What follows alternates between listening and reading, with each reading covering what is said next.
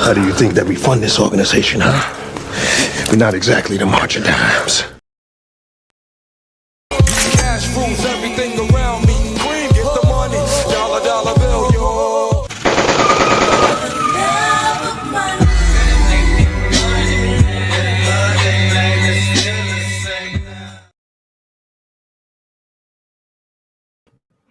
Yo, yo, yo, what up, y'all? It's your boy Rob coming back at you once again with another live stream. So before we get started, you already know what to do.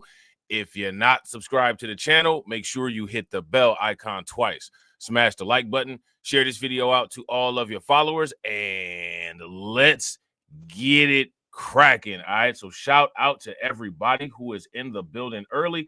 It's good to see each and every one of you. Y'all already know what to do. If you can hear me okay, please give me a thumbs up or a radiation emoji in the chat.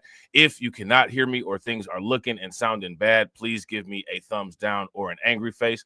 While you guys are doing that, I'm going to shout out everybody who is in the building early. All right, shout out to Mod Extraordinaire, Brooklyn Queen. Make sure you guys show her some love and do exactly what she's saying there in the chat. Shout out to my man, John Guillory. John said, I was about to say no music, unsubscribe. That's hilarious. My man dropping bars in the chat. Okay. John said, yo, stacking that Bitcoin, stacking that Bitcoin, stacking that Bitcoin.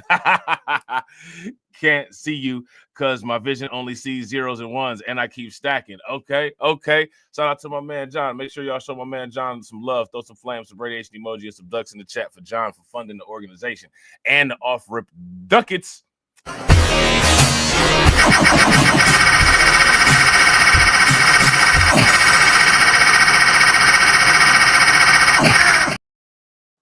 the money, y'all. There's poor people around. I'm rich, biatch! Shout out to my man Carlton Way. What's good with it, bro? Shout out to my man Fanteezy. What's good with it, bro? We got Caldona in the building. We got Tedra in the house. Shout out to Catsy, my man Win Loser Rug in the building, and my man DC Precise in the house. All right, what is good with y'all, man? Hopefully everything is going well. Hopefully y'all are having a good day. All right, we're going to get into what's going on, man. Your boy Eric Adams is up here lamping like a big willy, man. He lamping like a big willy. He played this situation. I don't know if it was luck, but he just fell into it where all the storm is kind of blowing around him. Do y'all notice that? It's like he walking through the storm and everybody else getting blown away and getting soaked by the rain and everything else. And he just kind of like, yeah, you know, it's kind of nice and sunny over here, over my way. That's hilarious, man. We're going to get into that. You know what I'm saying?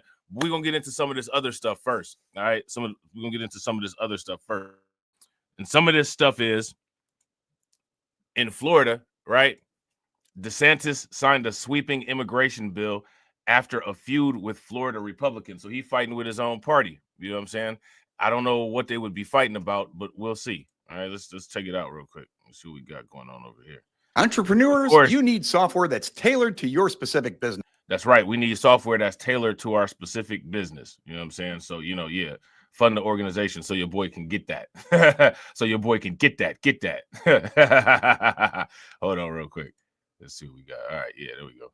Capitol, Governor Ron DeSantis' immigration overhaul is now law. Today, the Republican-controlled legislature approved several measures aimed at strengthening enforcement of illegal immigration. Part of the plan would create a state board of immigration enforcement made up of the governor, agriculture commissioner, attorney general, and state chief financial officer. The board would coordinate immigration enforcement activities with federal officials and distribute $250 million in grants to local law enforcement agencies to assist federal enforcement efforts. Illegal immigrants who shouldn't have been here in the first place have committed crimes that devastate families and victimize Floridians. It is our job to deal with this issue. They're going to sign this bill and take a victory parade while our immigrant communities are going to continue to be targeted and live in fear. Is that, I mean, it's amazing how you would think that two different situations are being talked about, wouldn't you? The new law also will do away with in-state tuition for undocumented immigrants. Why is there in-state tuition for undocumented immigrants and people that live in the United States can't even get free education? And then, you know, you have people that are not from the United States, like Vivek Ramaswamy and Elon Musk, criticizing the American education system, when people like them can come to the United States and exploit the United States capitalist financial system and the education system that they have here. Why is that? You know what I'm saying? I didn't know that in Florida, you know, they had free, you know, tuition for undocumented people. I wonder, do they undocument the grades too, so you can just pass? The new law also will do away with in-state tuition for undocumented immigrant students. How many people knew that? Shout out to everybody in the chat. If you guys knew that in Florida they had tuition for quote unquote undocumented people, give me a thumbs up. If you didn't know that, then give me a thumbs down. We pay tax. Why are we going into debt? You know what I'm saying? To go to school and to come out to an economy where you can barely get a job, and people that have not contributed to the country on day one are getting, you know, free tuition. Like, that doesn't make sense. Look at this, man. If you go to a job, do you get eligible for insurance on the first day that you have to pay for it? Shout out to Al. What's good with it, bro? No, you got to work a probationary period. You know what I'm saying? Like, this is wild. The new law also will do away with in-state tuition for undocumented immigrant students. It would make it a state crime to be in the country illegally and would impose the death penalty on undocumented immigrants who commit murders or rape. I mean, it's Americans that's getting, you know, the death penalty for particular crimes. Children. What do y'all think about that?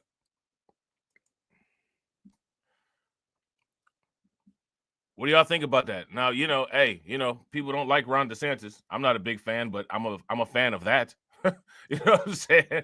I'm a fan of that, right? I mean, hey, you know, that makes sense, right?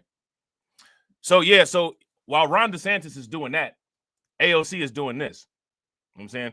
She's sitting up here dropping dimes. You know what I'm saying? If I can get this off the screen. Yeah, she's dropping dimes. AOC shares tips on how illegal immigrants can evade ICE. Hey, guys, don't open your door. If you see some guys that have, you know, vests on and they have masks on and they're outside and they're asking you to see your passport or something like that, don't open up your door. She's such a clown. AOC is such a clown. You know what I'm saying? She's such a cornball. If you guys would agree she's a cornball, give me a thumbs up. Throw some corn in the chat. Representative Alexandria Ocasio-Cortez office hosted a webinar on Wednesday explaining the tactics immigration and customs enforcement authorities have been using in New York to arrest illegal immigrants in an apparent effort to help them avoid deportation. I mean, this is aiding and abetting, right? And it's on a, you know, it's recorded. It's on social media. You're aiding and abetting felons. You know what I'm saying? I just want you guys to be able to commit more crimes. Like, seriously? The Squad, Congresswoman, did not attend the webinar, which aired on her office's Facebook page, but on Thursday shared a Know Your Rights guide instructing migrants, quote unquote, to not open their doors to ICE agents unless they have a warrant. ICE raids are political tactics. They're often intended to create fear. All right, so now check this out, right? Listen. All right, now AOC, right, is giving this loving webinar to help people who have committed crimes to avoid law enforcement, right? I want my webinar, being that I'm part of a group of people that is targeted the most and has the most interactions with law enforcement. I want my webinar. Want it right now. How many of you all want your webinar? If you want your webinar, give me a thumbs up. If you don't, give me a thumbs down. I want my webinar.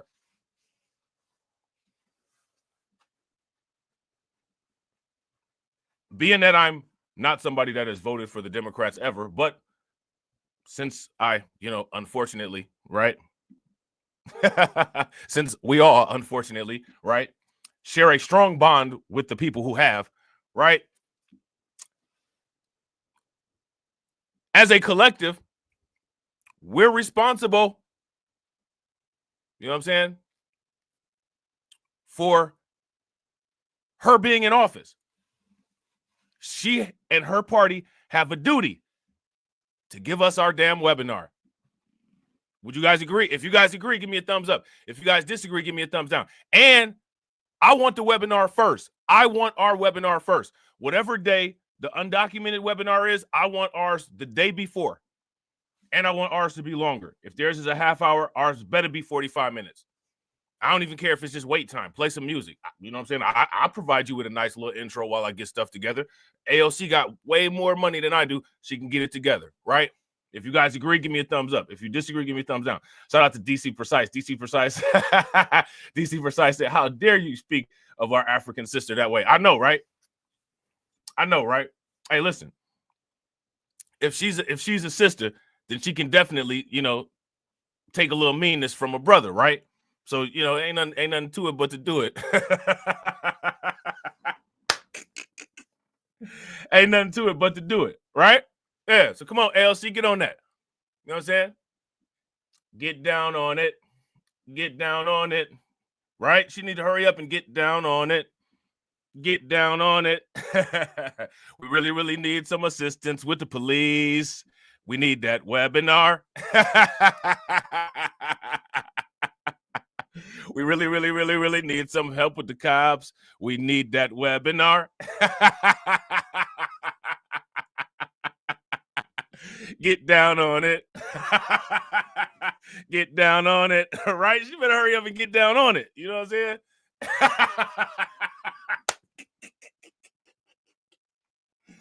Oh, man. AOC is such a clown, man. She's such a clown, man. Her best chance was Alex Stein grabbing her ass. You know what I'm saying? The squad congresswoman did not attend the webinar, which aired on her office's Facebook page, but on Thursday shared a Know Your Rights guide instructing migrants to not open their doors to ICE agents unless they have a warrant. All right. So, I mean, you know, I don't know if that necessarily flies because, you know, that's how it works with citizens as far as warrants go. I don't know, man. Like, I think ICE might actually just be able to kick the door in, to be honest. Right? I think they might be able to kick in the door, wave in the 4-4. All you heard was you ain't about to stay here no more. Right?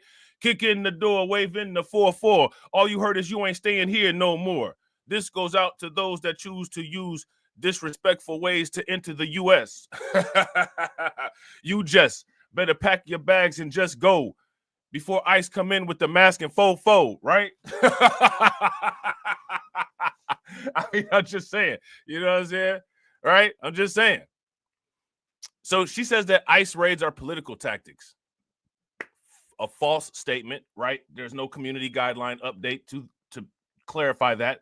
That could actually get somebody in trouble if a person who, you know, is subject to one of these raids reads this and says, oh, it's okay. It's just a political tactic. Nothing gonna happen. And then, you know what I'm saying? Like they, you know what I'm saying? ICE bust the door in and some type of event happens, right?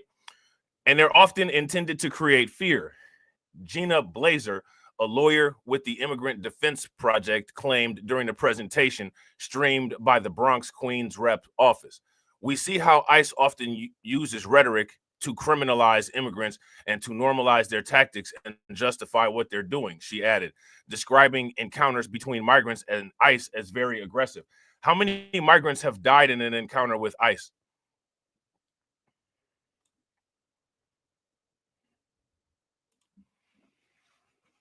Shout out to Lehman Lucas. What's good with it, bro?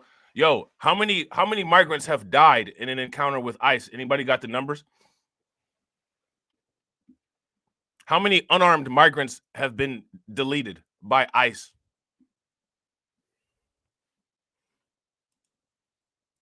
Blazer informed viewers recent ICE raids in the Empire State have taken place early in the morning and in public places, and have often involved unmarked ICE vehicles stopping cars as people drive to and from work. And ICE is not let me look, man. ICE is not really stopping unmarked, civilians all like that. Like that. That's not what's happening. You know what I'm saying? Shout out to the people in the comment section that stay in the NYC. How many of y'all got stopped by an unmarked van? You know what I'm saying? They acting like, listen, now, again, it's a lot of people in the chat that's younger than me, right? But, you know, it is what it is, right? How many of y'all heard of the Jump Out Boys? How many of y'all heard of the Hop Out Boys? Y'all know what that is, right? The Jump Out Boys, the Hop Out Boys. That's what they call the police, the undercovers, the plainclothes cops. You know what I'm saying? For the most part, they got a gold chain. they look like Denzel Washington on training day. They got a gold chain with a police badge hanging down from it. And they usually come like in a van that look like the A-Team van, and they hop out, and all they got is a bulletproof vest that say police on the back. Anybody ever seen them or heard about them? They call them the Hop Out Boys or the Jump Out Boys, right? They acting like the ICE is out here running like the Jump Out Boys. That's not what's happening. Shout out to Tedra Mitchell. Tedra said, "Why are these lawyers not available when black people are in trouble?" Because Benjamin Crump got the monopoly on that. Benjamin Crump will sit here and say, "Tedra, good sister, don't worry about that, because if you ever need anything, just call me. Black folks don't need nothing but Crump." You know what I'm saying? So we got Crump.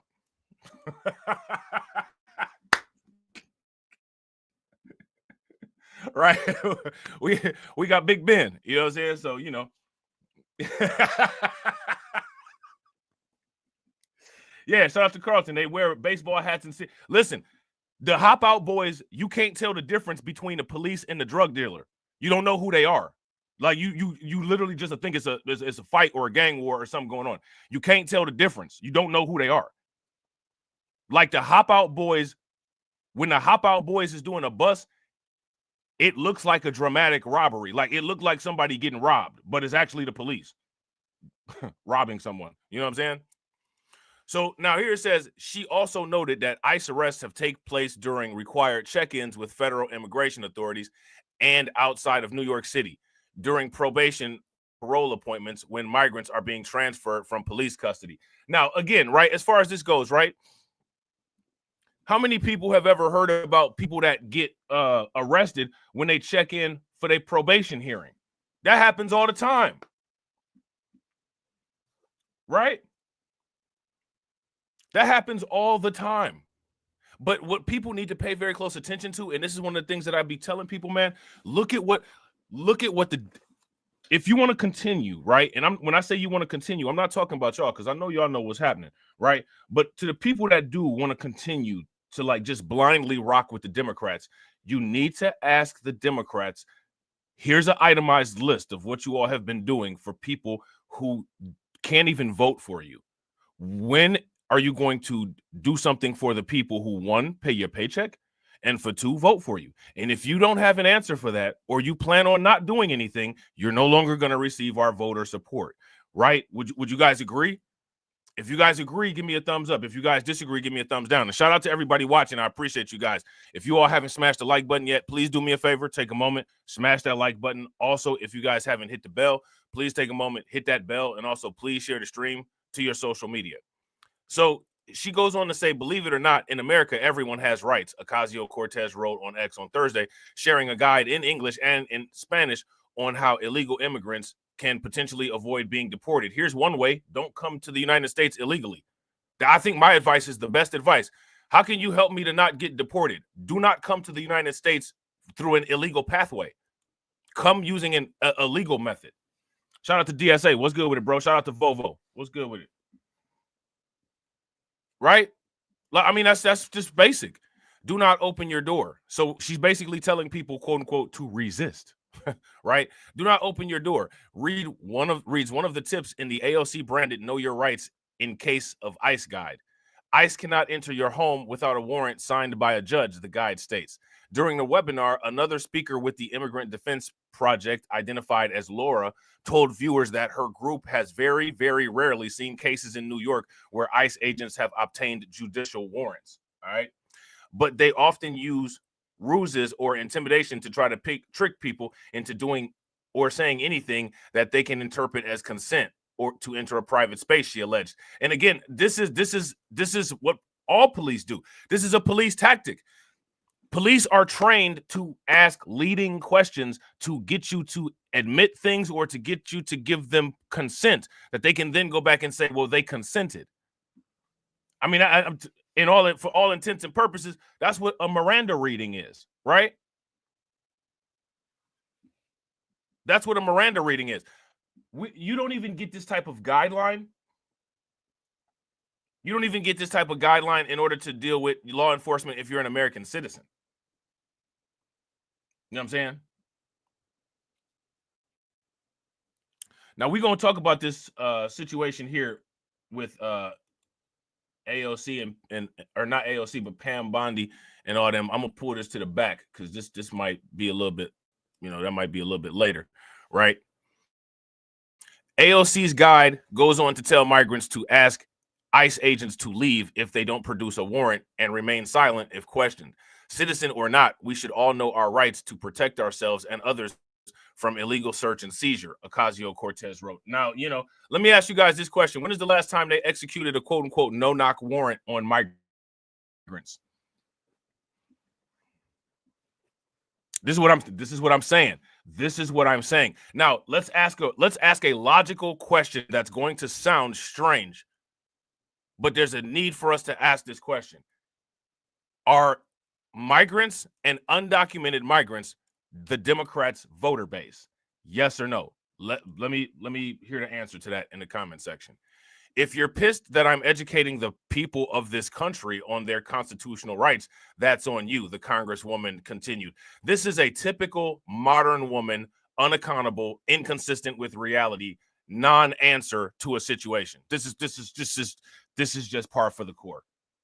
If you're pissed that I'm educating the people of this country of their constitutional rights, that's on you. It's a complete disacknowledgement of the situation at hand. This is ridiculous. And yes, immigrants have rights too. This is the land of the free. I don't think anybody is saying that immigrants don't have rights. No one has said that. They're really going to try to push this issue until they get people to believe that things have been said that weren't said. ICE did not immediately respond to the post request for comment, probably because they're busy, doing their thing. They're busy doing their thug thizzle, right? They ain't got time for it. You know what I'm saying? They can hit the walkie-talkie or hit dispatch or whatever, but you know what I'm saying? They ain't got time for this. Yeah, so there's a lot there, right? So next, what we're gonna do is we're gonna talk about Brandon Johnson, right? Because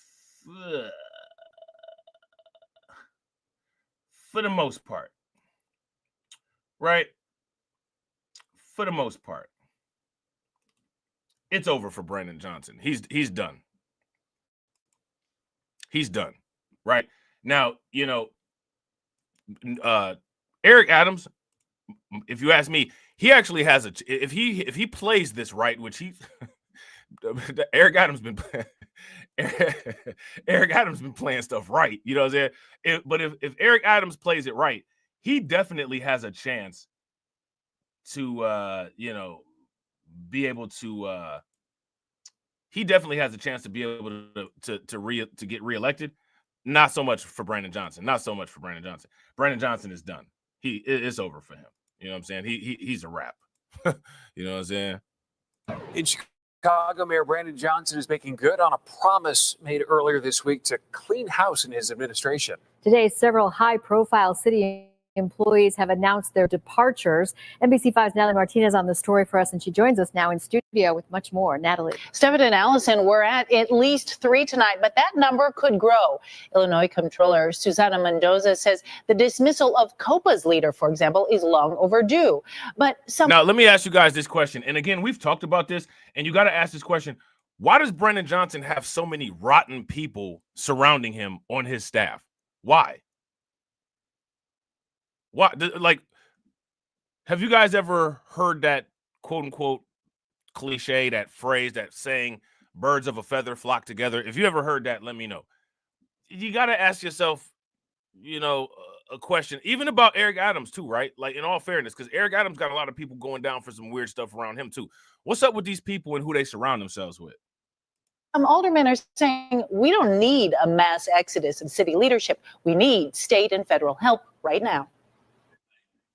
Just days after Mayor Brandon Johnson issued a warning about disloyalty. If you ain't with us, you just gotta go. Leaders of If you ain't with us, you just got to go. Well, I think the same should apply to Brandon Johnson. How y'all feel about that?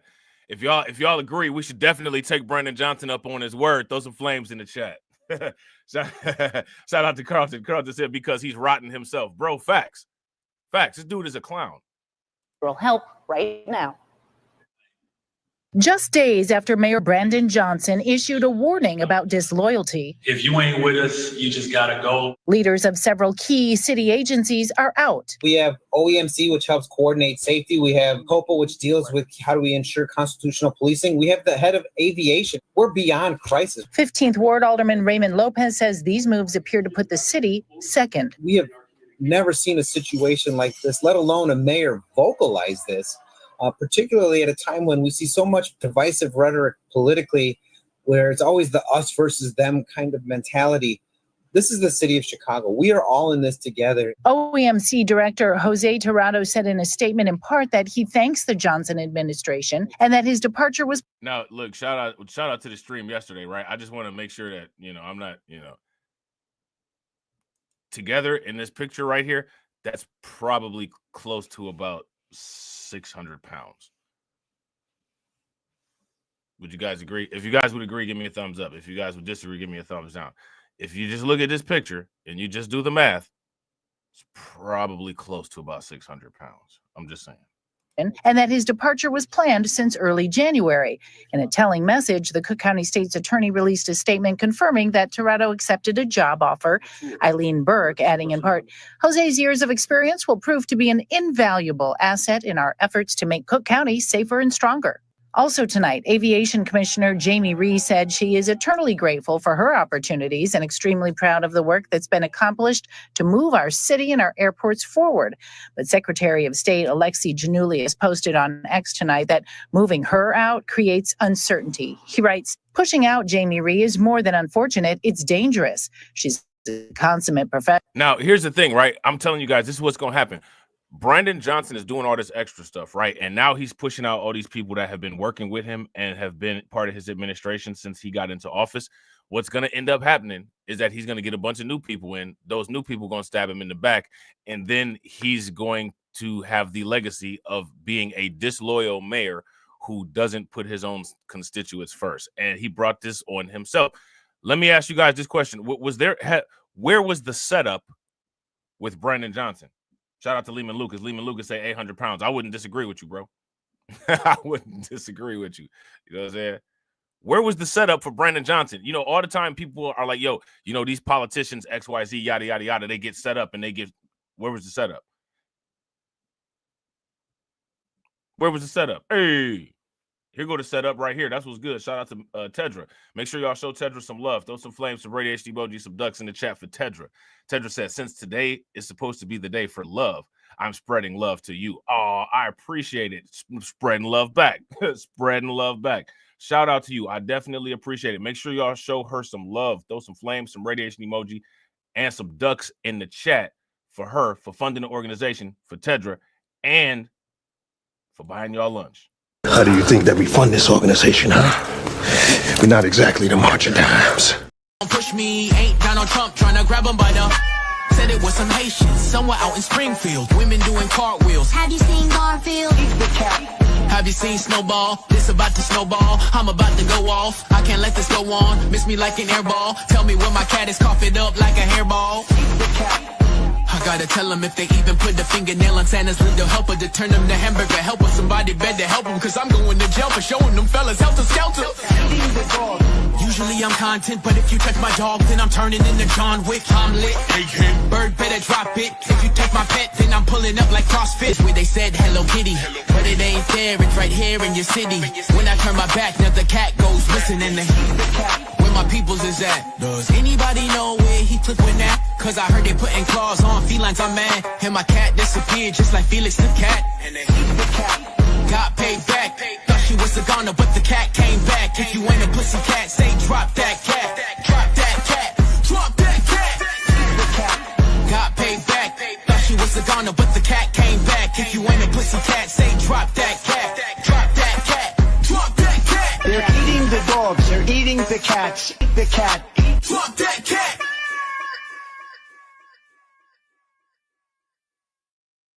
Shout out to Tedra. Definitely appreciate it. Shout out to my man AB. Shout out to my man Jada Informant. What's good, fellas? Welcome to the stream. Welcome to the stream. Professional who has served 3 administrations and has decades of institutional knowledge. Also tonight, a final statement from COPA's chief administrator, Andrea Kirsten. Her statement calls her 4 years in office a privilege, adding, COPA has established itself as a truly independent and transparent voice in Chicago's broader community safety system. And another, the mayor's chief strategist, Joe Calvetto, is also leaving the mayor's office, saying he left on great terms. Now, Joe's statement says it's been an honor to go to City Hall every day and fight for Chicago's working class. Allison. So, you know, they can say whatever they want to, but it's always interesting, right? And it's always, you know, somewhat of a warning sign when you start to see a lot of these quote unquote staffers and a lot of these people start to drop like flies. If you ask me, that is always very ominous. It's always very ominous. You know what I'm saying? It always means that there's some other things that are about to take place. Well, good morning. It's a little unclear this morning if these resignations are the direct result of the mayor's comments that came earlier this week. Either way, 3 leaders in the Johnson administration are leaving. The comments left little room for ambiguity. If you ain't with us, you just gotta go. So now I'm in a position now where I'll be making some decisions in the days to come. So see, again, like this is what I'm saying with Brandon Johnson. Do you guys see Brandon Johnson is one of those type of people? He has no articulation whatsoever. None. He's not able to strategize at all. He thinks that he can say and do anything, and it just doesn't matter. See, and now what's happening is now because he decided to have diarrhea of the mouth, now he's getting held to account for what came out of his big mouth. Well, good morning. It's a little unclear this morning if these resignations are the direct result of the mayor's comments that came earlier this week. Either way, 3 leaders in the Johnson administration are leaving. The comments left little room for ambiguity. If you ain't with us, you just gotta go. So now I'm in a position now where I'll be making some decisions in the days to come because playing nice. So I got a question, right? So people claim that they had an issue with Lori Lightfoot. I disagree with that. I don't believe anyone had an issue with Lori Lightfoot because if people actually had an issue with Lori Lightfoot, a normal, conscious human being would not have voted for her political clone when the option was available. Right? We can all say this with 100% confidence, right? If you guys would agree, give me a thumbs up. If you guys would disagree, give me a thumbs down, right? I mean, that's something that we can say, right? So I don't believe that people had a problem with Lori Lightfoot. I completely disagree. If people had a problem with Lori Lightfoot, then somebody else would have been won the election, right? It wouldn't have been Brandon Johnson. See, the United States had a problem with Joe Biden, right? So the majority of the United States voted for the president opposite of Joe Biden because that's how people with brains operate, right? So we have to ask this question, right? First and foremost, we're going to just start acknowledging no one had a problem with Lori Lightfoot.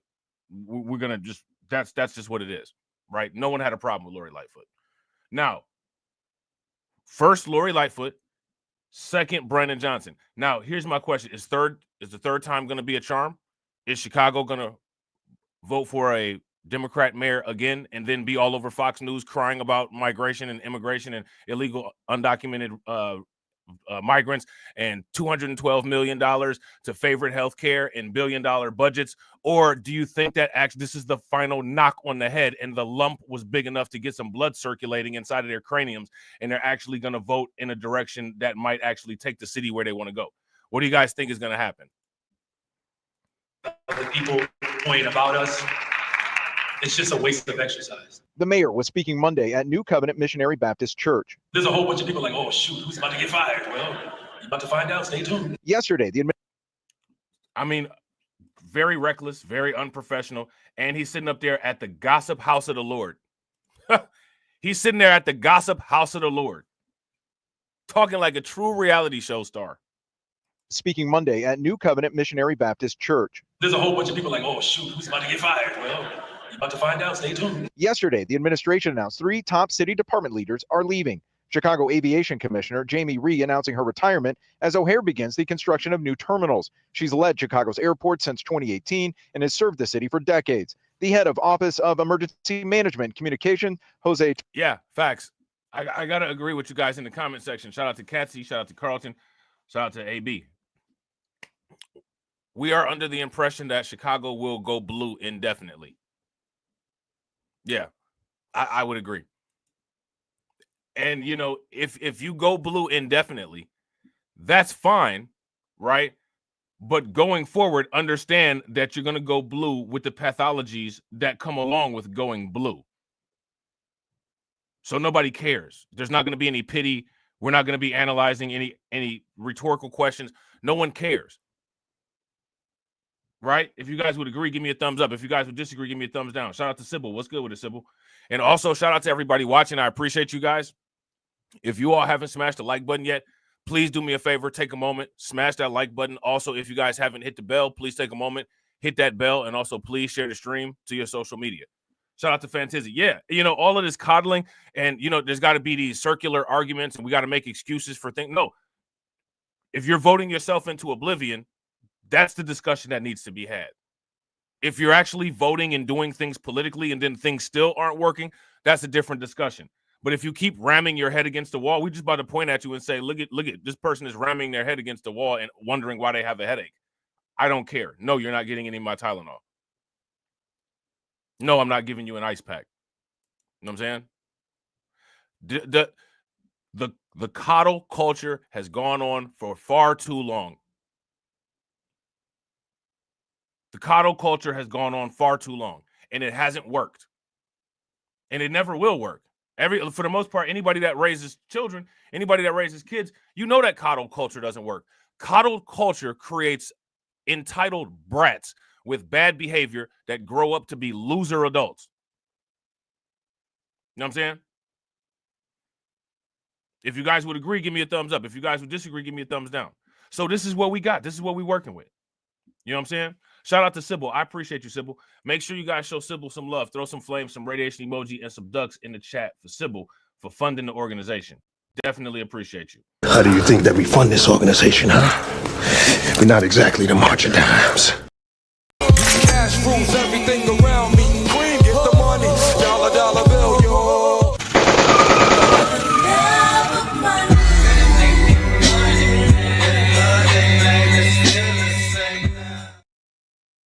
And again, I gotta shout out TD.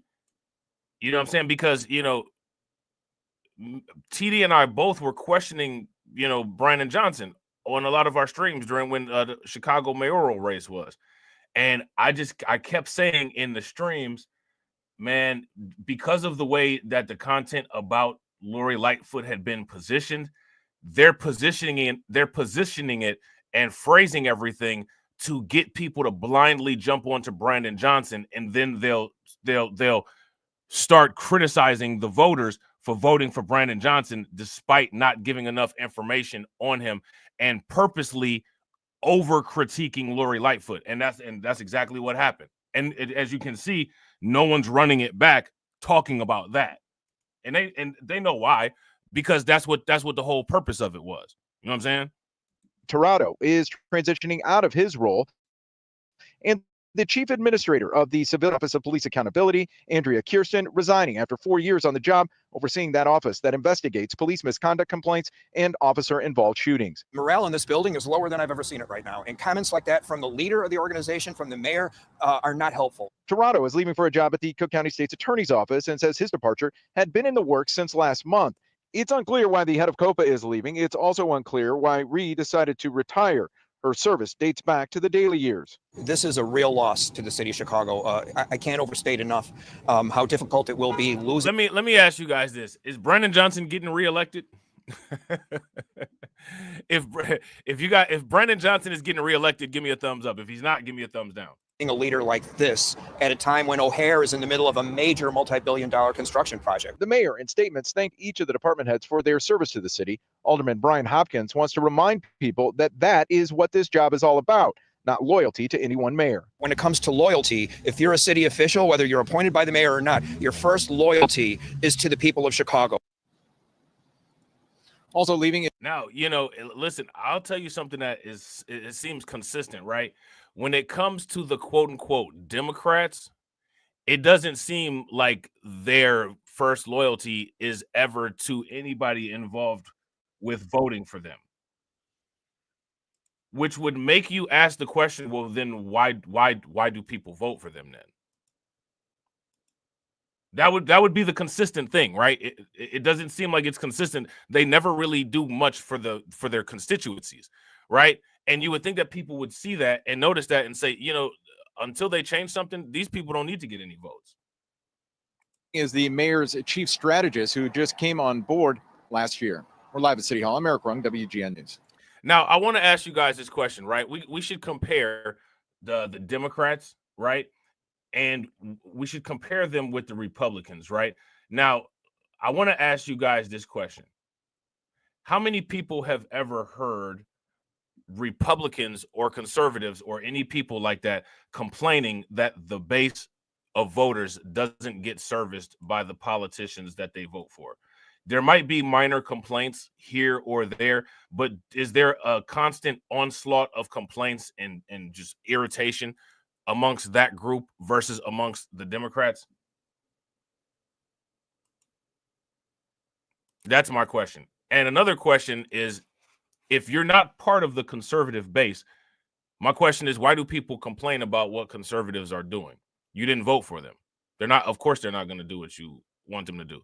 That would be like if you're a fan and you're watching a sports game and it's the Cavs versus the Lakers and the Lakers keep scoring and you're like, well, I'm sick of this. It's about damn time the Lakers put a basket or two in for the Cavs. I mean, it sounds stupid. But literally, that's what we see every day, and you see it encouraged. It doesn't make any sense. You know what I'm saying?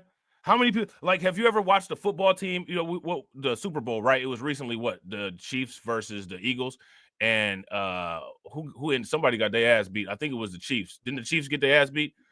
So, I mean, you're watching this, and you're a Chiefs fan, and you're like, well, damn it, I'm sick of this. It's about time the Eagles put a touchdown or two on the board for the Chiefs. Everyone in the room would stop eating their wings. All the beer would sit down on the counter at the same time. And literally in that moment, like Tupac, you'd have all eyes on you, as you should, because that sounds insane. And you definitely either have drank too much or you need to go get some help. But that is literally the normalized thought process of how things go on politically here. So I'm trying to get people to make sense of it. Because it doesn't make sense to me. You know what I'm saying? Shout out to Carlton. Carlton said the conservative base actually donates money to their politicians. Yeah, and I mean, shout out to Tales from the Cryptocurrency, right? We've ran down the line how much, Garling House and Coinbase and all those people donated, put money directly into the Trump campaign, right? The Democrats are going for people that, for one, are not even supposed to have income, and for two, can't even vote. And the people that do have income and the people that can vote, they get put on the back burner. And those people that get put on the back burner will fight you. They will fight you tooth and nail to try to explain to you why you should continue to support them. While at the same time, those people themselves don't even agree or align with Democrat ideologies. Like I said, shout out to everybody in the comment section. No disrespect to anybody who might be, legitimate in here, right? But if you are, a traditional person that's not legitimate and your family is one of those families that really, they'll disown you if you don't vote a certain way. If you come back home with a same-sex partner, they will disown you, but they'll also disown you for voting for the party that doesn't support that in the way that the Democrats do. I don't understand that. Shout out to Tia. What's good with it, Tia? Somebody make sense of that. Somebody make sense of that. So, again, like I've been saying this for a long time, there has to be a tribunal, right? There has to be a tribunal of what makes sense versus what not, what doesn't make sense. There has to be a judgment on who has been perpetuating nonsense that doesn't make sense, and those people need to be sentenced to a consequence. And then life needs to go on. And shout out to the occult from the ashes of chaos, a new form of thought needs to arise. You know what I'm saying? Will it happen? Who knows? But I tell you what is happening. Kathy Hochul getting sued. Good afternoon. I'm sorry we were a little bit late. I was in the West Wing swearing in Tulsi Gabbard, and so I just came straight back here. So thanks for being patient with us with the delay. We're here today because we have filed charges against the state of New York. We have filed charges against Kathy Hochul. We have filed charges against Letitia James and Mark Schroeder. Bunch of people getting sued. This will expose the simp culture. A lot of dudes will fail. Their bones will turn into jelly. You know what I'm saying? The simp culture, this will expand for a couple months, and the simp culture will thoroughly be exposed here. Right now, here's my question. I want to ask you guys this question: Kathy Hochul, Letitia James, and I don't know about this Schroeder guy. Right? What's going on with this? What's the basis behind this lawsuit? Why are they being sued? To my understanding, they're being sued as a result of quote unquote sanctuary city status. Is that if that's true, give me a thumbs up. If that's not true, give me a thumbs down. Who is with DMV. This is a new DOJ, and we are taking steps to protect Americans, American citizens, and angel moms, like the mom standing right behind me, who you're going to hear from in a moment. New York has chosen to prioritize illegal aliens over American citizens. Now, here's the question, right? Is this true?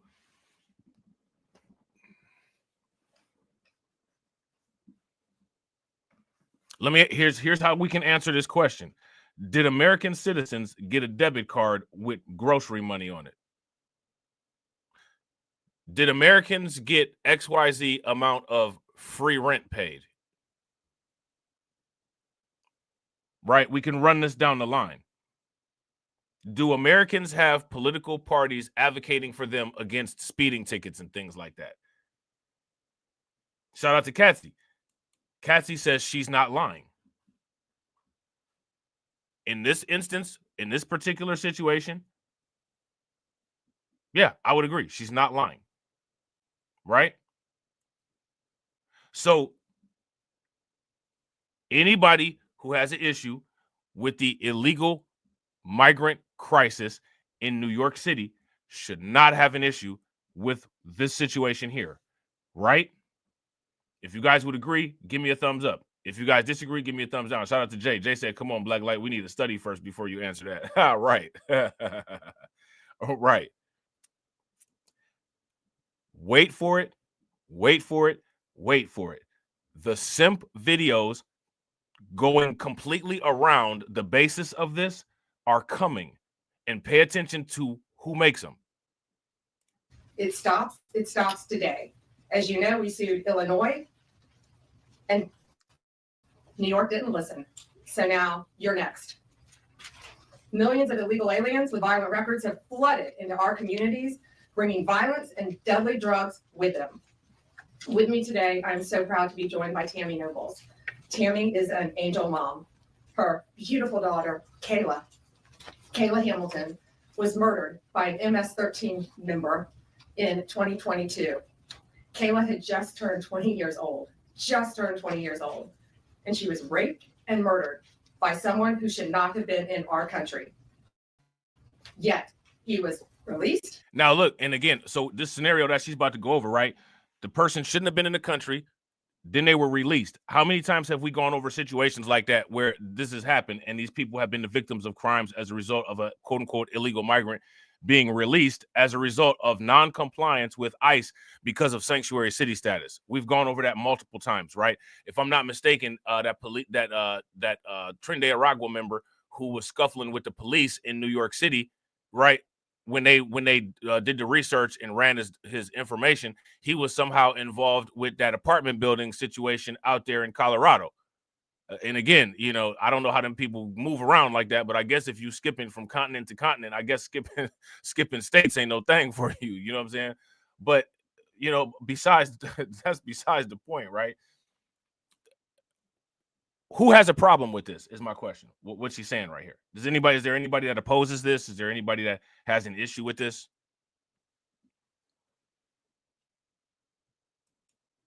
Now,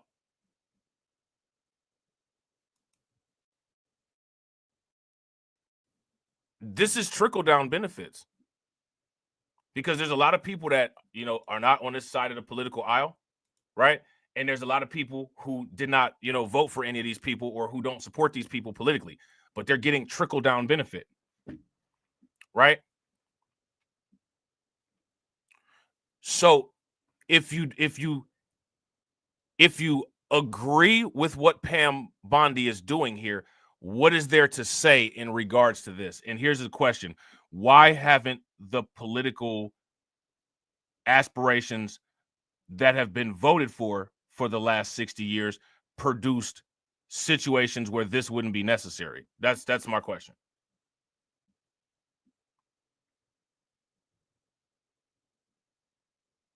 What do you guys think? And shout out to everybody watching. I appreciate you guys. If you all haven't smashed the like button yet, please do me a favor. Take a moment, smash that like button.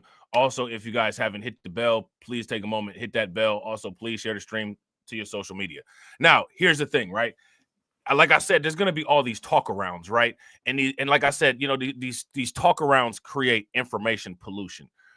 And they create information pollution because there's a particular pocket of people that need people to be dependent on their nonsense in order for them to be relevant, right? Now, we're going to do a simple thought exercise, right? And you guys are extremely intelligent, which is why there's so few of you here, right? Because there's no such thing as common sense. There's only a such thing as common stupidity. And there's what's called, rare sense, right? And you guys are the representation of rare sense, right? So shout out to y'all, right? How many people eat food on a daily basis? Is there any robots in here that don't eat food? And I'm sometimes, I'm gonna be 100% honest. I do eat, and then other times I don't. You know what I'm saying? Is there anybody that eats food? Everybody eats food, right? Now, let me ask you guys this question. How many people eat food that's 100% nutrient dense? That means that the entire mass of the item of food that you're about to eat is 100% nutritious and beneficial for your metabolism. How many people eat food of that purity? I don't even know if you can get any. You know what I'm saying? Now, for the most part, right, even if you eat something and you might believe that it's of 100% purity, it's not, because your body is going to produce, shout out to the, shout out to the Black Americans, right? Here we go. It's another Black American moment, right? Your body gonna make number one, and your body gonna make number two, right? So that means that it's not 100% pure, even if you think that it's pure, right? You always gonna, if you eat anything, it's always gonna be some number one, always gonna be some number two, right? That doesn't make you stop eating. What that means is that you separate the parts that's not necessary or the parts that's harmful, and you ingest the parts that are vital and good for your metabolism, right? People have created content for so long that when a person like a Pam Bondie says something and it might be in line with what is right or what is going on that might be beneficial for your situation, because of the just outrage economy, what has to happen is, instead of dealing with the situation that we're dealing with now, we have to fly off the handle, do an amateur comedy routine, and talk about all of this unrelated stuff so people can say, oh, I'm not even going to listen to anything that Pam Bondie said. Pam Bondie bad. It's the same thing they did with Nancy Mace with the Michael Eric Dyson situation. You know what I'm saying? The content created about Nancy Mace, it turned into Michael Eric Dyson is a simp, which he is, right? But that's not going to help you with anything politically, right? And well, Nancy Mace is a Karen. Okay. Now, out of that information, out of the information of Michael Eric Dyson is a simp and Nancy Mace is a Karen, how does that help you politically? What information can you draw from that and make an informed decision on what you should pay attention to or what you should vote for? Shout out to Kirk. Now, you know, before all of that had happened on this channel, we had made videos talking about Nancy Mace because she had that bill about, you know, wanting to get, you know, illegal migrants put in jail because of, you know, the crimes that they had committed against women and yada, yada, yada, right? That was never touched. That was never discussed at all. So now, you know, then it turns into, oh, do you support Nancy Mace? Okay, so the same people that say black people should be single issue voters, when you single out, yeah, I agree with Nancy Mace on this, right? Like when it comes to Marjorie Taylor Greene's position on C-19, I agree with Marjorie Taylor Greene's position on C-19. The very people who sit there and say, quote unquote, black people aren't allowed to be single issue voters, then turn around and attack black people who point out the single issue that they actually agree with on certain things. So again, I want to ask you in that instance, who's the problem? And who's not allowing you to be a single issue voter? The people who are saying that black people can't be single issue voters are creating the culture of why black people have a difficult time being single issue voters. You know what I'm saying? I mean, I don't have to be in love with Pam Bondie to say, yeah, on this particular stance, I agree with this. You support Pam Bondie? No. I like I said before this stream, I don't even know who she is. As I'm listening to this in regards to New York, with my knowledge and my content library that I've had on New York City and their involvement in the migrant crisis, yes, I agree with Pam Bondie on this. So I want you guys to understand that when it comes to most of these people, they'll tell you to do something, right? DC Precise got me dying laughing. They'll tell you to do something, and then when you do it, turn around and attack you with traditional and historic talking points that don't even make sense because you're actually doing what they've advised you to do. This is circular nonsense that goes on. That must end. You know what I'm saying? Shout out to DC Precise. DC Precise says, hold up, BLR. We need to briefly pause for a hairline check.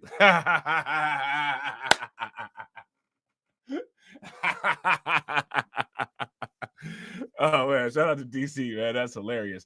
Yo, listen, like I said, man, if you've seen Bone Thugs and Harmony, man, you've seen me. And for the most part, you know, like I said, you know, shout out to the Midwest, shout out to the South. When it comes to talking about hip hop and all this hip hop controversy, do you notice how when it comes to the South and when it comes, like, there's no argument. Is Nelly Black American? Is Chingy Black American? You know what I'm saying? Is Bone Thugs and Harmony Black American? Do you notice how? Shout out to the Midwest. Do you notice how when it comes to those of us in the Midwest or in the South, Scarface Black American, is Twister Black American, is the Speed Knot Mobsters Black American, is Crucial Conflict Black American, is the Brat Black American? This is what I'm saying. The non-hip hop heads, you know what I'm saying? The non-hip hop heads who have turned hip hop historians. You know what I'm saying? Anybody asking about Criss Cross or Bow Wow or, you know what I'm saying? Like, you know what I'm saying? Like, I'm just saying. You know what I'm saying? I'm just saying.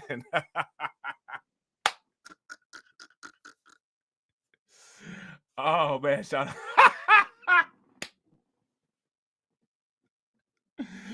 out to AB. AB said, please reference Discord for my parents' reaction to me telling them I'm confused about my sexuality. Bro, I'm dead. Tag me in it real quick so I can hop to it real quick. Bro, that is hilarious. Did you tell them then you're gonna vote Democrat? That's hilarious. Bro, that's funny as hell. You really told him that? That's hilarious. Did you ask him, are you proud of me? You know what I'm saying? I was confused. I went from being confused about who to vote for to knowing who to vote for and confused about my sexuality. You know what I'm saying? What they say? They say you had to go now. You know what I'm saying? AB, you have to leave. We'll talk tomorrow. Shout out to you, bro. I appreciate you. Make sure y'all show AB some love. Throw some flames, some radiation emoji, and some ducks in the chat for AB for funding the organization. How do you think that we fund this organization, huh? We're not exactly the march of dimes. Say Silence. Silence. I ain't got no money, punk. Silence. Hey, that's a look though, bro. Listen, I'm trying to tell you though, bro. People be thinking I'm wilding for saying this stuff, man. You have to handle people like that, bro. If you don't, I'm telling you, if you don't handle people like that, it's not gonna work. Like, people only respond to like extremes, dramatic extremes. If you don't do dramatic extremes, it won't matter. Nothing will matter. Like, people just go on about their business. I'm so serious. I'm so serious, bro. Flown to Maryland, where he committed this violent murder. I just want you to hear from Tammy. Tammy represents not only herself and her family, but all of the great angel moms around this country who have suffered because of what the Biden administration did, and it is over. Thank you for having me here today and being able to share Kayla's story. Hey, shout out to Tedra. If you find it, just do the @ thing and tag me in it. You know what I'm saying? So that I can hop to it real quick. That's hilarious. And shout out to everybody watching. I appreciate you guys. If you all have not smashed the like button yet, please do me a favor. Take a moment, smash that like button. Also, if you guys haven't hit the bell, please take a moment, hit the bell, and also please share the stream to your social media. Murderer was able to come across the border knowing that he was flagged as an MS-13 gang member, and he had a criminal record in 2020 in El Salvador for illicit gang activity. He came over as an unoccupied alien child, saying that he was afraid of gang activity in his country. Health and Human Services called him a nice boy, and he showed age-appropriate behavior. That felt so wrong when he murdered my daughter. He ended up in Maryland, where he was able to rent a room in the same mobile home as her. We thought it was a legit company that were renting out these rooms, but it turned out that it was another illegal immigrant who owned these mobile homes, and he knew.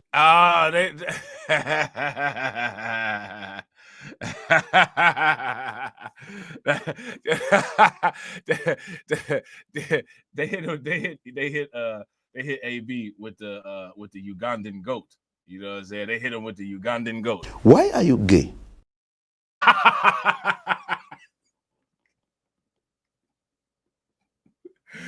Oh man, they hit him with the Ugandan goat. Oh, wait a minute. What did you say? Here go that, like, you know how like foreign people sometimes, like if they've been in the United States like for a minute, they talk like an American, and they just have a slight accent. So like, and then like when they get angry, like the actual accent will come out. So at first the parents be like this. What kind of shit is that? And then when they get super pissed, then this come out. Why are you gay?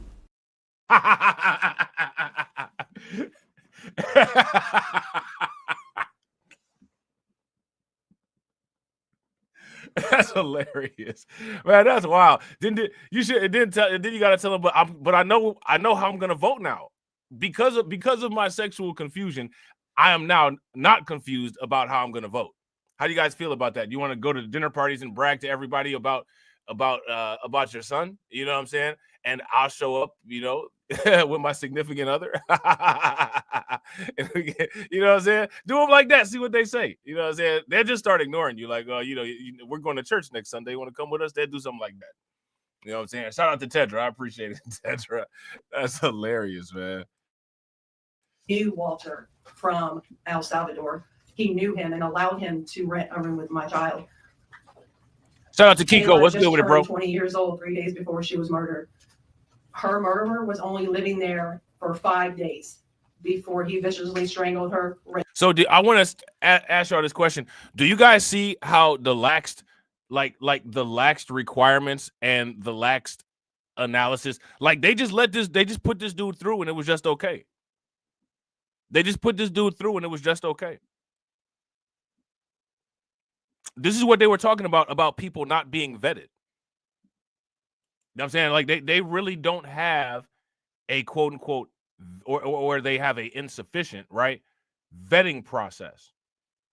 They just let anybody come through. They just let anybody come through and it's just okay. You know what I'm saying?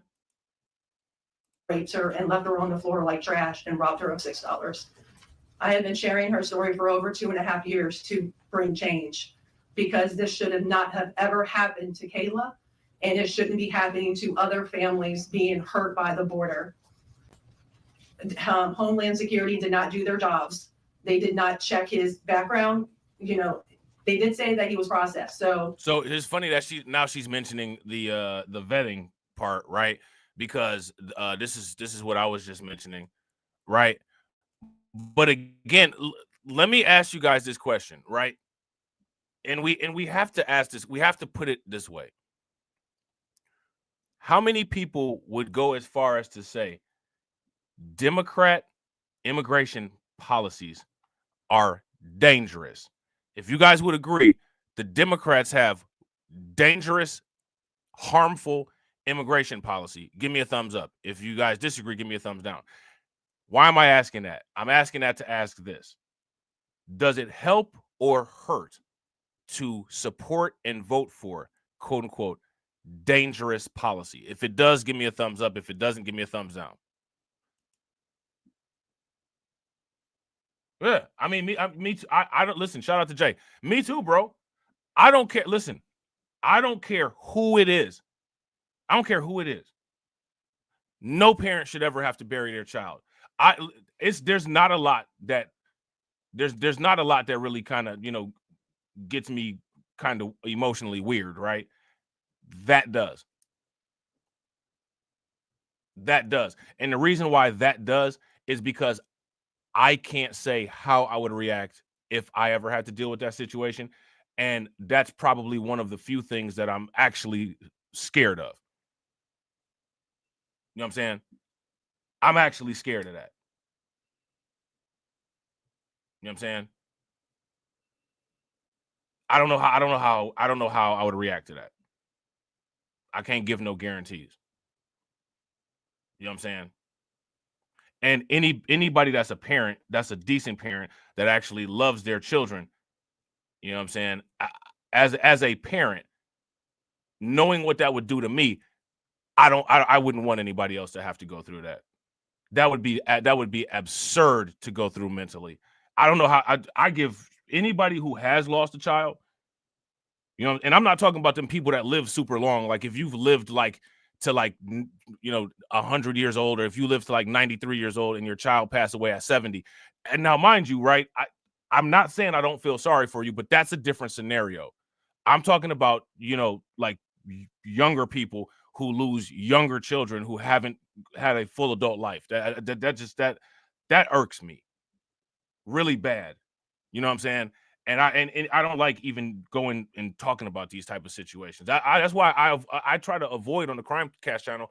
I avoid those stories where, you know, the parents have done something to like an infant or something, because that puts me in a really dark place. And the fact that if it's a parent and a parent actually has the nerve to do that to their own child, that I can't do that. I'll wind up in jail the next day. Like I can't take a lot of those type of stories. You know what I'm saying? I feel bad for this lady. I feel bad for any parent that loses their child. You know what I'm saying? That's just so unfair. You know what I'm saying? It's just so unfair. You know what I'm saying? if they processed him, they knew that he was a gang member and still allowed him here. Health and Human Services did not verify the sponsor and allowed him to go with the sponsor that they don't even know if it was his cousin or his aunt. And he was able to leave the sponsor's house to go live wherever he wanted. And I am going to continue sharing Kayla's story to help save others and to bring awareness of what was happening under the Biden-Harris administration. And I'm so thankful for Pam having me here today. And I'm so thankful for the opportunities I got from Trump and any other platform, people who allowed me to share her story, because this is going to end. No other parent should suffer by having their child murdered by somebody that shouldn't be here. And I'm gonna continue, sharing it, and for Kayla, and also for others. Thank you. And it's my understanding that he also admitted to other murders, correct? Multiple murders. He wrote a letter and was intercepted in jail that he committed 4 murders and 2 rapes. And that's who we were letting walk into our country. And that's why President Trump has directed this to stop. And if you don't comply with federal law, we will hold you accountable. We did it to Illinois, strike one. Strike two is New York. And if you are a state not complying with federal law, you're next, get ready. And the great men and women of law enforcement are standing behind me today. We have FBI, DEA, ATF agents. They put their lives on the line every single day to protect us. And what New York has, they have green light laws, meaning they're giving a green light to any illegal alien in New York where law enforcement officers cannot check their identity if they pull them over. Now, again, here's my question, right? I gotta ask this question, right? And I want you guys to analyze this and make sense of it. Why would people advocate for people in the United States who are unvetted and not American citizens to have more civil rights than they themselves have? It doesn't make any sense. Like all of these things that they're saying that, the migrants don't have to do, these are all things that we all have to do, right? If you guys would agree, give me a thumbs up. If you guys would disagree, give me a thumbs down. We have to do all of this stuff. But you actually have people who are voting for and support this nonsense. You know what I'm saying? Like it doesn't make any sense. Law enforcement officers do not have access to their background. And if these great men and women pull over someone and don't have access to their background, they have no idea who they're dealing with. And it puts their lives on the line every single day. Violent criminals, gang members, drug traffickers, human smugglers will no longer terrorize the American people. And that is why we are here today. You will be held accountable if you do not follow federal law. It's over, it ends, and we're coming after you. Questions? We have time for a few questions. David Spot with Fox News. Madam Attorney General, thank you and welcome to the Justice Department. Thank you. I have a quick on-topic and a quick off-topic Sure. question. On-topic, in your executive order or in your orders on the first day you were here, you talked about working with the Justice Department or these sanctuary cities, as you say, will be punished. Today you're putting people on notice. Right now, we're just lawsuits. Is this going to go further? What kind of punishment are we talking about? Is there any grounds to charge individuals, charge politicians? So now here's my question, right? And I want to know this from everybody. What is going to be like? These lawsuits happen. The lawsuits go through, right? What are the potential results of these lawsuits? What is going to happen as a result of these lawsuits? Shout out to Kirk. Kirk says they be double ghosts. Home country hides info, then sanctuary cities do the same thing. Crazy, right? And if we simply want to know who we're around, we're the bad guys somehow. You know what I'm saying? Like, but again, this is what I'm saying. Now, shout out to Carlton, right? Shout out to DC Precise. Hit the button, right? Does it now make sense about what I'm talking about the parallelism of pro-crime culture with Democrat alignment? Pro-crime culture on every level of any type of Democrat anything, it's getting people to side with things that are currently illegal and harmful that encourage violence against people or putting people at possible corporal harm. You know what I'm saying? If you guys would agree, give me a thumbs up. If you guys would disagree, give me a thumbs down. The no snitch culture, right? This is politicized international no snitch culture. Tell me I'm lying. We should start calling sanctuary cities no snitch cities. Oh, we can't tell. Now,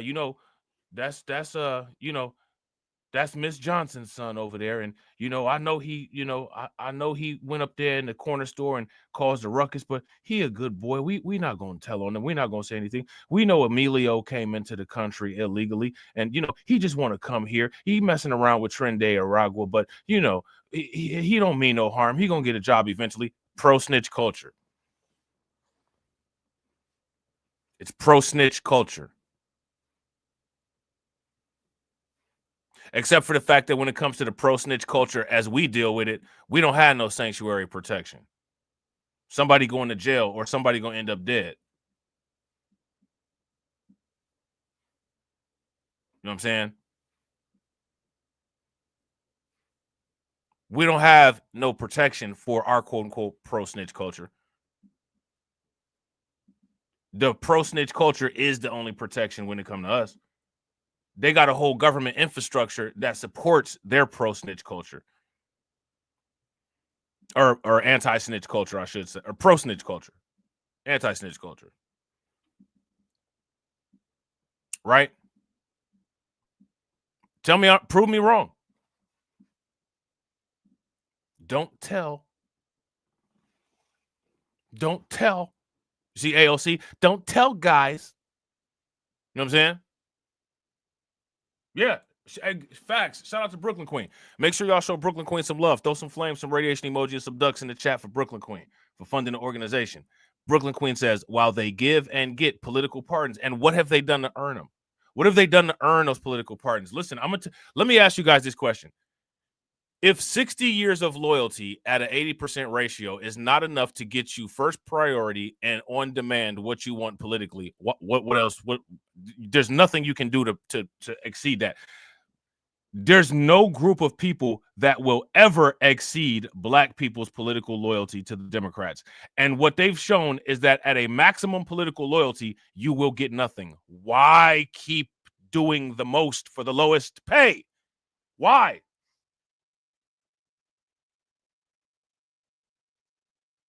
You know what I'm saying? Shout out to AB. AB said Emilio. Right. Or one of them, you know, like I said, them cartel names. Them cartel names be the ones that be having the Muslim name with the Spanish last name. Like Ishmael Rodriguez. You know what I'm saying? Or Israel Guzman. You know what I'm saying? You know what I'm saying? Shout out to Brooklyn Queen. I appreciate you, Brooklyn Queen. Make sure y'all show Brooklyn Queen some love. Throw some flames, some radiation emoji, and some ducks in the chat for Brooklyn Queen for funding the organization. How do you think that we fund this organization, huh? We're not exactly the March of Dimes. Cash rules everything around me. Cream, get the money. Dollar bill, yo.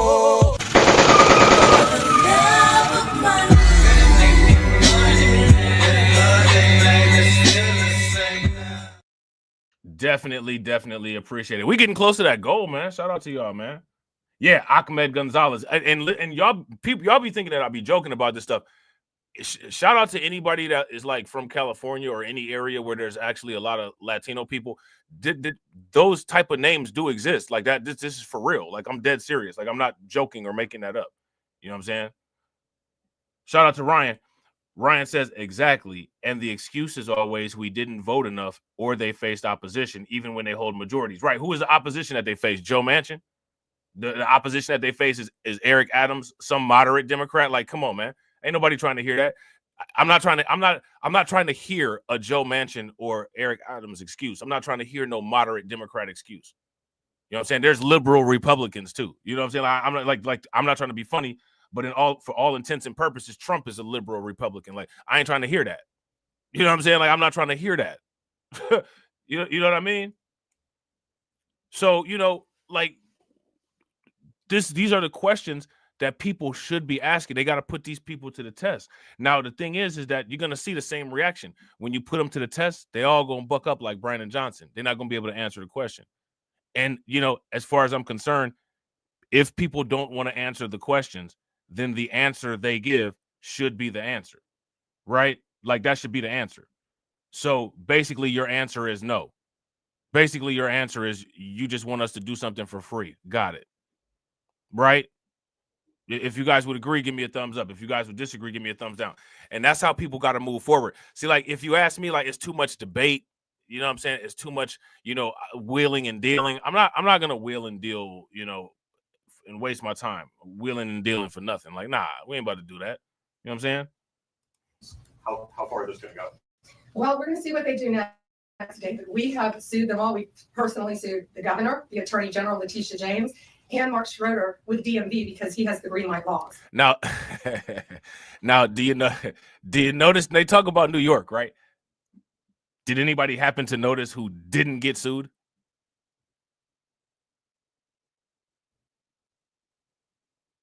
Did anybody happen to notice who didn't get sued? If you guys noticed who didn't get sued or who didn't get named in this lawsuit, let me know. So what they have to do, they have to start complying with federal law. If they don't, we're going to appeal it. And we. Yeah. Shout out to shout out to Cassie. Yeah. Big E. Yeah. Shout out to Brooklyn Queen. Big E. Big E at the steakhouse again. You know what I'm saying? Somebody gave him the phone. Oh, I heard Kathy got hold. Yo, that's too bad, son. You know what I'm saying? I feel bad for it. You know what I'm saying? Hey, who remember on Belly? Shout out to my man Keep It 100, because we be joking about this all the time. Who remember on Belly at the end when Nas and AZ was outside? Who remember when Nas and AZ was outside the barbershop and Nas was holding the baby? Or no, AZ had the baby. And he seen the dudes pulling up on Nas and he was like, "I about to blow, done." Who remember that? You know what I'm saying? That's what Eric Adams did. Eric Adams up there chilling, you know what I'm saying? He up there chilling with Kathy Hochul and AOC, and he see Trump and Pam Bondie come. He say, I'm about to blow, done. You know what I'm saying? Yeah, shout out to DC. Yo, done, I got to blow. Yeah, I'm about to blow, done.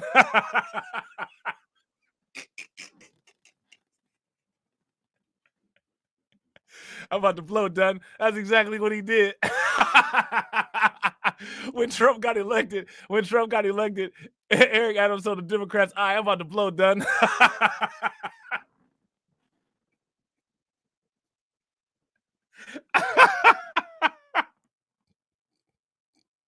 That's hilarious, man. That's hilarious. Shout out to him, my state of mind. What's good with it, bro? Man, that's hilarious. That's exactly what that fool did.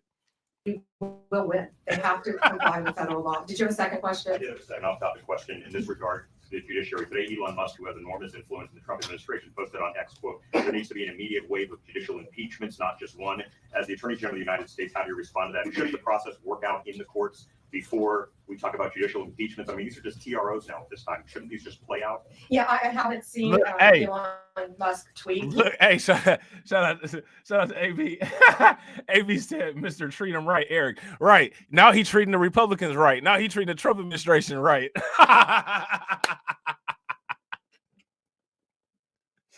Oh, man. Shout out to my man, John. John said, "Bro, we got out of slavery where we gave 100% output for free and got nothing, to turn around to provide 80 to 100% votes for free and still get nothing." Facts. Facts. And what's even more facts about it is they got everybody's brain so warped and messed up. If you try to point this out, somehow you are the one that's the problem. You know what I'm saying? Facts. This is facts. Like, shout out to John. This is facts. Now, I remember Stephen A. This is facts. This is facts. There it is. And people do not want to address that. And the reason why people do not want to address that is because who dares? That's going to show where adjustments need to be made, adjustments that we can control. And the idea has to be, quote unquote, we control nothing. That's not true. That's not true. You know what I'm saying? Shout out to John. John said Stephen A. is bro. Listen, I told you, bro. Listen, if they did an Eric Adams and a Stephen A. podcast, I'm watching every episode of that shit. Every episode of that shit, bro. That shit would be the funniest shit ever. You know what I'm saying? Shout out to TD. TD sent me some. Shout out to TD. TD sent me this tweet of Charleston White. I guess he got kicked off of YouTube. He's so ignorant, man. Did y'all? I'm gonna put the tweet in the Discord. Did y'all? Did y'all see the shit Charleston White ignorant ass got kicked off of YouTube for?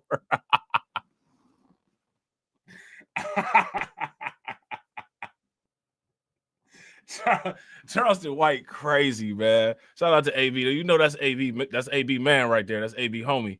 You know what I'm saying? But God, man, like Charleston White, man. Like, God, good Lord, man. Shout out to you, bro. Shout out to Lewis. What's good with it, bro? Shout out to John. Make sure y'all show John some love. Throw some flames, some radiation emoji, and some ducks in the chat for John for funding the organization. Definitely appreciate you, bro. How do you think that we fund this organization, huh? We're not exactly the march of dimes. Cash rules everything around me. Cream, get the money. Dollar bill, yo.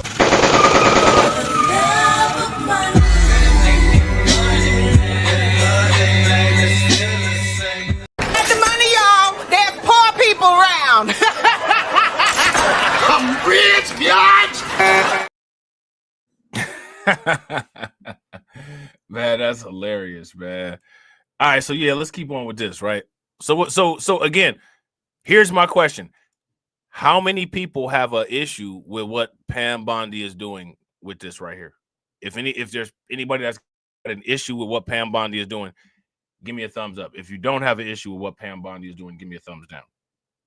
He is a friend of mine. He is a great man. I think he's very frustrated with what's happening in our federal government. You know, at USAID alone, they're giving out billions of dollars that should not be distributed. We're going to back him up. You know, we work our whole lives in this country and we all pay taxes in this country. And for people to find out that $2 million is going to Guatemala for sex changes is outrageous. Let's stop right there. Let's stop right there. Now, let me ask you guys this question. What political party do you think authorized and sent this $2 million to Guatemala for sex changes, and why? Why are we doing that? Now, here's the question. How come Al Sharpton or, you know, Letitia James or Jasmine Crockett, why didn't she bring this information to anybody?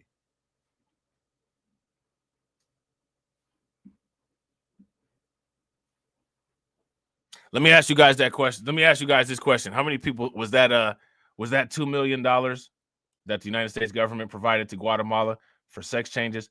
Do you guys think it was quote unquote undocumented? Musk, who has enormous influence in the Trump administration, posted on X, quote, there needs to be an immediate wave of judicial impeachments, not just one. As the Attorney General of the United States, how do you respond to that? Should the process work out in the courts before we talk about judicial impeachments? I mean, these are just TROs now at this time. Shouldn't these just play out? Yeah, I haven't seen Elon Musk tweet. He is a friend of mine. He is a great man. I think he's very frustrated with what's happening. Yeah, shout out to DSA, right? Shout out to DSA. DSA said Democrats, because they are pushing a fruity agenda. Yeah, I would agree. Now, this is what I find fascinating, right? Amongst the quote-unquote alleged independents,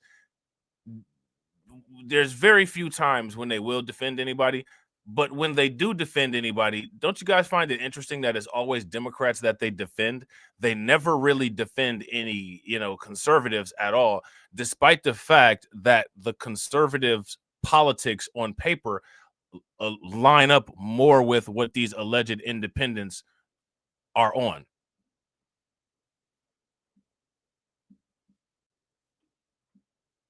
Don't you find that weird? I find it weird. You know what I'm saying? And what that tells me is that, are you really independent? When has anyone ever seen a quote unquote alleged independent, especially independents around these parts, defend quote unquote a conservative? Now, they're anti-immigration like conservatives, right? You know, they're more to the right on the LGBTQ issues, right? Like conservatives, right? They allegedly quote unquote hate the Democrats, right? But when the right Democrat gets attacked, that simp reflex activates, and somehow, despite the fact that they're more politically aligned with the person that's going in on the Democrat, they defend the Democrat.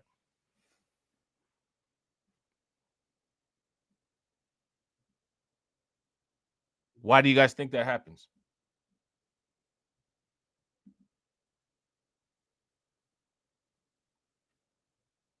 Because if you're independent, the only thing that you defend is your interest,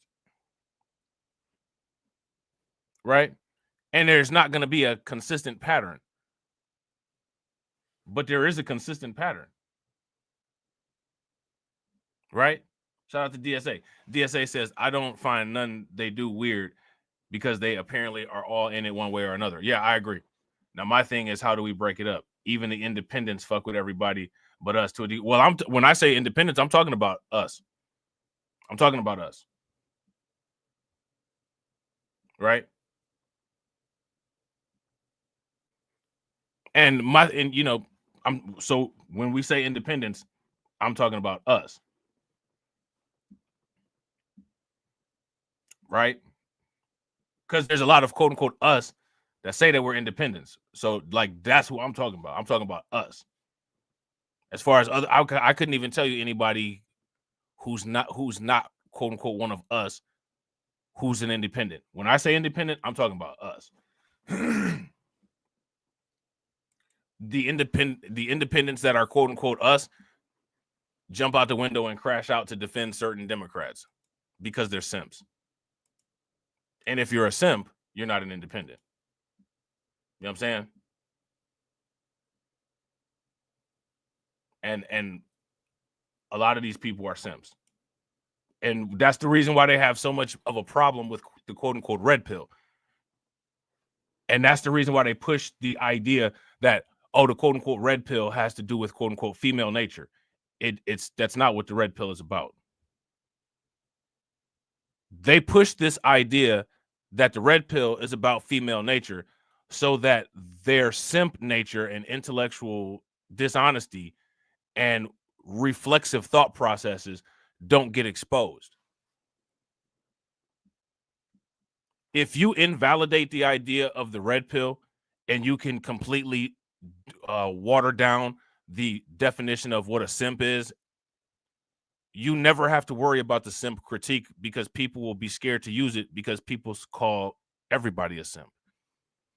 But if you pinpoint that the red pill is actually being parallel or consistent with reality, and that simps are people who overly service other people in order to fulfill their own personal desire, if you have those definitions straight, then you can behaviorally classify a lot of what people do and they become exposed.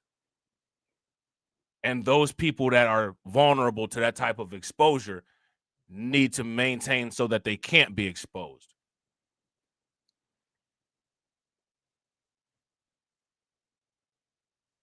Okay? If you guys would agree, give me a thumbs up. If you guys would disagree, give me a thumbs down. Now, let's test this theory, right?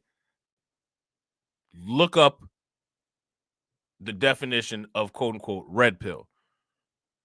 Now, on the official definition of quote unquote red pill, wherever you get it from, where does it say anything about female nature?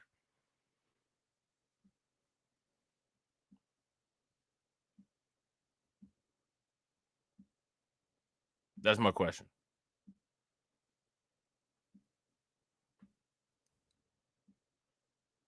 As the primary definition, you won't find it.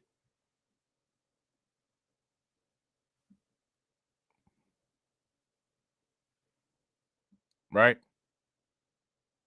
And the reason why is because none of it makes sense, right?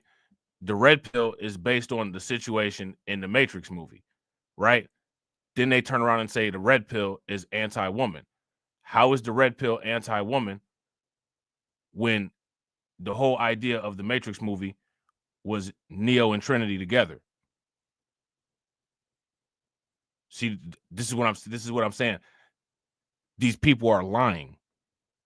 And the thing is that it's sad that the truth is a very undervalued currency in today's world. Emotions are a currency that are valued higher than truth. So, none of these things will ever matter until people readjust the market. And the readjustment of the market, that's you all's responsibility. You all have to create a demand for truth and integrity. If you all don't create a demand for truth and integrity, there won't be a demand for it, and the value will be low. It's very simple. You know what I'm saying? It's very simple. In our federal government, at USA alone, they're giving out billions of dollars that should not be distributed. We're going to back him up. We work our whole lives in this country and we all pay taxes in this country. And for people to find out that $2 million is going to Guatemala for sex changes is. Let me ask you guys this question. What, again, we asked this. How many people would like to be associated with $2 million going to Guatemala for sex changes? You want to be associated with that? Is that a badge that anybody wants to wear? If you want that embroidered on any of your clothes or anything like that, if that's something that you'd like to be associated with, then give me a thumbs up. If that's not something that you'd like to be associated with, then give me a thumbs down. It's outrageous. And we're going to back up Elon Musk every way we can. That includes lawsuits against these people who are doing that, and we will be successful. Do you have concerns about judicial impeachments? That's not going to happen now. We're going to look at everything. We're going to follow the law right now. We're going to follow the process. These are federal judges with lifetime appointments, but they will be struck down ultimately by the Supreme Court of the United States if the appellate courts don't follow the law as well. Hi. Hi. I also have an on-topic and an off-topic. Sure.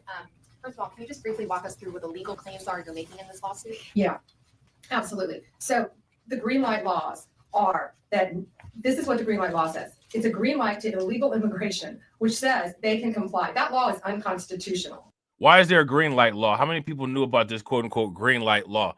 If you guys knew about this green light law, give me a thumbs up. If you guys did not know about this green light law, give me a thumbs down. Now, here's my question. How many people want to be associated with quote unquote the people that put this nonsense into place? If you do, give me a thumbs up. If you don't, give me a thumbs down. Shout out to AB. AB said, if I address that guy as sir, I wonder if he would have wanted to fight. And he probably can fight too. You saw how big he was. I bet you he has bulging muscles and looks like the Incredible Hulk. You know what I'm saying? When his flannel shirt is ripped. You know what I'm saying? Like, do you ever notice how those people are like gigantically big? Like they look like the Ultimate Warrior. Like, why is it like that? Probably because all them steroids. You know, they use a lot of chemicals to make them transitions and they go get a gym membership. You know what I'm saying? Who wants to deal with Andre the Giant? You know what I'm saying? Like, come on. Absolutely. So the green light laws are that this is what the green light law says. It's a green light to illegal immigration, which says they can comply. That law is unconstitutional. They can't do that. And what they've done is they have a tip-off provision that requires New York's DMV commissioner to promptly inform any illegal alien when a federal immigration agency has requested their information. Protect the criminal culture. Protect the criminal culture. There it is right there. Protect the criminal culture. How can you separate yourself from protect the criminal culture if you've been voting and supporting the politicians that encourage the criminal culture at a 80% ratio for the last 60 years? How do you do it? Protect the criminal culture. A politician will tip off illegal migrants if ICE is on their tail. If you don't vote for me, you ain't black. Right? If you don't vote for me, then you ain't black. You ain't black. What are people going to do with it? What are people going to do with this information?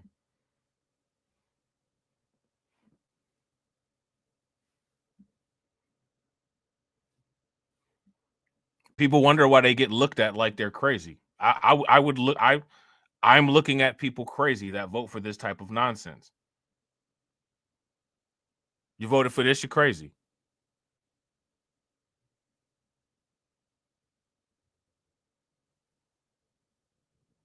You know what I'm saying?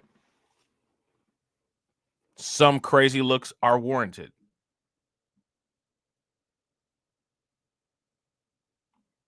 Shout out to Catsy. Catsy said most will still vote blue no matter who. I agree. And then they'll say that something else created the issues that they're currently experiencing. That cannot be allowed. That cannot be allowed.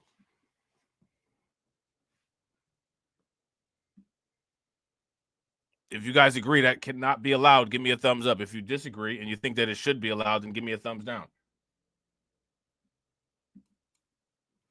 Why would anybody vote for politicians that support something this stupid? This is pro-crime culture. Again, how is it not?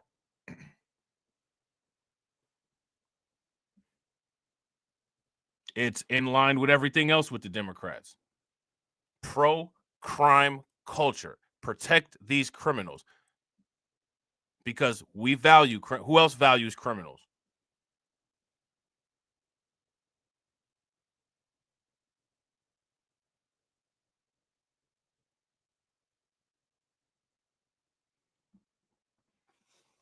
Now, here's the question. What are people going to do with this information? Probably nothing. But people can't say that it's not out there and they weren't told about it. Yeah, I agree. Shout out to Lewis. I agree. This is refusal of reality.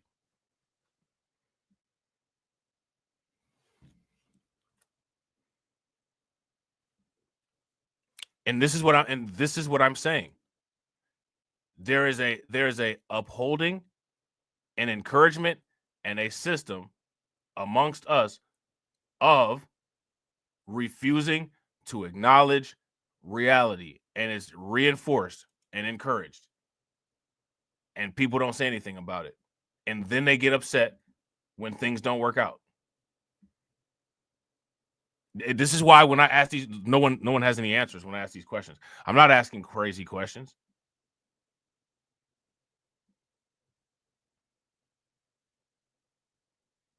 The resistance to answer many of the questions that I ask, the resistance to answer is an answer. That's also an answer. You know what I'm saying? Right? If you guys would agree, give me a thumbs up. If you guys would disagree, give me a thumbs down. That is an answer. The resistance to answer says everything. People may think, oh, I don't want to deal with this question, or I don't want to deal with this situation. You've just told me everything I need to know by not dealing with it. You dealt with it by not dealing with it. You know what I'm saying? So when people deal with things by not dealing with things, what that's usually an indication of is that they have no intention on changing anything in the future.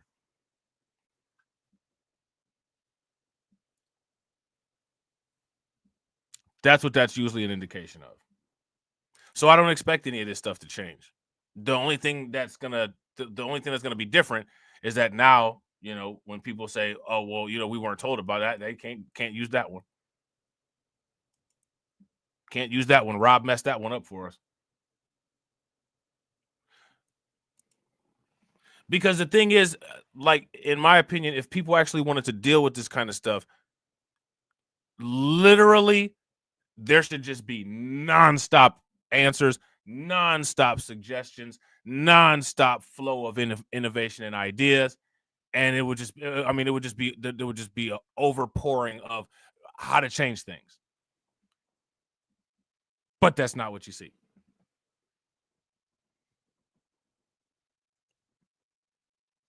And see, unlike the anti-reality colport, I only base things on what I can see and detect and validate. And I'm not going to make up anything to make people feel, sound, or look better. I'm not doing that. That's if you want to look good, then you need to do things that make you look good. If you want to sound good, you need to say things that make you sound. It's not my responsibility to be your PR. Right? If you guys would agree, give me a thumbs up. It's not my responsibility. I'm not a public relations agent. I'm not an image consultant like Kevin Samuels. I'm not none of that.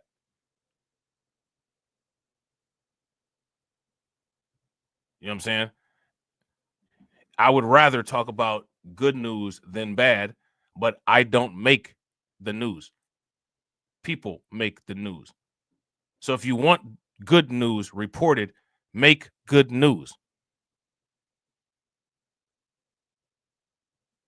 Right? Make good news. But the whole situation with good news is that nobody wants good news anyway. No one wants good news. TD had a channel that was called TD News Network. How many people remember it? I bet you Ryan and Fantasia remember it. You guys remember that channel? If Ryan and Fantasia are still in here, they probably remember it, but the rest of you guys may not. That was a channel where, for the most part, all he did was talk about good news. And that channel stayed at about between 2,000 and 3,000 subscribers for like about a good 5 years. And then the channel got turned into Terry time. And then in less than a year, it had 12,000 subs. Now, you know, instead of being honest, people going to do what they always do. They're going to blame the YouTube algorithm. That ain't got nothing to do with the YouTube algorithm. The YouTube algorithm is a distribution chain. It's an electronics logistics means. And you know what sets the distribution guidelines? Viewer behavior. Viewer behavior. When people say they don't like the YouTube algorithm, what they're actually saying is that I don't like the pattern of how I watch content on YouTube, because that's what determines the YouTube algorithm. So that's just something people should think about. You know what I'm saying? Great man. I think he's very frustrated with what's happening in our federal government. You know, at USA alone, they're giving out billions of dollars that should not be distributed. We're going to back him up. You know, we work our whole lives in this country and we all pay taxes in this country. And for people to find out that $2 million is going to Guatemala for sex changes is outrageous.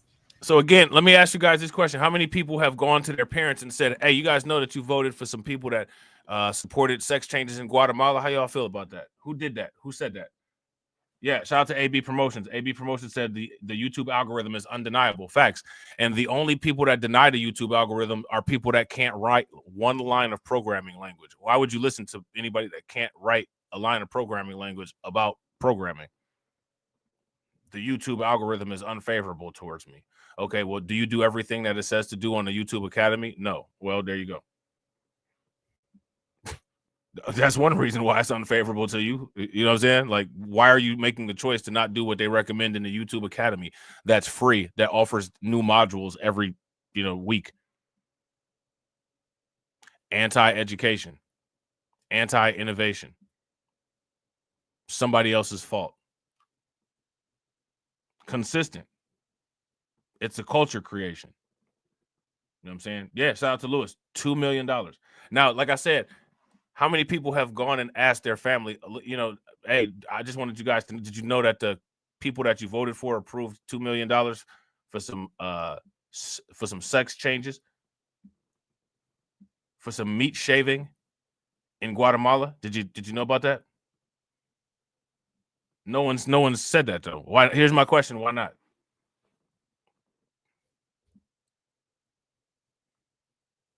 Hey, Mom. I was just calling to tell you that I loved you. And you know how we was talking about politics the other day? Them guys that y'all voted for, they just approved $2 million for meat shaving in Guatemala. What'd you think about it? Did you and Dad talk about that?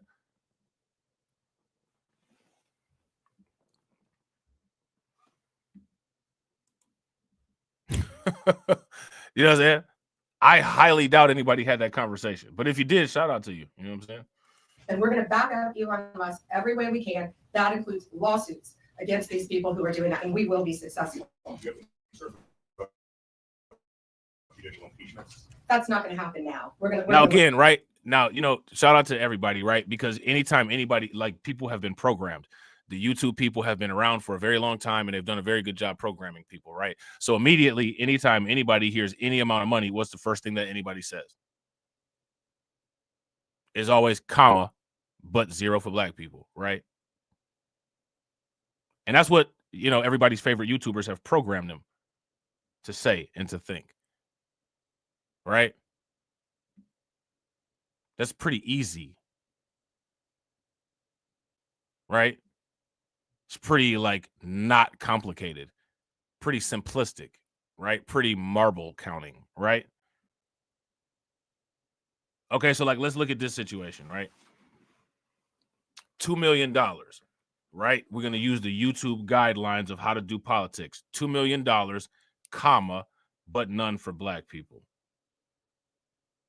Now, let me ask you guys this question. Over the span of 5 years since I've been on YouTube, I've seen multiple bodies of content where there's a quote unquote comma, but none for black people, right? Now, what has anybody done about that? Because there's a lot of commas, right? None for black people, right? There's like all this money that goes to these tribes, comma, none for black people, right? You know, like XYZ group gets XYZ amount of money from the United States, comma, none for black people, right? This is redundant, right? Everybody's watched all these videos over and over and over and over and over again. What's come out of it? Shout out to Kiko. Kiko said meat shaving and not gyros, right? What's come out of it? So then there'll just be more videos with more commas, quote unquote, not for black people. What's come out of it? So the videos are producing the same thing as the government. Nothing, right? The government gave some people some money. Black people didn't get anything. Some videos were produced. You increased your screen time on your device. Still no money. So do people really want money? Because the things that are being done are getting the same results. I'm going to observe the government giving XYZ amount of money out, comma, none for black people. I'm going to waste my life and watch this video, and no money will be produced from the time that I watch this video. Unless, of course, you're a cryptocurrency investor and you got asset staking. You know what I'm saying? Then you're going to be making money. But, you know, a lot of people are anti-cryptocurrency, so you're going to be wasting your life with no money made, right? So what happens? Shout out to AB. AB said turning your nest into pepperoni is wild, right? It's like Arby's. We have the meats. You know what I'm saying? So what do you do? Right? How does anything get produced? Now, why is Elon Musk doing all these audits? Why weren't audits done before? We did audits. We got the receipts auditing America. All money ain't good money. How many times have I said this? If you want to make your case about money not being spent properly, you have to itemize current money spent. You have to show whether there was value or where there was negative value. And then you have to make a case of where future expenditures will provide more value. Who did that? So another opportunity passed, and then Elon Musk was given a job. And Elon Musk is not going to do Doge in a way that would benefit you politically the way that you want it to benefit you. Because I'm going to just make this very clear. Understand this clearly. Elon Musk isn't auditing the federal government to find our reparation money. Is everybody clear on that? That's not the purpose of why he's doing that. Now, if somebody actually had a backbone, and if somebody actually had ambition, aggression, and was a type A person that could actually get into the government and do that, it might have some type of political benefit for us. But instead, the content is better spent on YouTube, where no money will be produced from it other than ad revenue for the content creator that created the content. Shout out to my man AJ. What's good with it, bro? And this is what I'm saying. And not everybody, but most people are satisfied with this. So my question is, how can you be satisfied in one instance with zero money production, but there's outrage in another instance of zero money production, when I thought the whole idea was money production? Quote unquote economic empowerment. I can waste my life in screen time and no money is produced except for the creator. I'm okay with that. I'm not okay with the government spending money for other people and we're not getting any. At the end of both situations, you're getting zero. And in the one situation, you're getting zero and wasting hours or minutes of your life, which you won't get back because it's a finite asset. Right. And since time is the only finite asset that many people around here want to invest in, I would say, you really don't have that to be wasting. There's other finite assets that, you could invest in, but, people have weird beliefs about them. But they don't have weird beliefs about wasting their time in life. I don't understand. I feel it, bro. Shout out to you. Look, bro, I feel it. I feel it. So my question is, what's the deal with this?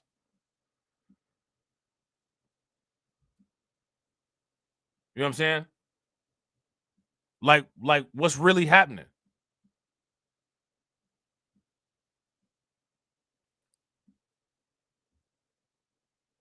You know what I mean? The Democrats support sending $2 million to Guatemala for sex changes, comma, but zero for black people. Elon Musk made this discovery. Just like these people right here, barricading off the 14th Amendment.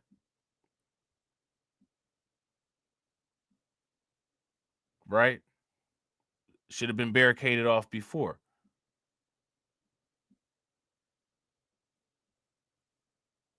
Now, who's the CEO of black people? Because I don't know what's wrong with the investors, but I think a board meeting is way overdue.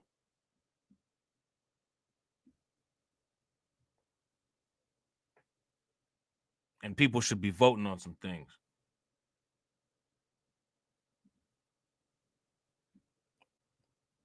Right? I think it's time for a new CEO. Because I'm going to tell you something. If this was a company, ain't no way in hell I'd invest in it. I'm not investing in no company with negative equity that decreases over time. I'm not investing in that. Let me ask you guys, how many people would invest in a company like that where the equity decreases and there's no dividend paid out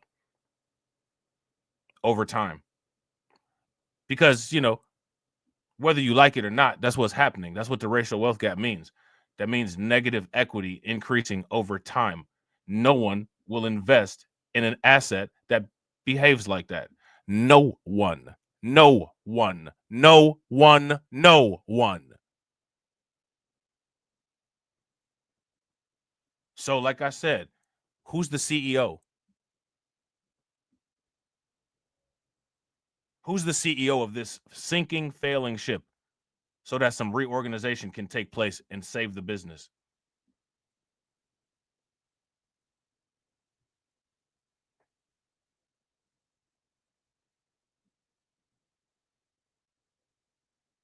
Let me again. I don't know. You know what I'm saying? Like, I'm just gonna keep asking this question. How many people would invest in an asset that is going to zero in 2053? Hey, listen, y'all. Hey, listen.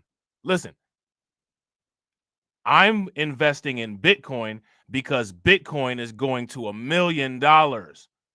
I'm not investing in assets that are going to zero.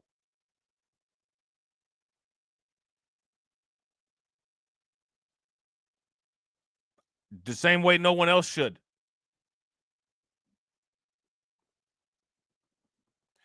But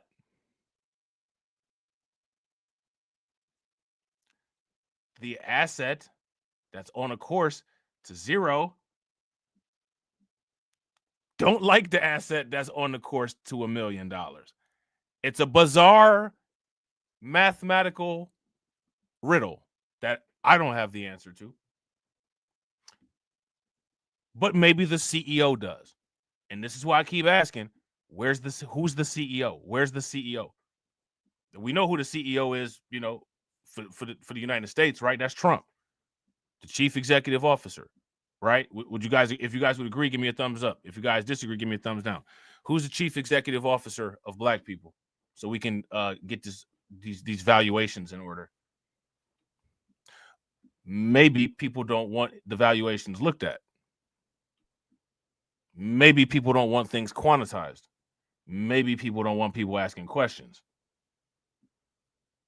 You notice how Neely Fuller was all about questions. And again, this is why I say like the fake Neely Fuller Jr. appreciation, right? Because I actually really do appreciate Neely Fuller Jr., but a lot of people just throw his name out there. You know what I'm saying? Right? Neely Fuller Jr. was all about asking questions. Everybody loved Neely Fuller Jr. so much, but they don't like the guy to ask questions. And what's interesting about it is that, you know, most of Neely Fuller Jr. that they repeat, that they parrot, is only statements that Neely Fuller Jr. made when Neely Fuller Jr. put the emphasis on the importance of questions. So what's up with that? Shout out to my man Moxie Approved. What's up with that? So again, right, we still stuck here. We stuck. There's quicksand. You know what I'm saying? People up to their knees. It is no vine swinging. The quicksand, about to have a lung full of sand. You know what I'm saying? The Democrats authorized $2 million to go to Guatemala for sex changes, comma, but none for Black people, because everything is comma, none for Black people, right? People ain't picked up on that pattern yet. So why is Elon Musk the one doing these audits, and why haven't these audits been done before? Who is the CEO? Who is the accountant? Where's the IT department?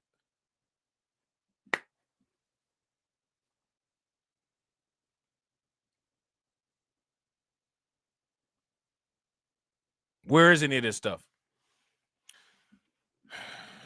I don't think it would be a bad idea, like I said before, to do a Doge around here.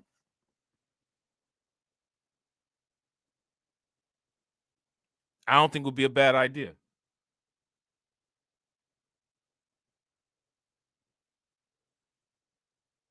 You know what I'm saying? Now, I don't know if anybody heard about this, right? I can't remember where it was. I don't know if it was Palestine or if it was the Taliban or what.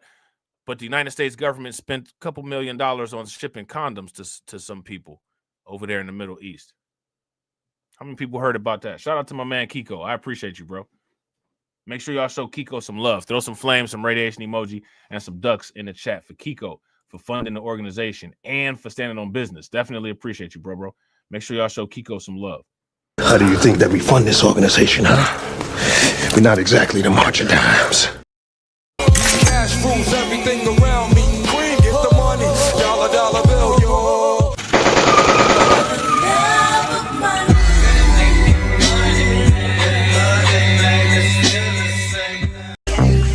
I'm standing on business. I'm standing on business.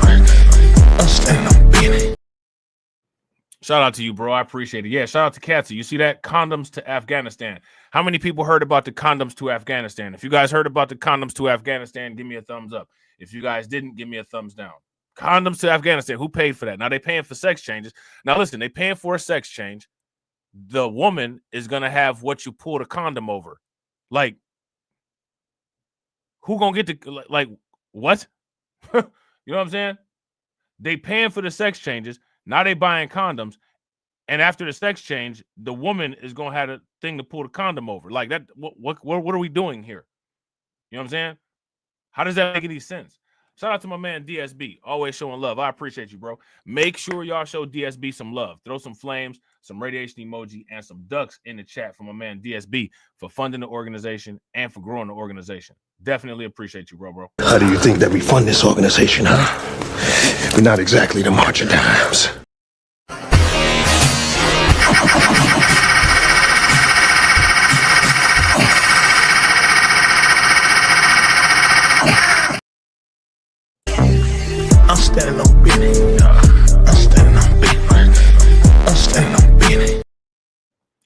Definitely appreciate you. And shout out to my man Kiko again for dropping the nick.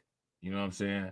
For dropping the nick on your boy. Definitely appreciate it. Make sure y'all show Kiko some love.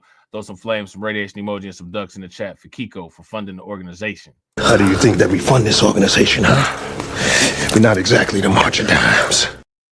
Cash rules everything around me. Cream, get the money.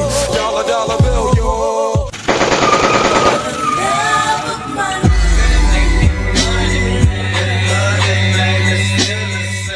Get the money, y'all. There's poor people around.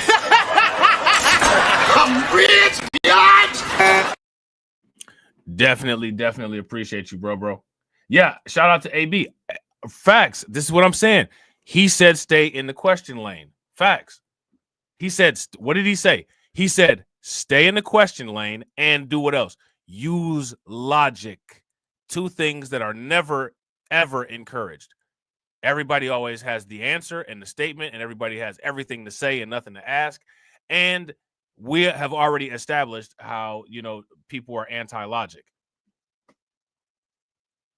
Why call somebody great when you don't do what they say? And how do you make somebody great that you call great and then you don't do what they say? That's the issue of people not making people great. You know what I'm saying? I heard about this. Shout out to DSB. Right. Hey, look, shout out to DC. How do you think we fund this organization? We ain't exactly the March of Dimes. It's fake. Bro, it's fake. It's hilarious. I swear I laughed so hard at that part, man. That shit was hilarious. Shout out to DSB. I might have to extend the drop, bro. I might have to pull that whole part. You know what I'm saying? It's fake.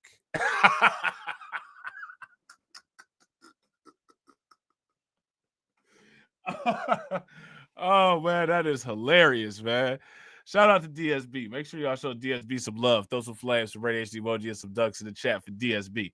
DSB said, I see they done brought back out that HR 40 study bill again. Yeah, bro. I was asking about that yesterday. I heard about that. I had said that I had seen like a little video. I think Tim Black had dropped like a little video about it. That's like the first little exposure that I had seen that they was bringing it back. But yeah, man, I'm curious as to what they're saying about it. Honestly, bro, listen, right? Why do you guys think that they're bringing that back? What do you guys think? What do you guys think? I want to actually see what they're talking about with that, and I actually want to kind of go over that. You know what I'm saying? Shout out to you, bro. Make sure you guys show DSB some love. Please throw some flames, some radiation emoji, and some ducks in the chat for DSB for funding the organization. And he bought y'all lunch. Definitely appreciate you, bro. How do you think that we fund this organization, huh? We're not exactly the March of Dimes.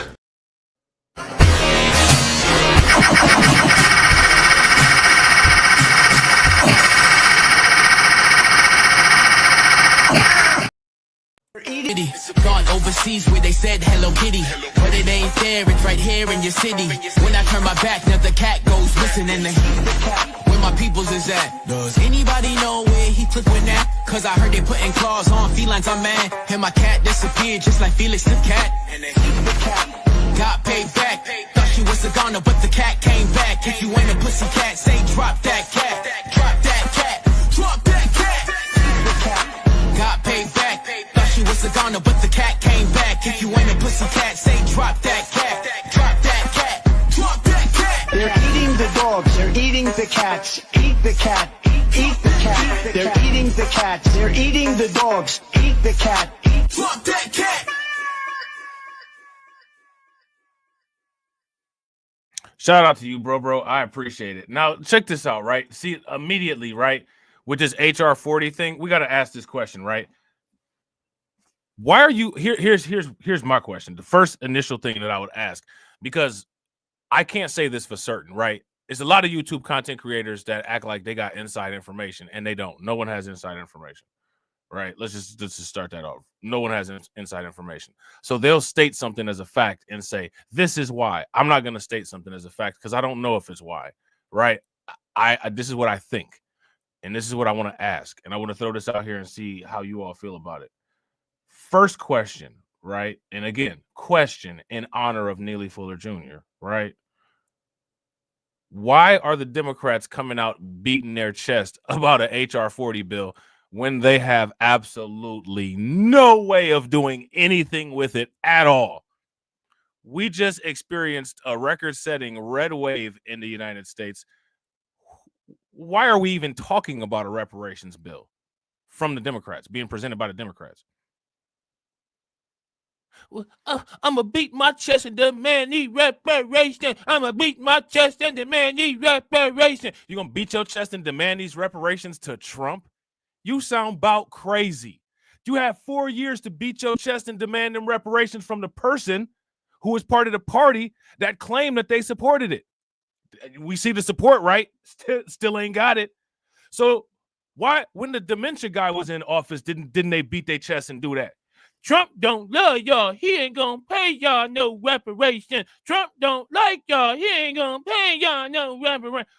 I don't think anybody has ever even went down that rabbit hole. Who's going up to Trump demanding reparations? Did Trump say, I love you, Black America. If I get voted into office, your pain and suffering in this country will be acknowledged and all the rights will be restored and all the wrongs against your ancestors will be paid. Did he do that? I'm pretty sure he did not do that. Don't call me a liar, call me a coon, call me whatever you want to call me, but you can't call me you can't say that I'm telling a lie. I'm pretty sure that shit never happened. You know what I'm saying? I'm pretty sure, right? So now we're going to run up to Trump, pay us our reparations. Like, that don't even make no sense. Hold on, guys. I didn't run on a platform of reparations. Like, you know what I'm saying? Like, I didn't run on a platform of reparations, but I know somebody that did. That would be Sleepy Joe. This is another way that, Sleepy Joe has robbed Black America. I mean, you know what I'm saying? I mean, like, this is what I'm saying. Like, we're gonna get back to it. Shout out to Catsy. Catsy said, love you, fam. Keep speaking the truth. I appreciate you. Make sure y'all show Catsy some love. Please throw some flames, some radiation emoji, and some ducks in the chat for Catsy, for funding the organization, and for buying y'all lunch. And to be honest, I think we are way over the goal. Shout out to y'all, man. We are way over goal. Throw some targets in the chat. Somebody add it up for me and make sure, but I think we are. You know what I'm saying? How do you think that we fund this organization, huh? We're not exactly the March of Dimes.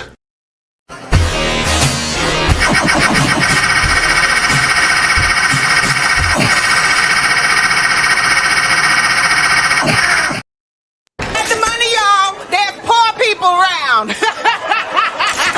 I'm rich, biatch. Cash rules everything around me. Green, get the money. Dollar bill, yo.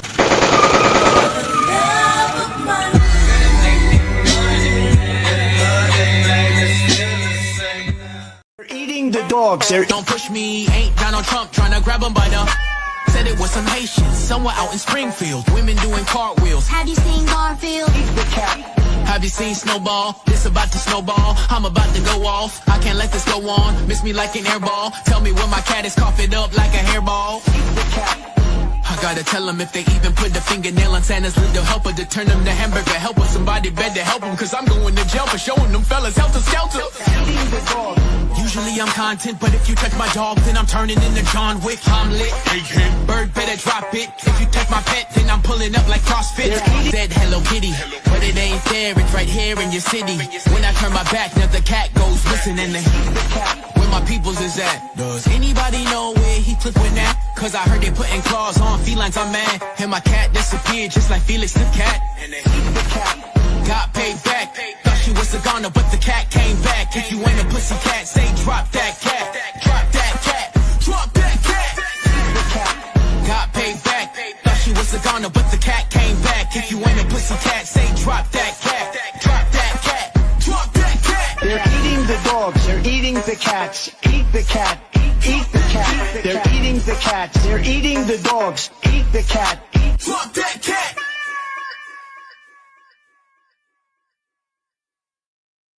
Hey, that song should be #1 on the radio for real, for real. I forget what's the content creator's name that made that song featuring him and D Trump. You know what I'm saying? That would be hilarious. Shout out to my man Kurt. I appreciate you, bro. Make sure y'all show Kurt some love. Throw some flames, some radiation emoji, and some ducks in the chat for Kirk for funding the organization. Kirk says, "You know why, bro? It's an ever-living distraction tactic to dangle that carrot." Mumra, right? It's an ever-living tactic. You know what I'm saying? Shout out to you, bro. Make sure y'all show Kirk some love. Throw some flames, some radiation emoji, and some ducks in the chat for Kirk for funding the organization. How do you think that we fund this organization, huh? We're not exactly the march of dimes. Ancient spirits of evil, transform this decayed form to Mumra, the ever-living!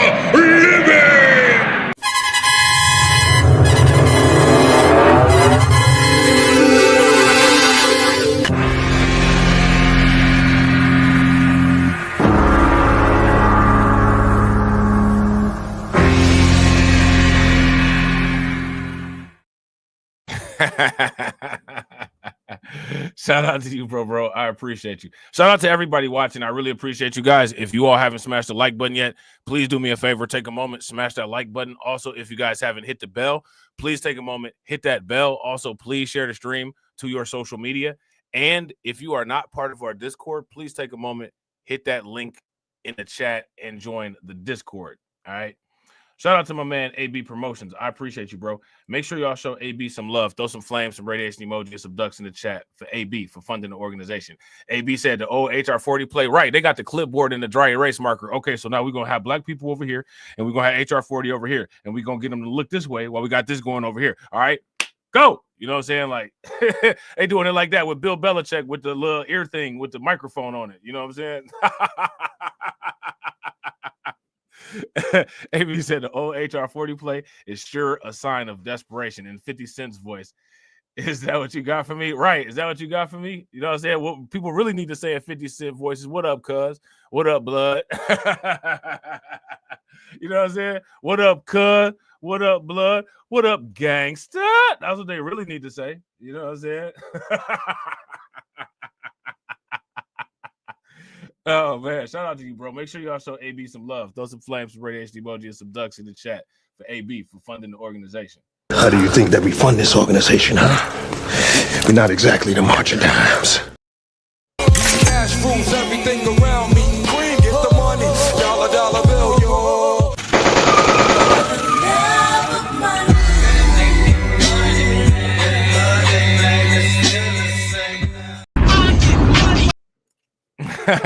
Is that what you got for me? Right. It's time to go politician shopping because the Democrats don't do shit for us. It's time to go politician shopping.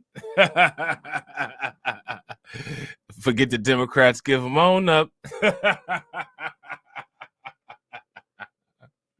You know what I'm saying? For real, it's time to go politician shopping. You know what I'm saying?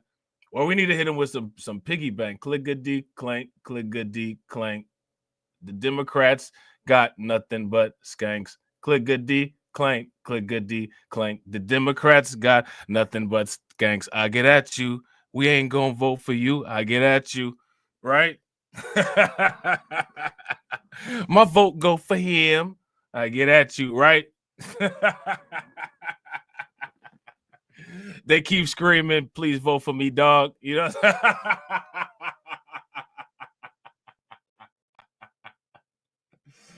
Oh, man. Listen, hey, check it out, though. That fat nigga still think Lean Back was in the club. 50 sold 11 mil. His shit was a dud. I'm just saying. You know what I'm saying? As far as that shit go, that fat nigga still think Lean Back was the club. Was in the club. Okay, everything. We're going to follow the law right now. We're going to follow the process. These are federal judges with lifetime appointments, but they will be struck down ultimately by the Supreme Court of the United States if the appellate courts don't follow the law as well. Hi. Oh, yeah, we got to get back to this, right? We got to get back on this HR40 real quick. We got to get back on this HR40, right? Now, again, that to me, That is the initial thing that needs to be asked. Why are you all bringing up HR 40 with a full red wave? Don't sit there and try to sell. Well, you need to expect. I don't know, man. Are you serious? Where you been the last couple? Where you been? Listen, the Democrats won't even get reparations done, right? Why are the Democrats? Why are you trying to push towards us trying to put like we have to do this now? We have to do this with the with the Republicans in. That doesn't even make any sense. All the times when there was a complete blue wave in the United States government and the Democrats didn't do this. And now, do you notice? Now they beating their chest. You go make Orange Man give you your reparations. You dealt with injustice in this country. Listen, you know one of the other injustices that we dealt with in this country? The fact that y'all playing these games, faking jacks, when y'all had a whole blue wave and didn't do nothing, and now that it's a red wave, you trying to get us to go run up on some conservatives to get them to do policies and politics that they've never advertised with and didn't win on. This is like that is what needs to be said first, if you ask me. How is HR? Here's the question, right? Again, shout out to the Tales from the Cryptocurrency channel, right? Because we always, when we talk about price predictions, right? What's the first question that I ask when somebody says a price prediction? Ripple's going to $100,000 tomorrow. Great. That's great if it happens. What's the pathway? Automatically, I guess that's how it would happen. Realistically, that's not going to happen. Right? So, HR 40, HR 40, HR 40, HR 40. Okay, cool. What's the pathway? What's the HR 40 to a pathway with Trump as president? Give it to me. Let me know. Right? And that's not a question for you guys, right? That's a question for the Democrats, for the people that are pushing it, right? Because let me ask you guys this. Where was the highest likelihood pathway of HR 40? The last 4 years or now?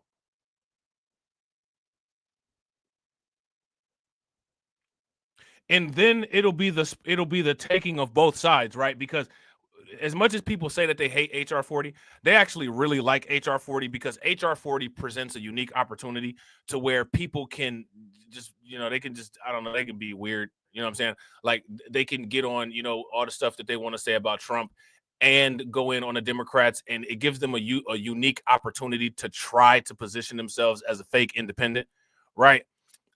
But we're gonna actually hammer this out, right? We're gonna hammer it out, right? So, in regards to HR 40, I don't think anything needs to be said as far as Trump in regards to quote unquote reparations. Who submitted or presented Trump with a reparations package and a pathway for it? I don't even think that rabbit hole has been uncovered.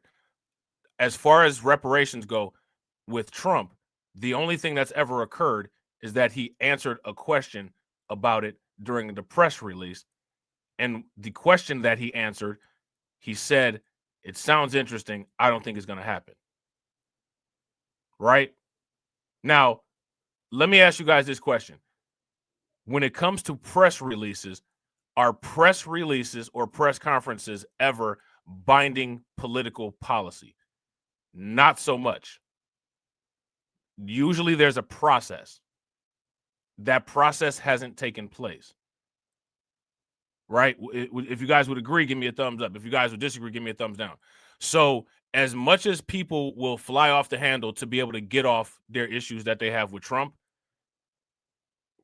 the only thing that we can speculate on is what's actually happened, and there's been no official submission or presentation for a reparations package to Trump.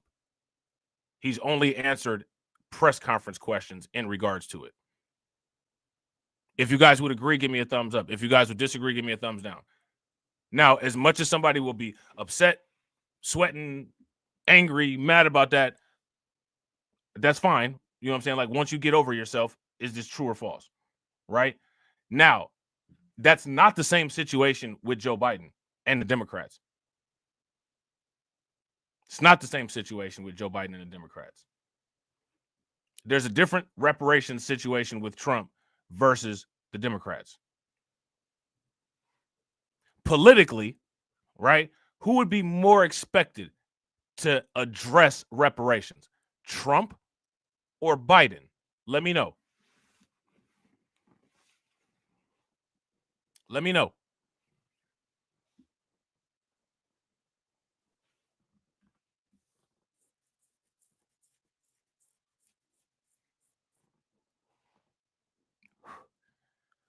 Now, see, people are not gonna like this discussion because it just doesn't blurt out everybody owes us everything right now, which is what everybody's been trained to think by YouTube content creators. I don't do that. I don't do blurting. I do strategy, right? So we're going to look at this strategically, right? When it comes to politics, who would be more politically obligated to address reparations? Donald J. Trump or Biden? Shout out to DSA. DSA says Trump. Shout out to DSB. Make sure y'all show DSB some love. Throw some flames, some radiation emojis, some ducks in the chat. DSB says Trump. If you guys agree, give me a thumbs up. If you guys disagree, give me a thumbs down. And shout out to you, bro. Make sure y'all show DSB some love. Throw some flames, some radiation emojis, some ducks in the chat for DSB for funding the organization. How do you think that we fund this organization, huh? We're not exactly the March of Dimes. Cash rules everything around me. Cream, get the money. Dollar bill, yo.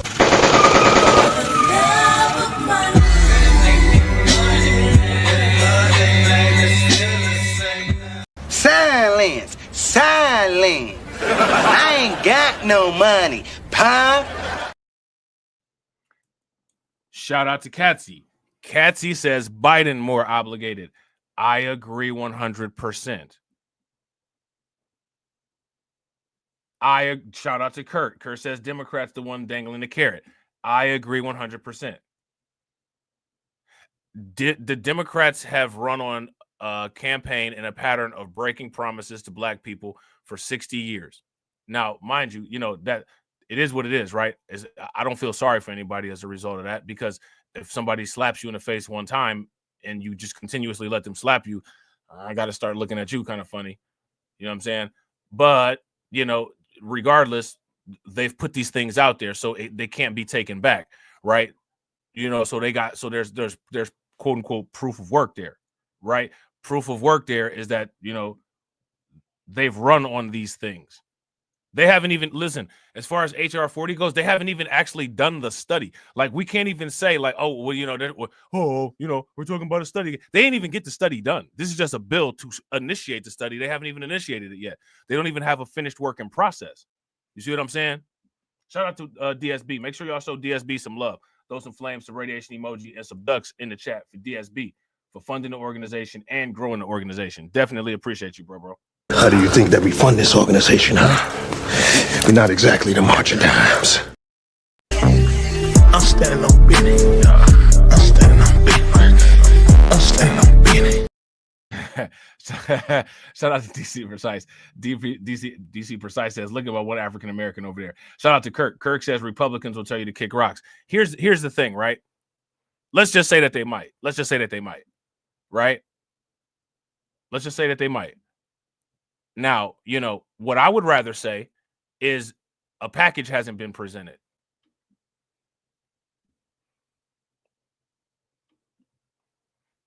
I would just say a package hasn't been presented. Right? Now, a package has been presented to the Democrats. And the Democrats have received payment for that package. Right? The Democrats have provided a package and they've gotten payment 6 decades over. Quadrannual payment 6 decades over. Have they produced any return on investment? Now, let me ask you this question. Now, how do you calculate the return on investment of Black America to the Conservative Party? What's the calculation? How much has Black America invested in the Conservative Party?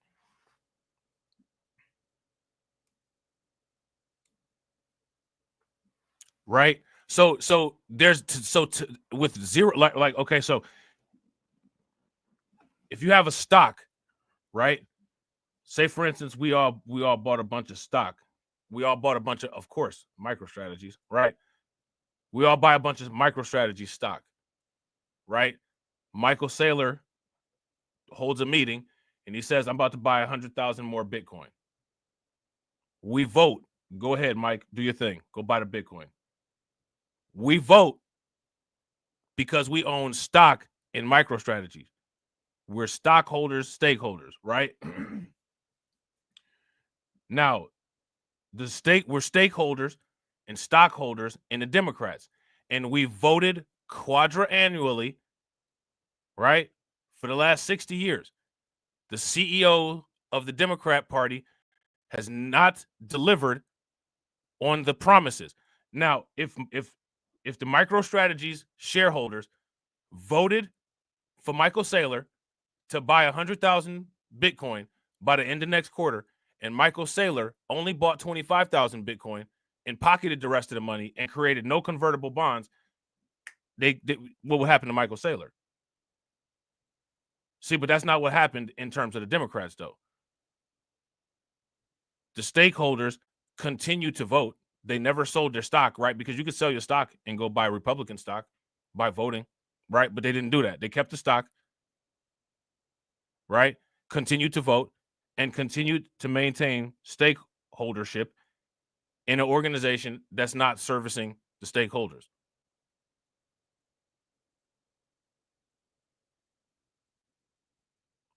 This is what happened,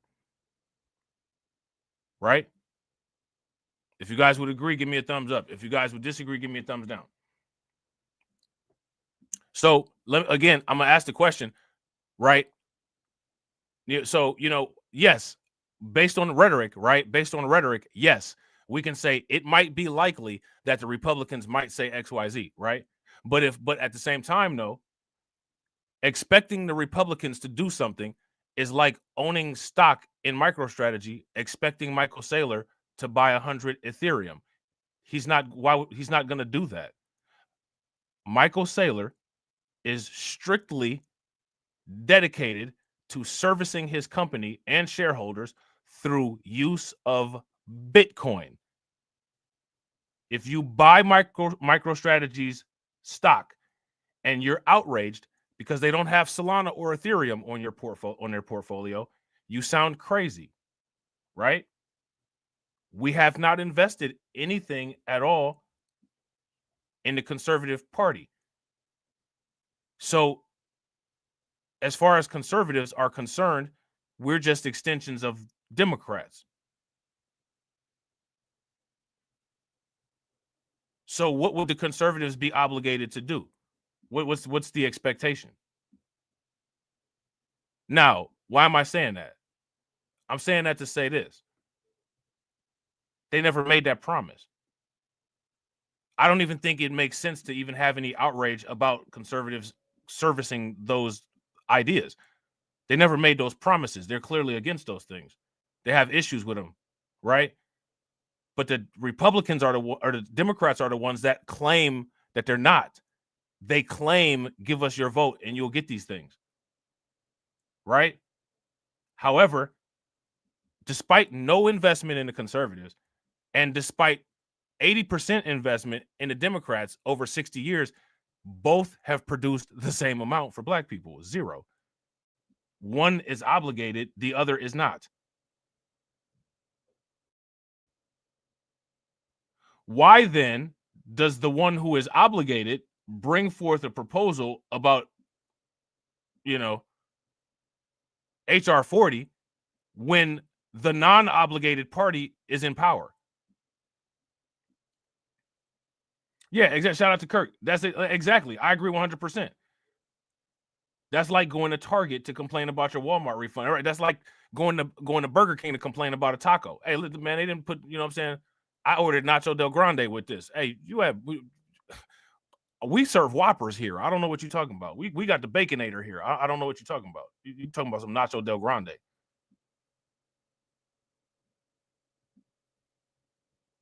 So I want you guys to understand, like, just the fact that that's even being brought up now is disrespectful.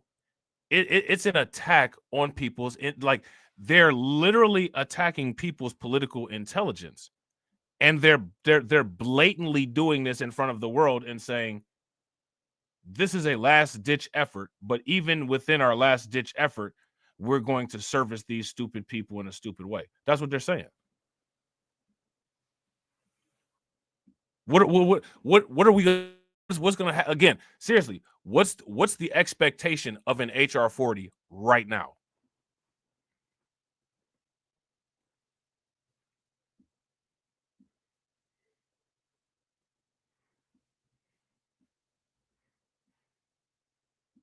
That's my question for everybody. Go get your HR 40. Look, we just had the California thing with Gavin Newsom as the governor. What happened with that? Right? Now, why am I saying that? Again, that's a Democrat-controlled area. If Gavin Newsom is not willing to do that on a state level, and the nationally, the distribution is less concentrated, why are you selling us this bill of goods with a red wave? Why are you doing that? The why behind it is what needs to be pressed with the iron, with the starch on it, right? If you guys do you guys see where I'm coming from here? See, the thing is, like, content creators, people on YouTube, they don't want y'all to think analytically about this stuff. They just want you to cheer on what they're saying and, just keep it pushing to the next, to the next content or to the next stream. I want you guys to actually be able to get what you want. So in order to get what you want, you got to have the tools. You got to have the ability to be able to navigate and get what you want.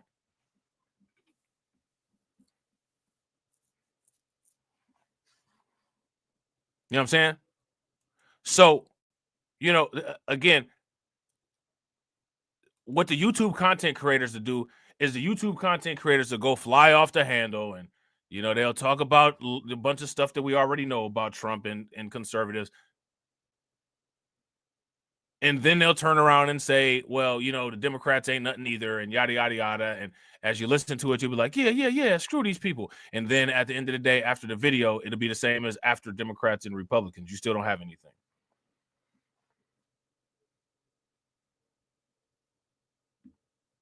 You know what I'm saying?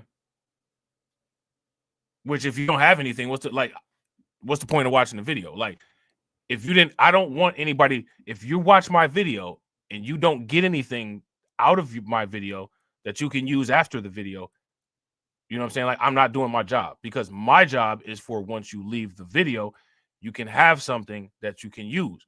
Whether you watch the crypto channel and you invest in crypto, whether you watch this channel and you strategically think about some political ideas, I want you to have something that's lasting, that you can use and that evolves with you over time. I don't want you to just cheer some stuff on and then move on, and then that's just it, and there's nothing. That's just that to me, that doesn't help anything, right? So the strategy, the idea. Shout out to Jesse. What's good with it, bro? You know what? It's funny that you mentioned that. They actually did an interview with Eric Adams and asked him about changing if he was going to become a Republican, and he said no. But here's the thing, though. Eric Adams always has been a moderate. He's always been a moderate. He's never really been like I'm just all liberal like that. He's never been that. You know what I'm saying? Though he's only getting questioned about it now. You know what I'm saying? Because Trump is in office. You know what I'm saying? And everybody is running these. Everybody wants to run with these ideas of, like, oh, Eric Adams is like he's just doing all this extra stuff because of Trump. Like, he's actually, if you actually have been paying attention to what's been going on in New York City, he's actually really not. You know what I'm saying? He was actually off the immigrant train before Trump was even running for president. You know what I'm saying? Like that's actually what happened. But it sounds good. and it's all about a story, you know what I'm saying, on YouTube. So everybody on YouTube is like, hey, you know, he got the pardon, you know what I'm saying? Like, you know, like go look at the article from New York Times where they were saying how, you know what I'm saying, he's anti-immigrant, you know what I'm saying? Shout out to Jesse. Jesse said, yeah, I thought Trump was going to pardon him. He might. I think he might. But what I'm saying is that Eric Adams is not doing what he was doing for the pardon. And the evidence that he's not doing what he's doing for the pardon is because before Trump was running and before he got charged, like, think about this, right? Think about this. Oh, Eric Adams is just against immigrants because of the pardon. What caused him to get the negative attention on him in the first place? This is how people are. Oh, he just doing this for the pardon. How did he get the negative attention on him in the first place? Chronologically, the first thing that happened was he started saying, we can't do this. Then he got charged. So how can you just be against it for the pardon when being against it is what caused the negative attention? You know what I'm saying? Like they doing the chicken before the egg shit with Eric Adams. Well, which one happened? The chicken or the egg? Which one happened? The pardon or the against immigration? Like, you know what I'm saying? Like, if a tree fell in the forest and ain't nobody there, did the shit actually happen? Like, they doing that shit. You know what I'm saying? You know what I'm saying? Shout out to Jesse. That's what I'm saying, bro. Facts. And they like, oh, he doing this shit for the no, like him doing this was what caused all the issue. Like I'm trying to, they're doing the chicken before the egg shit. You know what I'm saying? Well, which one happened? Not the chicken or the egg? You know what I'm saying? I don't know. They all expensive now because of the bird flu. You know what I'm saying? I don't know. We back to beef because the chicken too expensive. You know what I'm saying? Yeah, right. Shout out to DC. DC said Grandpa Joe made him wait in the lobby for hours while the feds ran up on his day. Yeah, they did Eric Adams like a drug kingpin sting. Like they had him out there waiting, and you know what I'm saying, like all kind of like, and then like just people getting their doors kicked in and busted in by the feds in New York City while he in DC. Like they did him like some movie type shit.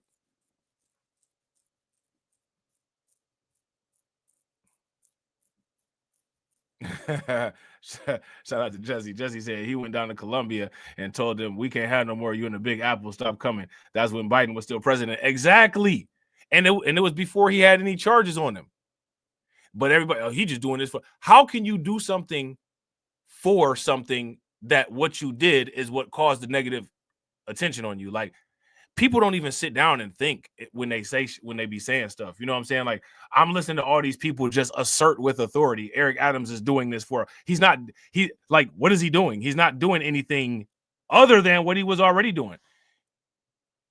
He still ain't fully compliant. Like he's not even compliant with Trump and them.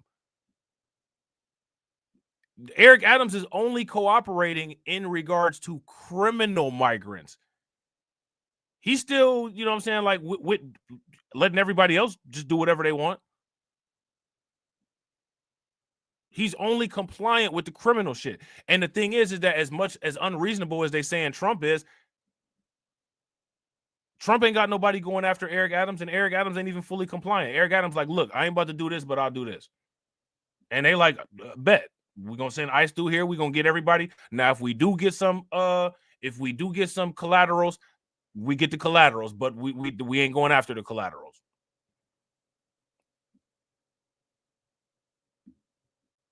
You know what I'm saying? Like that, like that's literally actually what's happening.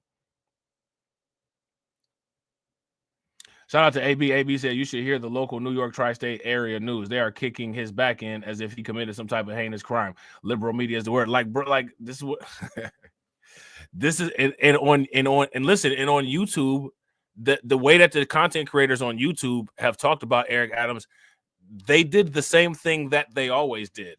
They set up the situation to where everybody hates a black man so much that they just hop on to anything that's happening with him while sitting there saying that, you know what I'm saying? Like they're all about us and all this shit. You know what I'm saying? They did it like they did the same thing that they always do. They, you know what I'm saying? At first, they was trying to cheer on, like we're gonna cheer on, you know what I'm saying, like Eric Adams getting prosecuted and all that. I'm not about to cheer on somebody that, you know what I'm saying, about to get 40 years in jail. That I don't think that did 40 years in prison. I don't think they deserve 40 years in prison. You know what I'm saying? Whether I like them or not, I don't, you know what I'm saying? Like that's not funny. I wouldn't want to get 40 years in prison for some nonsense that I didn't do or that, you know what I'm saying, didn't deserve 40 years in prison. You know what I'm saying? But now they sitting here looking stupid, and now they got to circle the block and try to come with this pardon nonsense. Right? Oh, well, he just did this to get a pardon. Anybody can go and check the track record and see that, you know, what happened was he was doing what he's doing now, and that's what caused the pardon. Yeah, I don't think it. Yeah, shout out to Jesse. I don't think it's funny either. Like I don't, you know what I'm saying? Like I've been said, I don't agree with all of Eric Adams' politics, and I think he do some stupid stuff sometimes. But at the same, I don't think that anything that he's done deserves go to jail and throw away the key. Sorry, you know what I'm saying? Like I'll be the lone person saying that. Like, and then listen, that's another thing. I'm glad y'all brought this up, man. I'm so tired of these YouTube content creators. And listen, I don't even like a lot of the black politicians, right? Because I do think that they do certain type of things. But we're going to put it into perspective, and we're going to keep it real with these people, man. Fuck these other YouTube content creating fake-ass motherfuckers, man. First and foremost, right? Fuck these motherfuckers. I want to see any one of these bitch-ass niggas go to their job and start banging on their boss door for reparations and all this black shit. These same motherfuckers be sitting up there laughing and joking, talking about code switching, and then you're going to make a whole fucking content video and whole fucking content about other motherfuckers while they're code switching. This shit that Eric Adams and them be doing is code switching. Get the fuck out of here. Don't nobody go to their job and be banging on their white coworkers about motherfucking reparations. The United States government is their job. It's their employer. You know what I'm saying? Like if you work at the energy company, these motherfuckers work at the government. You expect different shit from them at the government than you expect from your own sorry ass at your job. Get the fuck out of here with that fake ass shit. These motherfuckers fake, man. Shout out to Blade. It's fake. Shout out to my man, Deformed Pretty Boy. What's good with it, bro? These motherfuckers fake, bro. Oh, you got to go to work and start banging. Like, okay, I guess. But who does that? Who does that? No one does it. No one does it. No one goes to the office on Monday morning and in the cubicle next to him. You got my reparations, the cubicle next to him. No one does that. But in the YouTube fantasy world, the content creators will try to sit there and tell you, you know, that's what you need to be doing. I mean, I guess. I mean, I guess. But who does it, though? Like, where's the case study of somebody doing that shit so we can see how that shit works? Shout out to Jesse. Shout out to Jesse. Not if you want to keep your job. Right. Now, listen, and here go the thing, right? You could even have an all-black job, right, with all black managers and all black staff. Corporate still white. And you and some of the people are gonna be like, man, listen, I'm just trying to work. I look, man, you know, I'm just trying to work, man.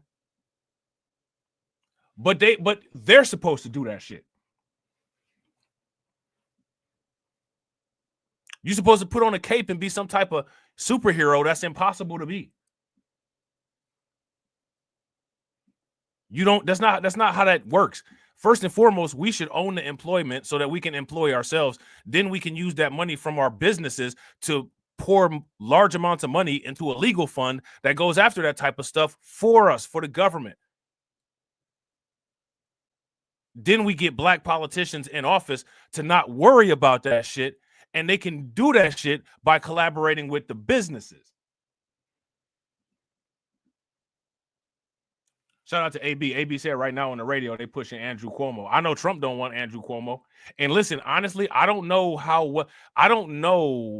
if I've seen that. I don't know if Andrew Cuomo has said that he's going to run or not. I don't know how Andrew Cuomo will work. And the reason why I don't know how Andrew Cuomo will work is because New York kind of turned a little bit purple. And the fact that Eric Adams is flexible on the purple issue or on the red issues that people are okay with, he might be able to edge that out. I think that Eric Adams I don't think Eric Adams is out of the realms of re-electability. You know what I'm saying? Shout out to DJ Elmo. So here go my question, right? What's the expectation that people have for these politicians? Now, I understand that a lot of them are fake as hell, right?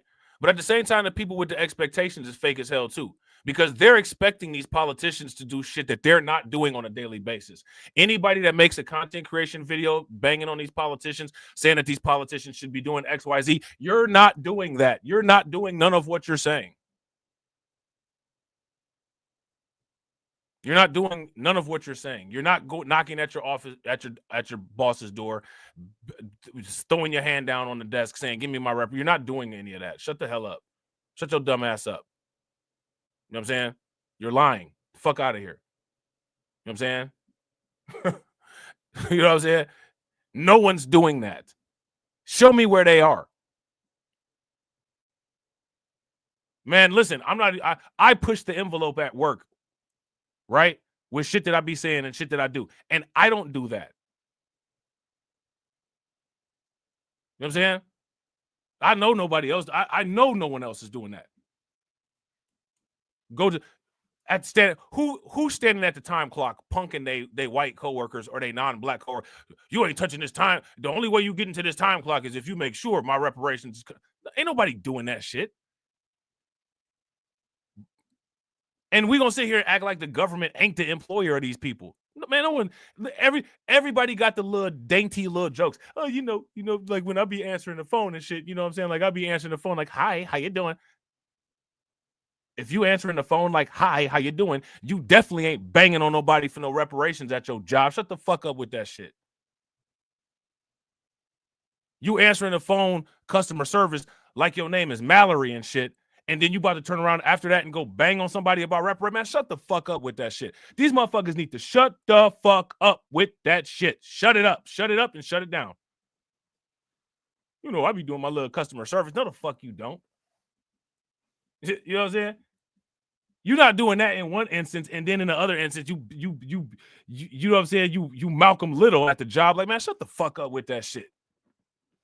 The fuck up with that fantasy shit. You know what I'm saying? Fuck out of here, man. Give people realistic shit that they can do to try to help their situation, not get motherfuckers fired. We already got a racial wealth gap that's popping off, and these people on YouTube trying to get you fired and shit. You know what I'm saying? They trying to get you fired. Go to your job and get fired. Then you can really complain about the racial wealth gap. Like, what? You know what I'm saying? Literally, listen. Literally everybody talks about code switching. Everybody. I'm the only person that be like, man, I don't do that. I don't code switch. And anybody that has talked to me in a conversation outside of work or outside of YouTube where like I'm at work or something, they will flat out tell you I'm the exact same way on YouTube as I am at work, including with my bosses. You know what I'm saying? And I don't do none of that. You know what I'm saying? And I'm not banging on everybody about reparations. Oh, he ain't banging on everybody about reparations. He must be a coon, right? So then somebody will take that little clip, that part right there. I don't bang on everybody about reparations, and I must be a coon. While the person who takes the clip code switches. Like, you know what I'm saying? Like what are we actually doing here? You know what I'm saying? Like, what are we actually doing here? Shout out to DJ Elmo. DJ Elmo said, folks, code switch at work. Brothers reduce that baseline. Bro, I can't even do that. Like, I can't reduce my baseline in my voice because it'll start making my throat hurt. You know what I'm saying? Like my throat will start getting scratchy. I can't do that. So I don't even try to do. I'm not about to make my throat all scratchy and feeling all weird just to make somebody else comfortable. Nah, this is what it is. You know what I'm saying? This is what it is. Right? But some people do that. Now, here go again, right? I'm not the one. I don't go around and, you know, I'm not pointing the finger at people trying to out black people, right? I'm a black police you and I'm a out black you, right? But the people that black police and the people that try to out black everybody, they not doing none of this shit.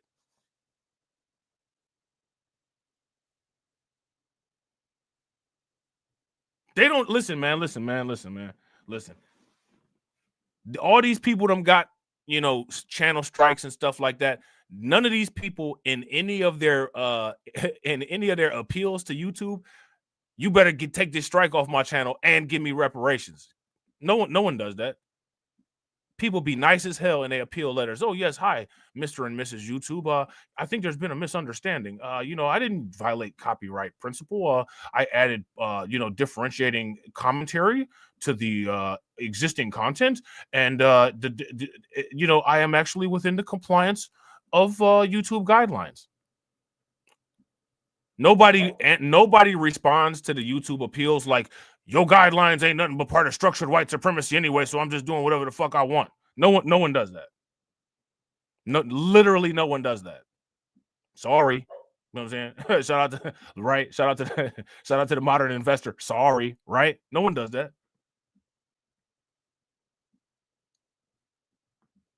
Shout out to Jesse. Yeah, I don't hit him up with some choice words too. Sometimes when I hit him up with choice words, them be the ones that they take off. You know what I'm saying? Sometimes I hit him with the one-liner. You know you full of shit on this one, and then they'll take it off. You know what I'm saying? But yeah, though, man, we got to get. I don't know. I don't know how effective that is. That type of shit that they be doing. You know what I'm saying? Like I don't know how effective that is. So my thing is, why is there an expectation of these politicians to do more at work than there is an expectation of what the people who have an expectation on them is that they do at work too? It's not that you know, it's a bunch of companies in the United States, and the companies are connected to the government. A lot of these companies are legacy companies. A lot of companies got ties back to slavery. Not every company, but a lot of them do. People that work at them companies, they're not banging on them companies for reparations. The United States is one of them companies that got ties back to the slavery, right? Look, man, and most of the other companies, they don't even have no military or no mercenaries or none of that. You know what I'm saying? Like if you work for Chase Bank, you know, Chase, you know, they got a lot of money, but they ain't got army tanks and a military and shit. The United States government does, right? So now this is what I'm saying. Now, am I saying not to do that? No, I'm not saying not to do that. I'm saying what doesn't make sense, that these expectations that don't make sense. You know what I'm saying? Like there's a strategic way to do stuff, and they don't encourage a strategic way to do stuff on YouTube.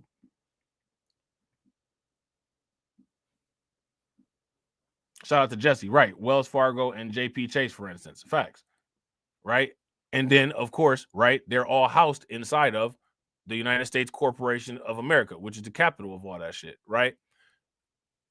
And some of these people work for the United States Corporation of America. Now, if you're not willing to do anything and you're a teller at Wells Fargo and JP Morgan Chase, why are you trying to force the people that work where they got the army tanks and the mercenaries at to do something? Direct, right? Like, then somebody would be like, oh, well, you know, that's being scared.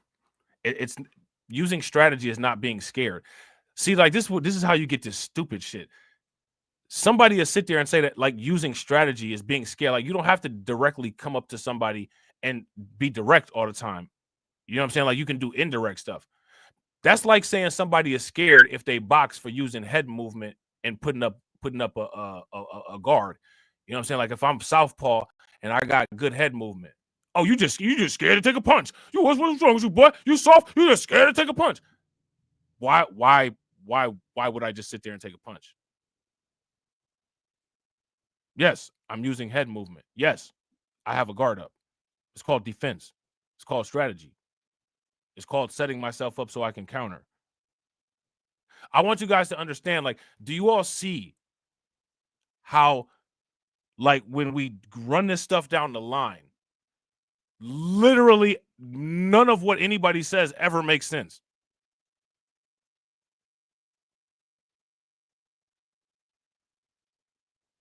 And that is a huge problem.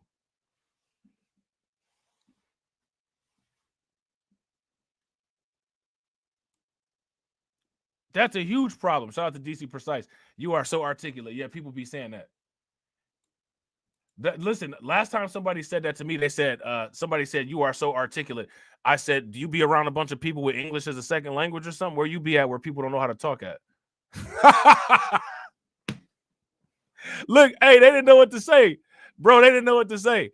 They was like, oh, you are so articulate. I was like, do you like have a second job teaching like foreign people English or something? Like, do you teach English as a second language? I mean, where do you be at where people don't really know how to talk all like that? You work for one of them after school programs or something?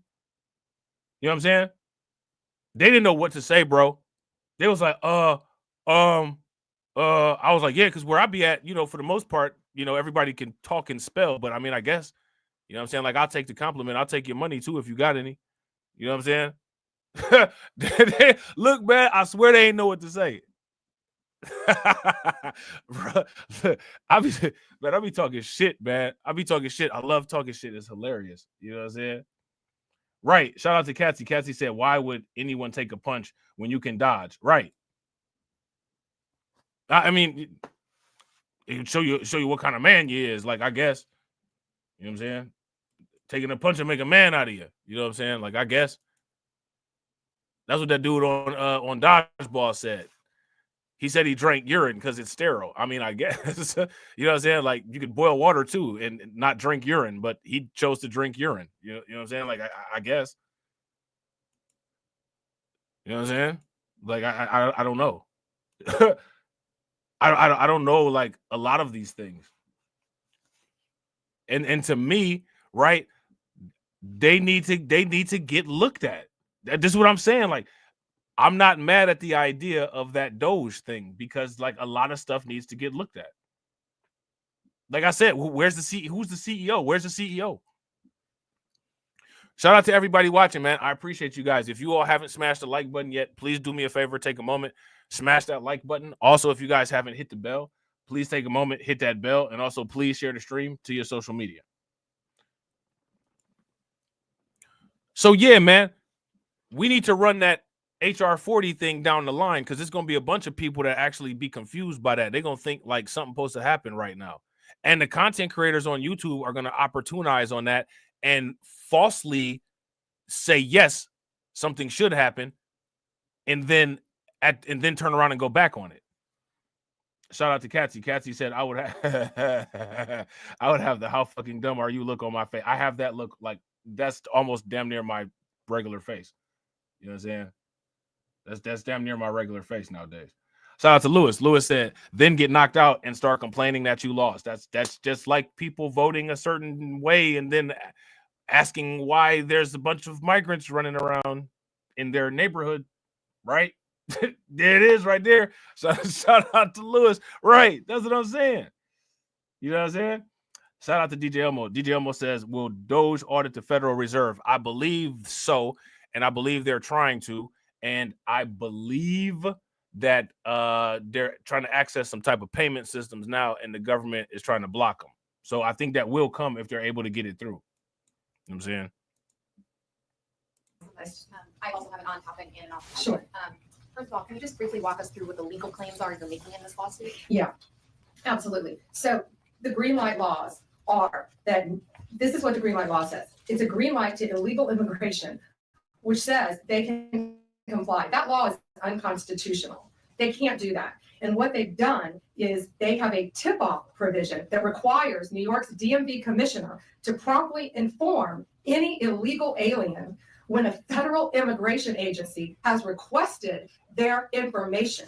So think about the men and women in law enforcement behind me. That's basically, that's not basic. It's tipping off an illegal alien, and it's unconstitutional. And that's why we filed this lawsuit. And that's why we charged Mark Schroeder too, because he runs DMV. Now, let me ask you guys this question. How many people agree that there should be policies in place that encourage people to quote unquote tip off undocumented migrants? Now, you know, and again, right, this is not just undocumented migrants. For any criminal, right? There should be policies. Do you all agree or disagree that there should be policies that encourage civilians to protect any criminal, right? Not just an undocumented migrant, just you know what I'm saying, any criminal. I don't think that there should be any. It's bad enough that the politicians is criminals, and then the other criminals, like, you know what I'm saying, like, bad enough. You know what I'm saying? Oh, I'm sorry. You had a second question. My off-topic question. I wanted to ask about Mayor Yes. Adams' case. As of at least a few moments ago, STNY still has not dropped that case. Have you or other DOJ leadership spoken to the acting U.S. attorney and STNY since the memo was sent earlier this week?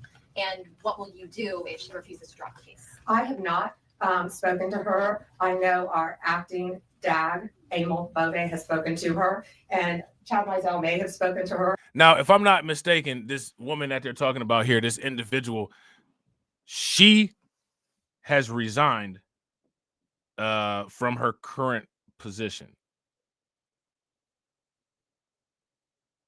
Her name is, I believe, Danielle Sassoon. She's resigned from her current position. You know what I'm saying? But that case should be dropped. It was done at the directive of Emil, so that case should be dropped. I did not know that it had not been dropped yet, but I'll certainly look into that. Look, there it is.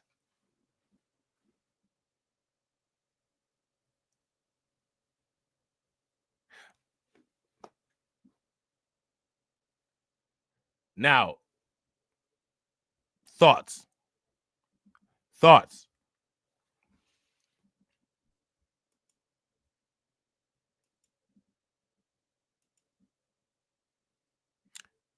Again, this is it. Right? So what's going on with this? Hi, how are you? Tom Owen suggested this week that someone from within the FBI may be leaking information about the ICE raids, and that such could be putting officers' lives at risk. Has the DOJ gotten any closer to determining if these leaks are coming from within the FBI? And what will the consequences be if they can identify the leakers from the FBI? Excuse me. Well, first, I can't talk about anything that is ongoing, and that is ongoing. And it's really for the similar reasons what I said earlier. And shout out to everybody watching. I appreciate you guys. If you all haven't smashed the like button yet, please do me a favor, take a moment, smash that like button. Also, if you guys haven't hit the bell, please take a moment, hit that bell, and also please share the stream to your social media. All right. So again, this is, you know what I'm saying? Like we're watching this stuff. Right? What are people's thoughts on it? Great men and women in law enforcement standing behind me today. They must be protected. If any time anyone leaks or tips off anything regarding a pending investigation, that jeopardizes lives. You're telling a bad guy what's about to happen. It could jeopardize the lives of all the men and women in law enforcement. We will not stand for it. We will find you. We're going to investigate it. Yeah, I got shout out to Deformed Pretty Boy. I agree, bro. If you guys agree with Deformed Pretty Boy, give me a thumbs up. If y'all disagree, give me a thumbs down. Deformed Pretty Boy says treason. Yeah.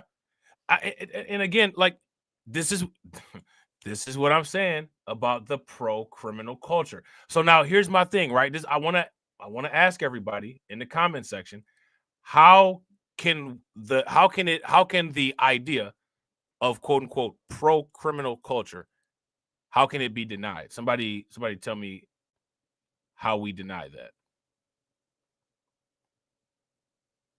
The quote unquote pro-criminal culture. It's a problem. You know what I'm saying?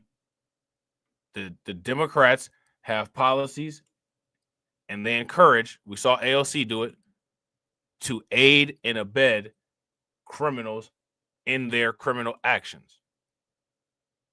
You know what I'm saying?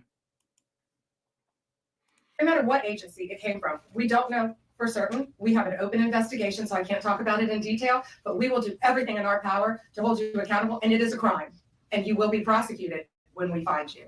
I got time for one more. Alana Austin is next.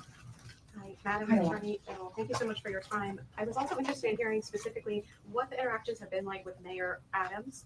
And I know he has a little bit of a different tone than some of the other Democrats. See how they keep doing the Eric Adams. You see how they keep bringing Eric? Why? Like They keep bringing up Eric Adams, which is wild. It's amazing how, like, why didn't anybody bring up Eric Adams when he was saying how, like, New York can't sustain the migrant crisis and they need help, and, like, just nobody listened. No one brought him up then. You know what I'm saying? Like, that's just, that's crazy. Shout out to Deformed Pretty Boy. Deformed Pretty Boy said, because they're not even citizens, they are actually considered enemies of the state, especially if they committed violent crimes against U.S. citizens. Yeah, facts. If y'all agree with Deformed Pretty Boy, give me a thumbs up. If y'all disagree, give me a thumbs down. That's facts. The Empire State. And then also Denver Mayor Mike Johnston, because before President Trump went back into office, he had issued some words about a potential standoff and then walked that back. So I was curious to see what things have been like as New York City and Denver officials. Yeah, well, we're hoping that in New York, Mayor Adams is going to cooperate with us with the sanctuary cities and the illegal aliens. And has the mayor of Colorado been cooperating? Do we know? I believe he might have now. Yeah, I believe Colorado. Shit. Pam Bondie is wicked, man. This chick is wicked. Is now cooperating. That's what we want. We don't want to sue you. We don't want to prosecute people. We want people to comply with the law. This is very simple. An MS-13 member murdered her daughter. That's happening throughout this country. We have one angel mom is too many. And we have angel moms throughout this country who should not be going through this. Comply with the law. This is the last thing we want to be doing. We want to be out there, all of us, fighting violent crime. Yet we're fighting illegal aliens, and that ends, and it's going to end today. That's hilarious, man. You know, man. You know, Pam Bondi is one of them type of women that is a problem when she is in a bad mood, man. She's a menace to society when she's in a bad mood, man. So we're going anyway. Yeah, this is. See, they're doing a lot. They're doing a lot. We're gonna take a look at this situation here with Eric Adams. Your boy Eric Adams is lamping like a big willy. You know what I'm saying? Your boy Eric Adams is lamping like a big willy. He's sitting back at the steakhouse, counting bitcoins, eating filet mignon. You know what I'm saying? With Jay-Z playing H to the Izzo, y'all not guilty. Y'all got to feel me. And everybody talking about him. On the job, the interim U.S. attorney for the Southern District of New York has stepped down. Danielle Sassoon is accusing the Department of Justice of quid pro quo after she refused to. Again, how can it be? This ain't gonna stick either. This quid pro quo shit. You know what I'm saying? Like, unless we're just allowed to operate outside of reality, this quid pro quo shit ain't gonna stick. If you guys agree the quid pro quo shit ain't gonna stick, give me a thumbs up. If you disagree, give me a thumbs down. The quid pro quo shit's not gonna stick. It's not. I'm sorry, anybody that wants it to stick. Bad news for you. It's not gonna stick. You know what I'm saying? Because there's no quid pro quo there. There's no evidence of quid pro quo. You know what I'm saying?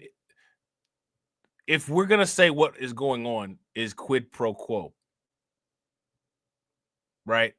That's the same type of accusation as what he was facing already. It's a stretch. Right. Shout out to Kirk. Kirk says they say quid pro quo just so it sounds bad, but it's non-descriptive, right? They have nothing. Facts. Now, if I'm not mistaken, right, you know, they like to use a lot of these Latin terms in law, you know, and if I'm not mistaken, quid pro quo means like a favor for a favor, right? Would you guys agree? If you guys would agree, give me a thumbs up. If you disagree, give me a thumbs down. We got any Latin experts in the chat? If that's Latin for a favor, give me a thumbs up. If it's not, give me a thumbs down. So, okay, a favor for a favor. What favor did Eric Adams do? What did he do? And what favor is getting done for him?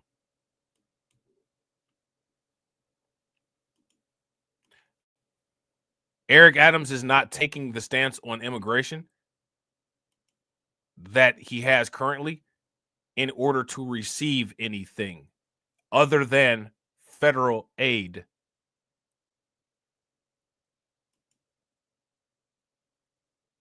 He did this with Biden, and he's doing it with Trump. These are the facts. There's no way around that.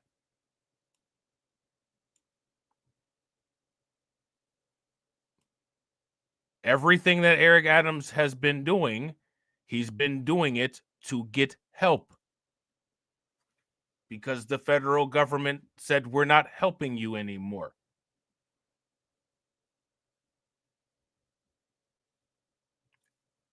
After the federal government first told him that we're not helping you, that's when he came with that infamous press conference where he said this crisis will destroy New York City. What's changed is my question.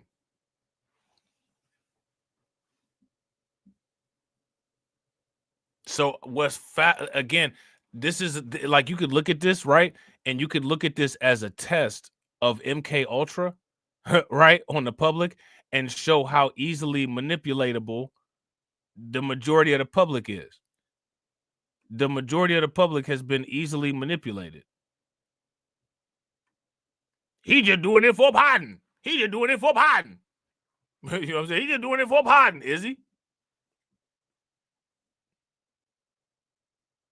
He's just doing what he's been doing that's got him in the situation that he's in to begin with, for a pardon for the situation that he's in that he was doing before a pardon was even thought about. Okay. You know what I'm saying? Okay. I mean, I get, again, it's another one of them situations, I guess. Right? I guess. To drop the corruption charges against Mayor Eric Adams. Good day's Robert Moses live outside Gracie Mansion trying to get to the bottom of this thing. Robert, what can you tell us? Dan, it's hard to overstate how extraordinary this resignation is, and then the subsequent war of words back and forth between a top Justice Department official and this one-time acting U.S. attorney for the Southern District who just simply would not go along with his demands.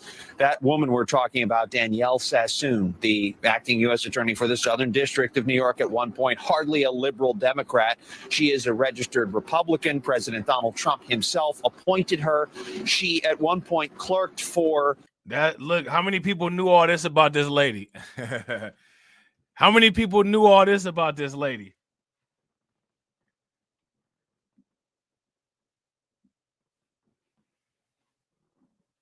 How many people knew all this about this lady? She's a Republican, Trump appointed.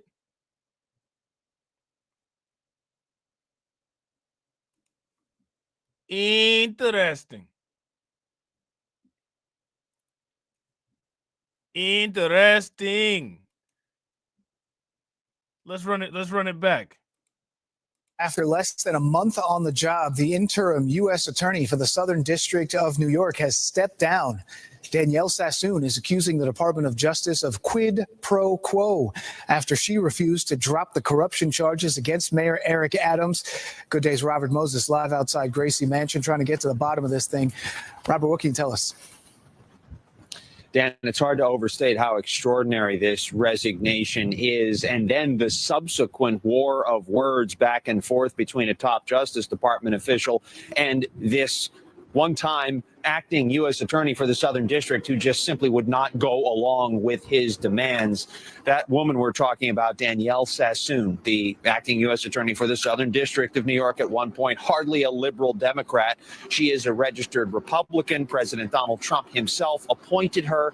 She at one point clerked for the one-time conservative Supreme Court Justice Antonin Scalia. She's a member of the Federalist Society, a conservative legal group. You get the idea.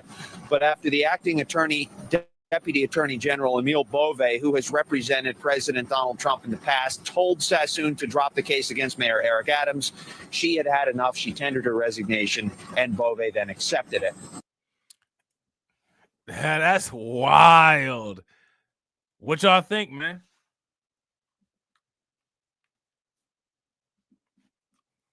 Now, she was this chick here, far right. This chick is far right. Federalist Society chick.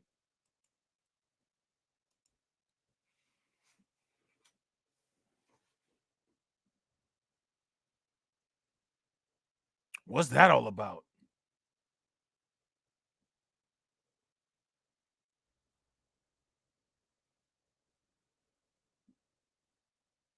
What's that all about?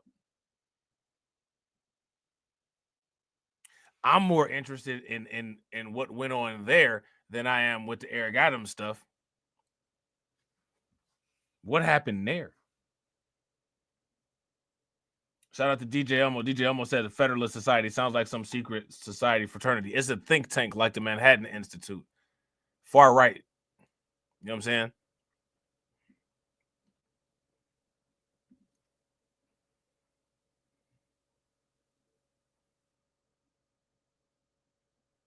Now I want to know what this rift here was. What was the rift? You know what I'm saying? What was the rift? Now, because look, hey, listen, right? We gotta go. We gotta run it down the line, right? We gotta run it down the line. We gotta run it down. We gotta run a line of code down.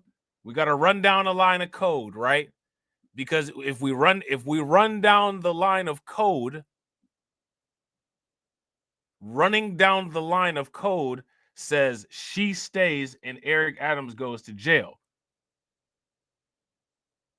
Right? Because she checks off all the code boxes. Trump picked her.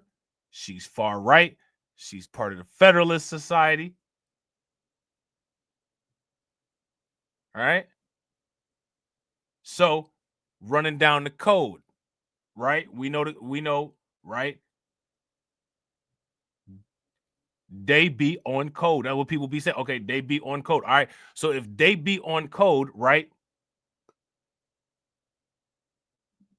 We got a problem here.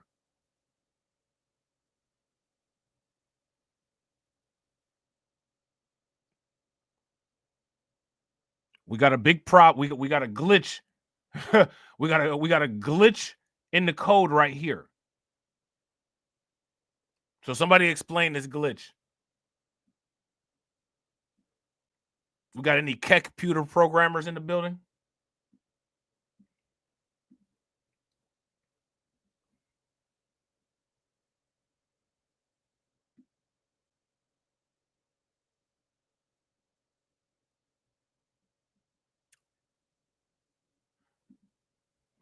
We got any computer programmers that can iron this glitch out?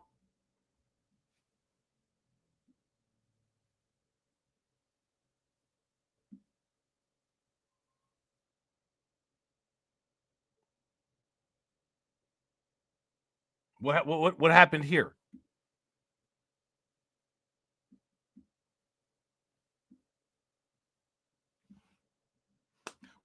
Well, without too deep of a dive into it, Eric Adams stayed. She's out the door. Right? So without diving into things too deep, that's what happened. Eric stays, she goes. But that's a glitch in the code that people have said exists. Right? So we need to iron out that glitch. Then we actually need to see if it is an actual glitch. Shout out to Al. Al says she hard up for that Negro. Maybe. I wouldn't disagree with that. But if the code prevails, how is it Eric Adams stays and she goes, right? Because I wouldn't disagree with that. Al says she hard up. Yeah, she probably just want to, get Eric Adams up out of there, right? But at the same time, though, the code allegedly prevails. This is what everybody says. The code prevails. So if the code prevails, how can Eric Adams get prioritized within the coding above her and he stays and she goes? See, we got a glitch there, or either some undefined. What do they say? Line 1 syntax error or 404 error. We got a 404 error here. We got a syntax error here. Or here's an even better question. Maybe there are no errors. Maybe there's not a code. Maybe there's no line of code. But maybe there is, though, right? But people have declared that there's code there, right? So what are we doing here? The end result of this line of code is that she's out and E is in. How did a line of code print that result?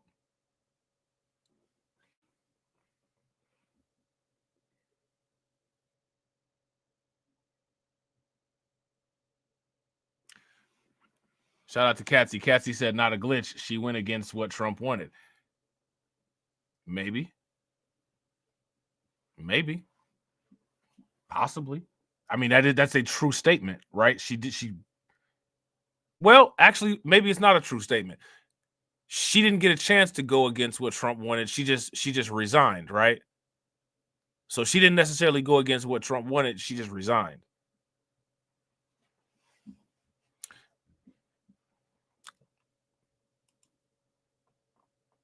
We'll keep going. A liberal Democrat. She is a registered Republican. President Donald Trump himself appointed her. She at one point clerked for. See, this is my thing, right? Like all these people on YouTube, they're supposed to be so solid and so indestructible that anything that they say or preach should hold the same weight anywhere. Anywhere. It should be universal. Proof of work, right? Bitcoin. Right?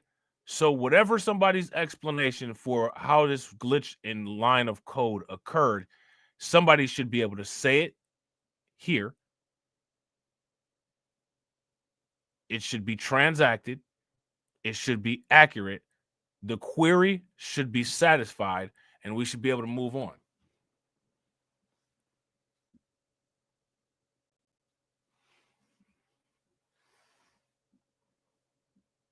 If you guys would agree, give me a thumbs up. If you guys would disagree, give me a thumbs down.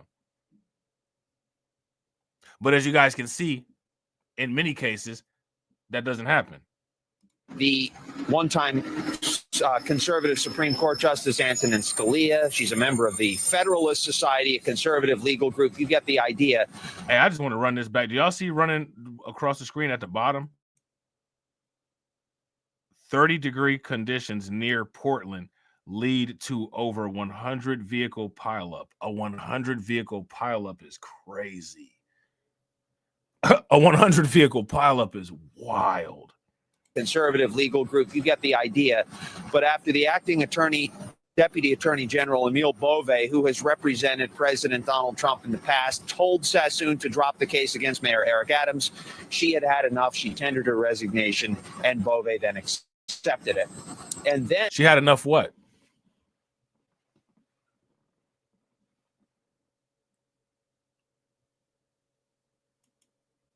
She had enough what? What did she have enough of?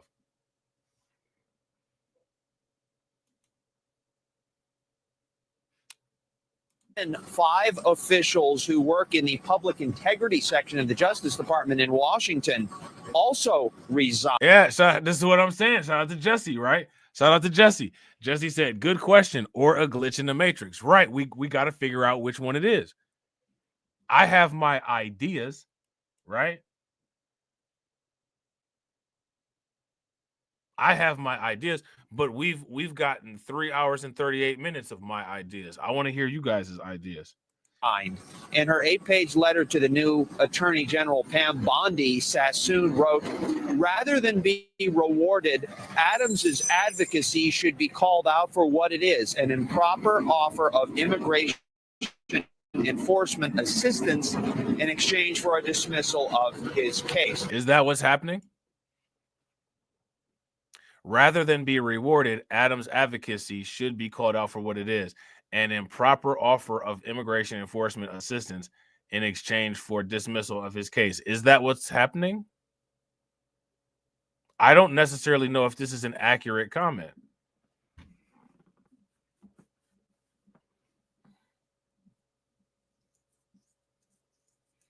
What is Adams advocating? I don't. Shout out to DC. It's not a glitch. It's the smell. You know what I'm saying? I have to get out of here. I need the codes. He start flipping out. I have to get out of here. I need the codes. The 99-second music started playing like it was Super Mario Brothers. I have to get out of here. I need the codes. You know what I'm saying? Shout out to Leonard. What's good with it, bro? I have to get out of here. I need the codes. Hey, we need to make a compilation video of all like the most hilarious like 5-second parts of the video. Shout out to AW1. What's good with it, bro? We need to have that part with Blade where he's like, it's fake. Hey, what you think about this chick right here? She's fake. You know what I'm saying?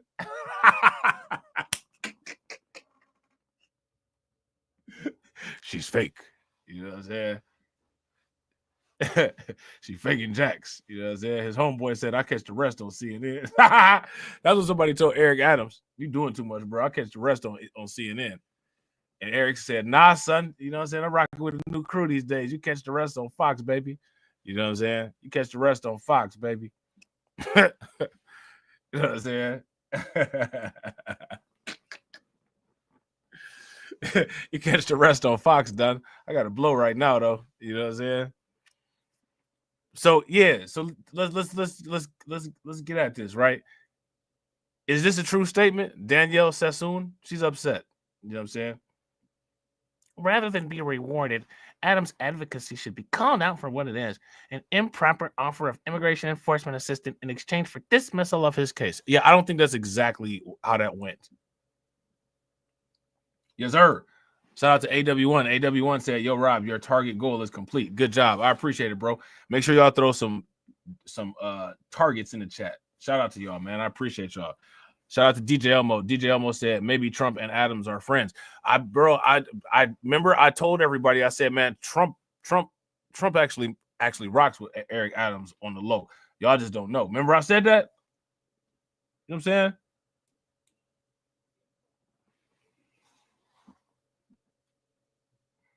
Shout out to Cassie. Cassie said, I don't think she's being genuine. Let me stop, man. Let's go. Now, the mayor's attorney, Alex Spiro, denies any kind of quid pro quo here. In a letter responding to Sassoon, Bove wrote, in no valid sense do you uphold the Constitution by disobeying direct orders, implementing the policy of a duly elected president, and anyone romanticizing that behavior does a disservice to the nature of this work and the public's perception of our efforts. Man, he went nuclear.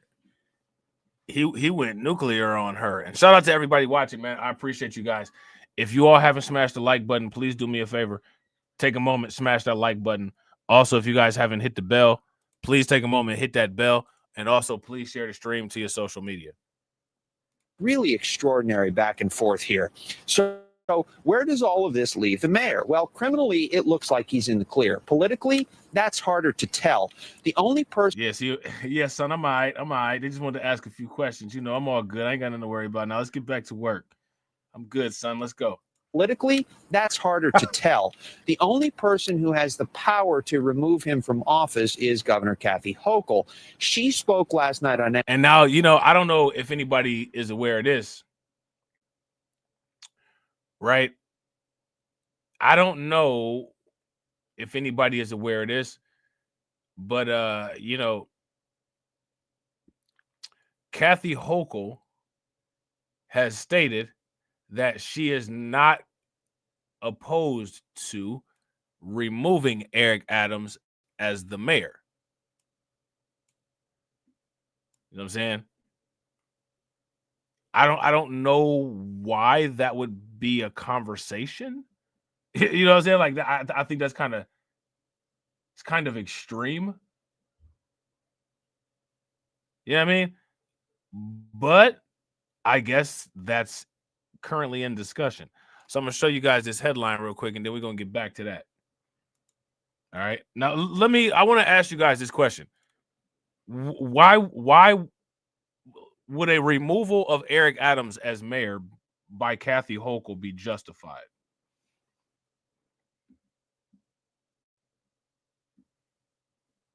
That's my question. See,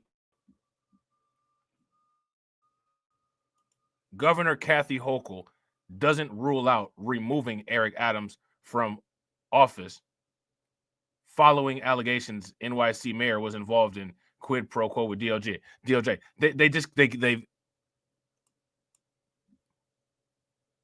I mean, I don't know if that's really like the hill that she would want to die on after already like trying this and it didn't work.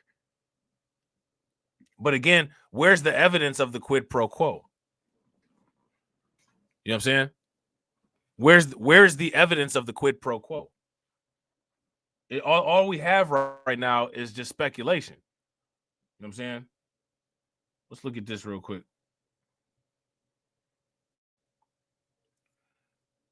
Let me see. Hold on, I'm trying to get this. I really wish this would hurry up. Do you guys see how long these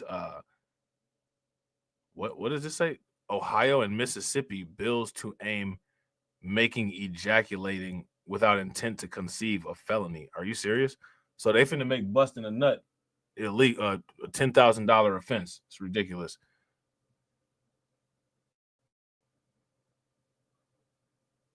How is anybody gonna prove? How would you prove that? You know what I'm saying? If the police kick in the door and you got a bottle of lotion in your hand, it's a wrap. You paying $10,000. What? But so what about ovulation without intent to fill the egg? Like, get the fuck out of here. Just that bullshit. You know what I'm saying? So you could drop eggs and have periods and shit all day, but you know what I'm saying? Somebody busts a nut, they got to pay $10,000. This is ridiculous. You know what I'm saying? What the fuck going on? All right, here you go. All right, hold on real quick. Let's see what they're talking about here. All right, there we go.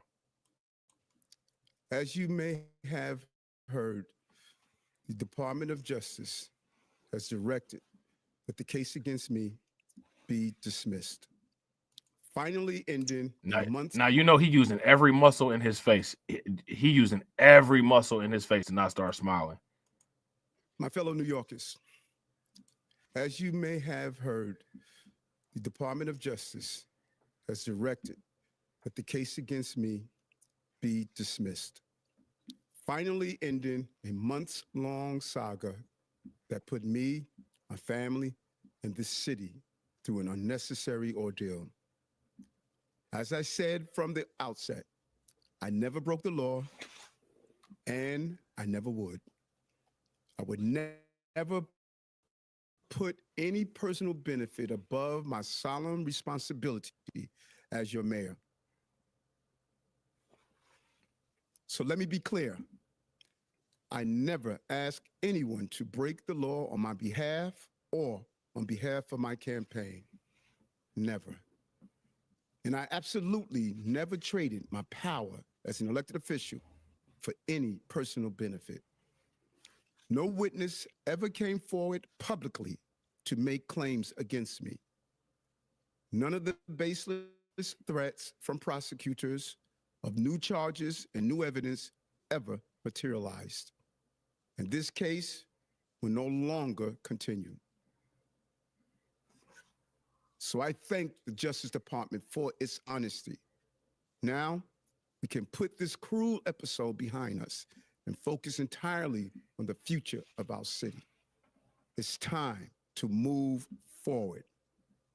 But despite the fact that I am no longer facing legal questions, I also understand that many New Yorkers will still question my character.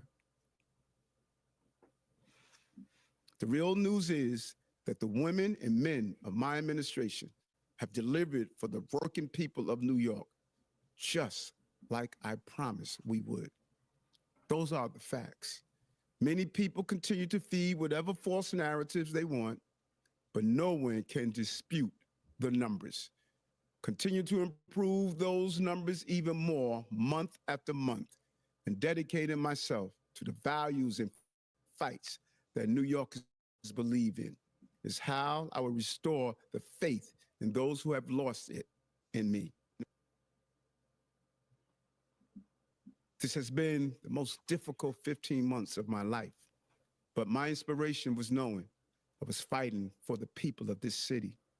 So many of those people are still facing their own difficult challenges every day, just like my own mother did when she worked 3 jobs to raise 6 children. If you work hard enough, New York City should give you a chance. Eric Adams' side stories be having me dying laughing. Eric Adams always got an unrelated side story that he just throw in. Like, bro, what that got to do with anything? To succeed. Oh man, Eric Adams, wow, man. Yeah, we're gonna get into this later, but first we gotta just check this headline, man, so y'all could see that I ain't bullshitting here. Hold on real quick. Throw this back here. Yeah, we're gonna throw that back there. All right. Oh, you know what? Wait a minute. Wait a minute. Yeah, look at this, man. This right here. This is doing too much.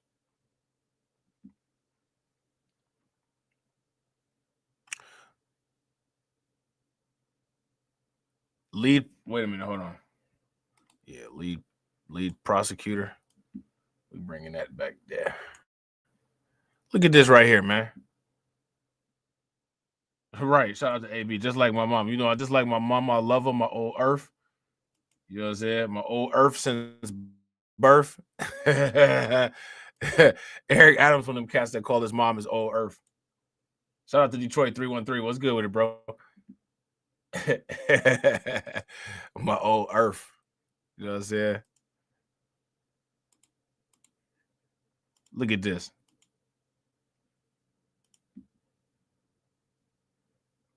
Yeah, shout out to Tedra. The way he was enunciating his words, you want to make sure that we heard it. Do you all understand the words that's coming out of my mouth? You know what I'm saying? Look at this. Look at this insanity right here. Ohio and Mississippi bill aims to make ejaculating without intent to conceive a felony. This is ridiculous. Is spilling semen outside of a woman's vagina a sin? First sentence of the article. You know this shit about to be lit. Who cares if it's a sin or not? What that got to do with the legal system? You know what I'm saying? Like, I'm not trying to be funny, man. Who cares if it's a sin or not? What did that got to do with the legal system? Now, what's a sin versus what's not defines the legal system? Legislators in Ohio and Mississippi want to fine men up to around $10,000 if they're caught doing so. I'm not trying to be. Listen, man. They birth rates really down that bad where they got to do this shit. They're going to outlaw condoms then if this is the case. That's the next step. Condoms are illegal. You know what I'm saying?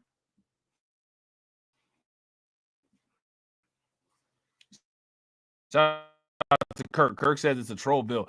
It is, but be careful with this type of stuff because, you know what I'm saying?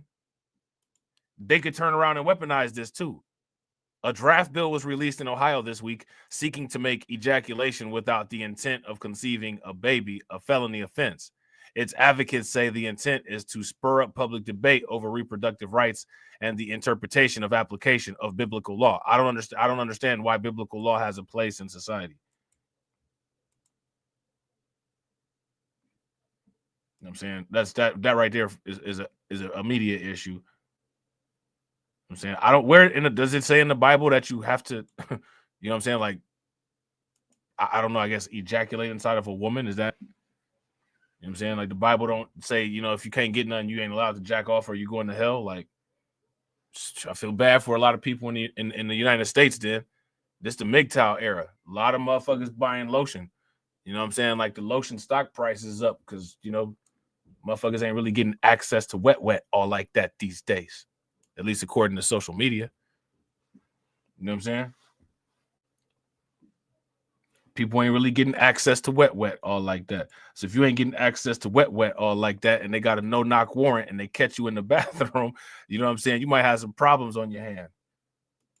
And problems and other stuff on your hands. Right? You might have all kind of shit on your hands. Shout out to AB, yeah, or baby oil. Ooh, Diddy about to pay a lot of money. $10,000 a bottle of oil. A lot of restitution. How do you prove like intent though? But shout out to Kurt. Kurt said it's a response to the abortion laws. They're trying to be sarcastic and be more conservative than the conservatives. That's we're gonna see how it go. Shout out to Bronze. What's good with it, bro? We're gonna see how it go. Shout out to DeFore Pretty Boy. DeFore Pretty Boy said all these women that like raw dog and cheap liquor, it's not gonna be many people going to jail for that. Yeah. They're gonna be singing this. This is gonna be, they call this the Brandon Jamal bill. You let him hit it raw. You didn't have second thoughts. Now you're a single mom. Now you're a single mom. That's the single mom bill. You know what I'm saying? MSNBC, and she did not rule out using her power. As governor, I also represent the city. These are my constituents as well. Now, we didn't get this finished yesterday. All right, we got to get Kathy's eyes like that. All right, now, again, I had asked this question yesterday, and y'all didn't answer, so we're going to hit it again today. Does Kathy look like Jigsaw from the Saw series? I think she does. You know what I'm saying? He did. Shout out to Bronze. Bronze said he actually did a video about that bill the other day. Did he? I bet you that shit was hilarious. Brandon Jamal be funny, man. He be cracking me up sometimes. He got a sense of humor, man. You know what I'm saying? Make sure they're protected here. So this just happened. I need some time to process this and figure out the right approach. So as she processes and tries to figure out in words the right approach, the mayor is expected to speak more today. We'll have to wait and see what he has to say.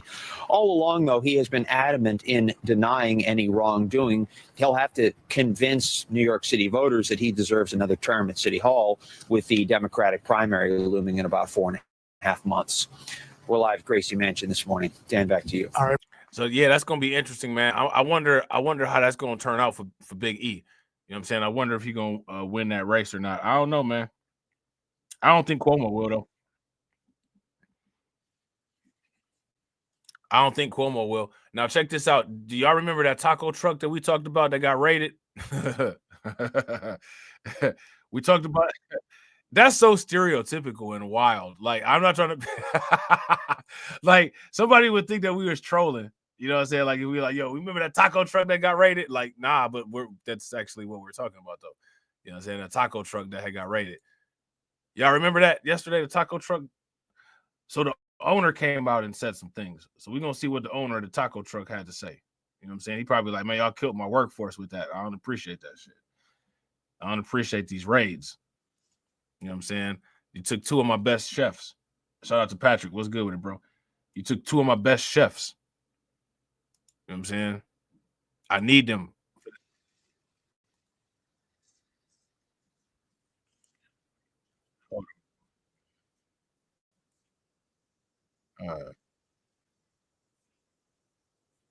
We're going to talk about this DEI stuff, too. We're going to talk about this DEI shit. We about to get everybody mad. All right, now look at this. Here go the taco truck owner right here. Hold on. Oh, goddamn. Wait a minute. All right. Yeah, there we go. All right, real quick, shout out to everybody watching. I appreciate you guys. Y'all already know. If y'all haven't smashed the like button yet, please help me out. Take a moment, smash that like button. Also, if you guys haven't hit the bell, please take a moment, hit that bell. Also, please share the stream to your social media. So there you go. He got the taco shirt on. The little young ass hoodie and shit. You know what I'm saying? Don't look like that hoodie will fit up over his head, but you know. You do what you got. You do what you can, right? Had an ID. None of them had a uniform, nor did they have a badge. They didn't have a court order. They didn't identify themselves, and they just jumped into the private property of my truck and apprehended. The owner of Taco and Ganas is speaking out after ICE agents arrested 3 of his employees Monday. Today, we learned the arrests are tied to potential labor trafficking. Fox 13's Dominic Dillon joins. So he mad because he finna go to jail. Labor trafficking. The United States been labor trafficking. That's one of the reasons why all these people here. This is one of the reasons I keep saying these people need to get punished. Homeboy right here shouldn't even be able to be out and free to make this video for social media. He should be in jail. You hired people that you're not allowed to hire, dude. You know what I'm saying? Them had an ID. None of them had a uniform, nor did they have a badge. They didn't have a court order. They didn't identify themselves, and they just jumped into the private property of my truck and apprehended. The owner of Taco and Ganas is speaking out after ICE agents arrested 3 of his employees Monday. Today, we learned the arrests are tied to potential labor trafficking. Fox 13's Dominic Dillon joins us live from a Taco and Ganas in Cordova. Dominic, Homeland Security said that 2 of the workers have prior convictions for immigration violations. Are the consequences for the business? Is this the connection here? So we're dealing with.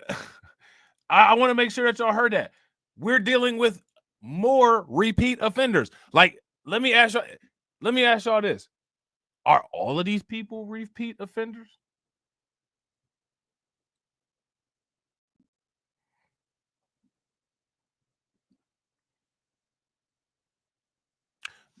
Are all of these people repeat offenders? Look, man, let me ask y'all this. Doesn't it seem like every time we talk about like these particular criminals, they're always repeat offenders? And like, you know, that's not the problem, though. It's not a problem. Don't worry about that. Don't worry about them being repeat offenders. Why is there so many repeat offenders? Shout out to Al McCowan. Al McCowan said, "Who got the urge for a chalupa?" I do. For real, for real. One with chicken? Oh yeah, for sure. I'll take one right now. Who buying? Who buying? You know what I'm saying? Hell yeah, I'll take a chalupa from an actual look, from an actual Mexican restaurant. Look, you ain't got to worry. I'm not gonna tell neither. You know what I'm saying? If you got somebody that's undocumented that's working, I ain't got. Hey, look, whatever, man. Give me my food and you'll get your money. You know what I'm saying? Everybody gonna be mad at me. You supposed to tell on all the you supposed to tell on the migrants. I'm not gonna be able to get my chalupa then if I do that. So sorry to disappoint y'all. I'm not about to send the ICE to the Mexican restaurant. I'm about to take myself to the Mexican restaurant. You know what I'm saying? I'm gonna get some of that shrimp with salsa on it and a damn chalupa. You know what I'm saying? And a nice tequila with salt around the brim. And then I'm leaving. You know what I'm saying? And that's just gonna be that. You know what I'm saying? That's just gonna be that. But yo, for real, how many people ever had that shrimp with salsa? That shrimp with salsa with the pico de gallo on that? Man, listen, man, look. And a Bloody Mary to go with that shit.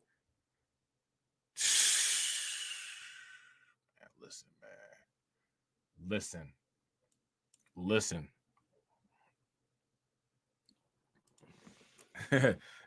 Yeah, look. Shout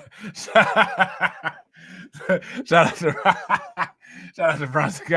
Ron said he on that carrot shit. Right, facts. Shit, give me my food, nigga, then I'm out. You know what I'm saying? I don't care about none of that.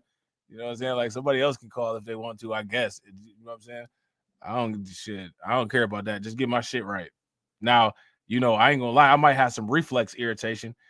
Don't put the wrong shit in my bag and I DoorDash it and they done messed up, because you might accidentally that might be some overkill. I might get that mad that I turn around. I'm not even calling customer service. I'm calling ICE. Fuck this shit. So just make sure the order is right. You know what I'm saying? But on regular circumstances, though, if I go up there and get some takeout, sorry to disappoint y'all. I'm not about to jump out the window and call ICE on every damn Mexican restaurant because everybody decided to vote Democrat for the last 60 years. And now we got this situation. I'm getting my motherfucking food and I'm out.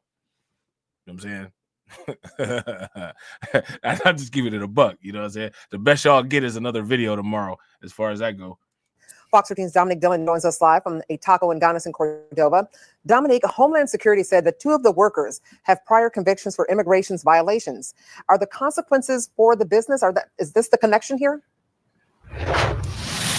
Well, Darcy, hopefully we can find out as this investigation continues. But what we do know is that there are civil and criminal penalties for employing undocumented immigrants. Now, the civil penalties could be a fine of up to $16,000, and an employer could face up to 6 months behind bars. And if an employer is caught trying to fake compliance for employees. So when is any of this going to actually happen? Do y'all hear all of these offenses that they're talking about as far as the employers? Shout out to Al McCowan. Al McCowan said ice cold Modelo's on the go. Yeah, Modelo ain't bad. Modelo ain't bad. Dos Equis ain't bad neither, to be honest. You know what I'm saying? Dos Equis ain't bad either.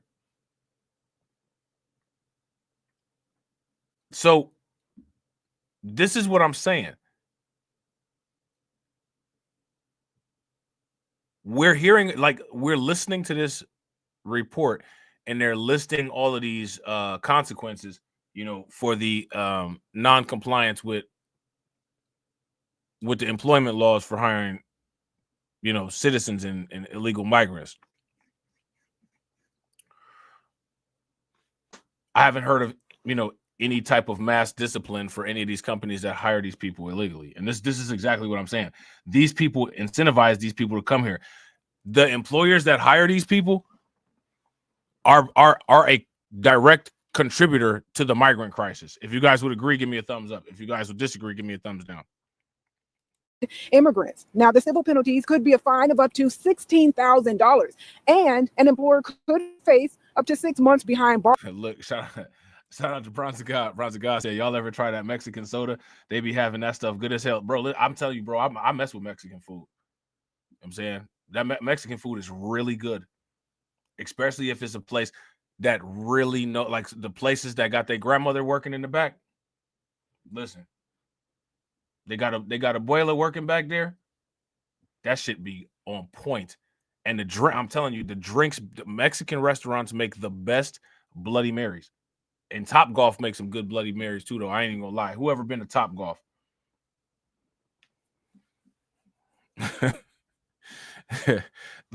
Some people go to Top Golf to play that little putt, whatever that shit is that they got. Other people go there to drink. Listen, they got some good Bloody Marys at Top Golf. I think they use like spicy V8 and they put like some a lot of pepper in it. Man, listen, this shit is great. You know what I'm saying? Shout out to Bronze. Bronze said, yep, you got to find them hole-in-the-wall restaurants.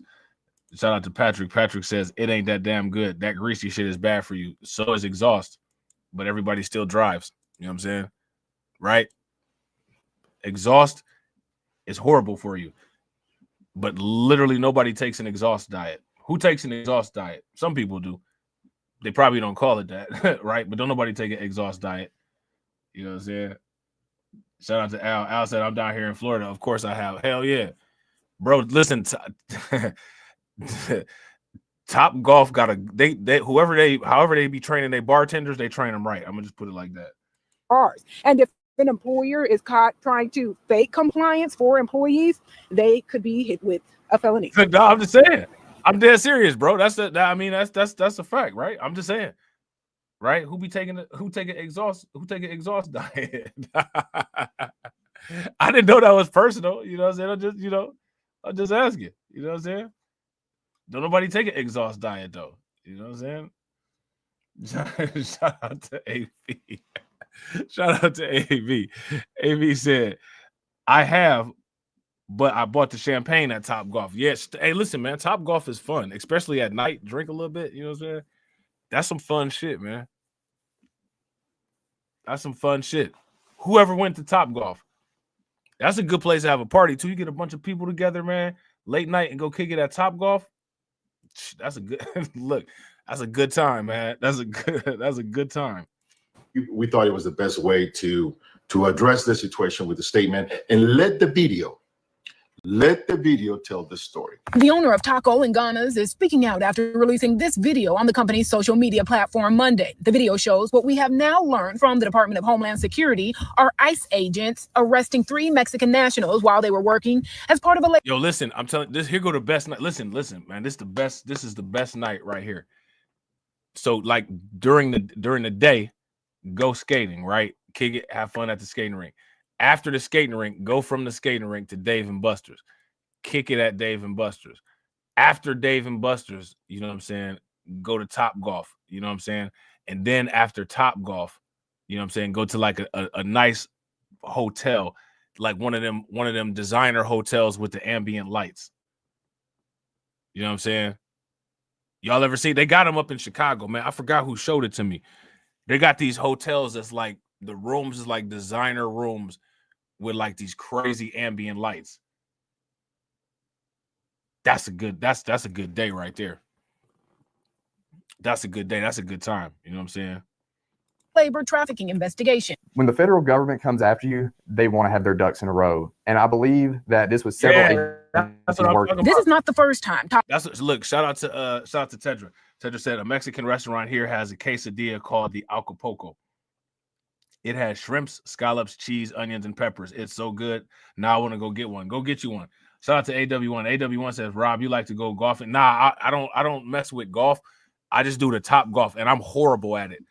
I'm one of those annoying people that is horrible at Top Golf, but I love doing it. Like, I love doing it so much, you would think that I was like the best person in the world. Bro, half the time when I swing, I don't even hit the ball off the tee, and I be having like the best time in the world.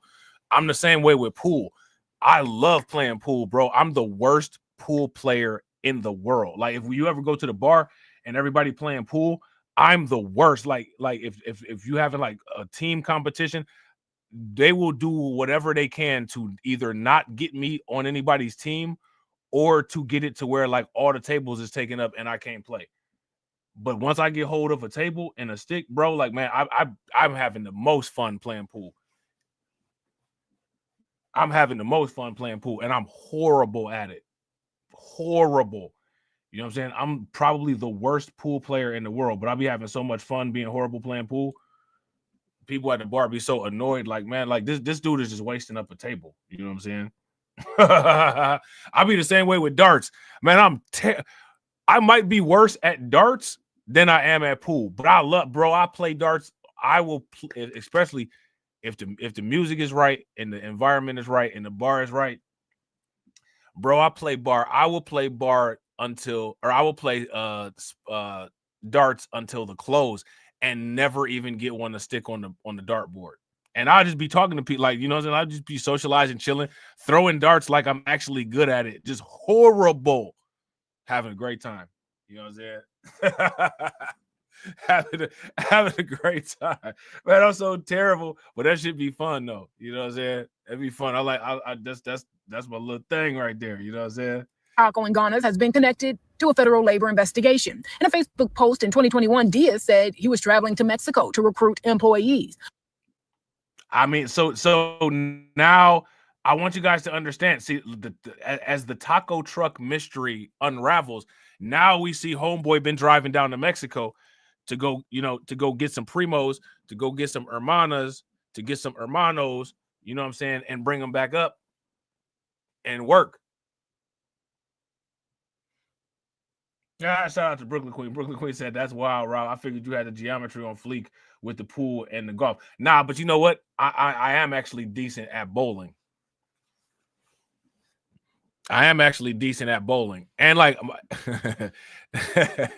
not only am I decent at bowling, but like I've developed like a bowl, like a roll that's like, it's like a comet. And like it goes so fast, and it'll hit up against the back of the alley. You know what I'm saying? And people be like, can you not do that? And I'll be like, sure. And then I just do it again. You know what I'm saying? But usually I be doing good on bowling. No, I hit some strikes. You know what I'm saying? but it'd be like I figured out this way where like that it's like pew, like light speed. It's like boom, just knock it, just everything just shatters. You know what I'm saying? Right. That exactly. Shout out to Kirk, aka I cross state lines to traffic employees. So then again, this is the dude. We're supposed to feel sorry for this dude. I don't know what I did. This is the whole I don't know what I did wrong. I'm just being targeted. You do know what you did wrong, and you're being targeted because you're part of an investigation for doing exactly what it is that you did. You know what I mean? Like they were working as part of a labor trafficking investigation. When the federal government comes after you, they want to have their ducks in a row. And I believe that this was several agencies working. This is not the first time Taco and Ganas has been connected to a federal labor investigation. In a Facebook post in 2021, Diaz said he was traveling to Mexico to recruit employees. The post said employees would work 12-hour days with only one day off and make about $9 per hour with no overtime. Why would you post that on Facebook? Now they talking about you're going to work 12-hour shifts at $9 an hour and you ain't getting no overtime.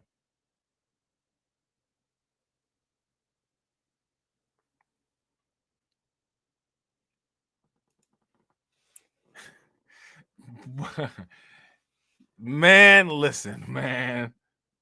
In 2022, the U.S. Department of Labor's Wage and Hour Division opened an investigation into the company. It's unclear if the investigation that led to Monday's arrest is related to the investigation from 2022. If you are being mistreated by your employer, this would include situations of... Right. I was about to say, while he's sitting up here crying about getting these migrants getting arrested, he needs to be prosecuted. Like, listen, you know what I'm saying? He ain't even treating the migrant. Like, why are you acting like a migrant advocate? You're not even treating the migrants, you know what I'm saying, that you have good. You're doing them like a sweatshop.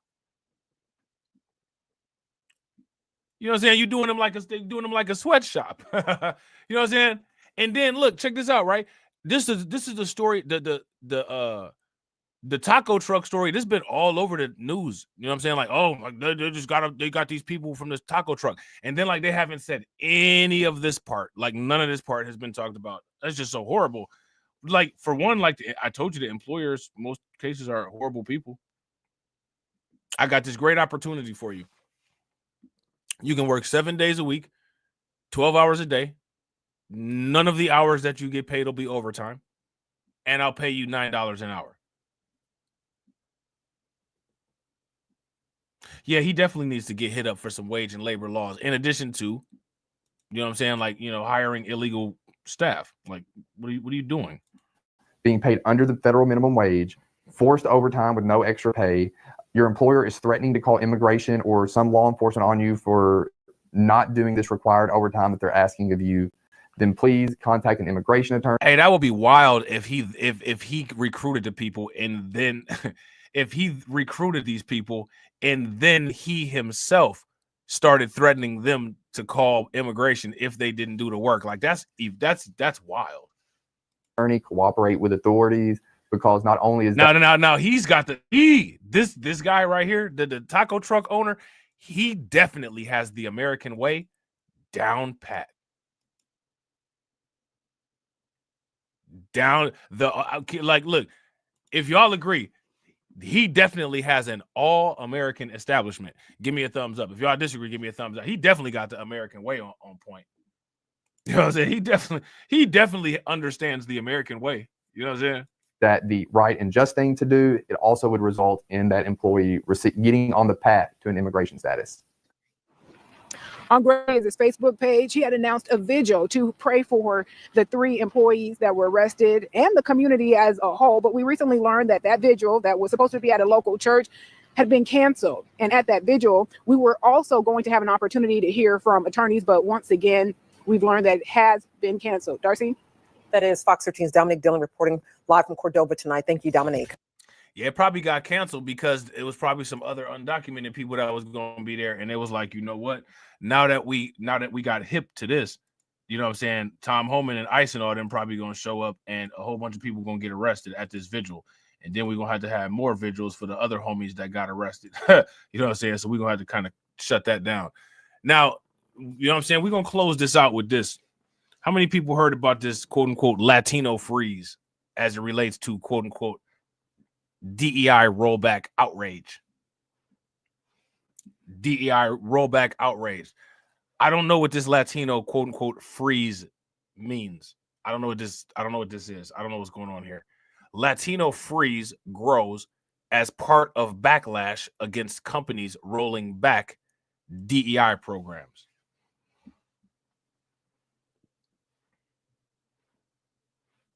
What's the Latino freeze? What's going on with that? Now, as far as I'm concerned, when they talk about the Latino freeze, right, we were just talking about the tequilas with the salt and the frost around the rim.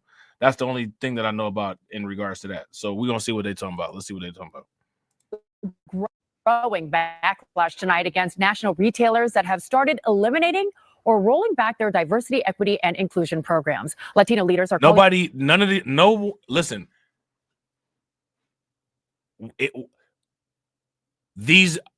Now again, right? You got to understand this.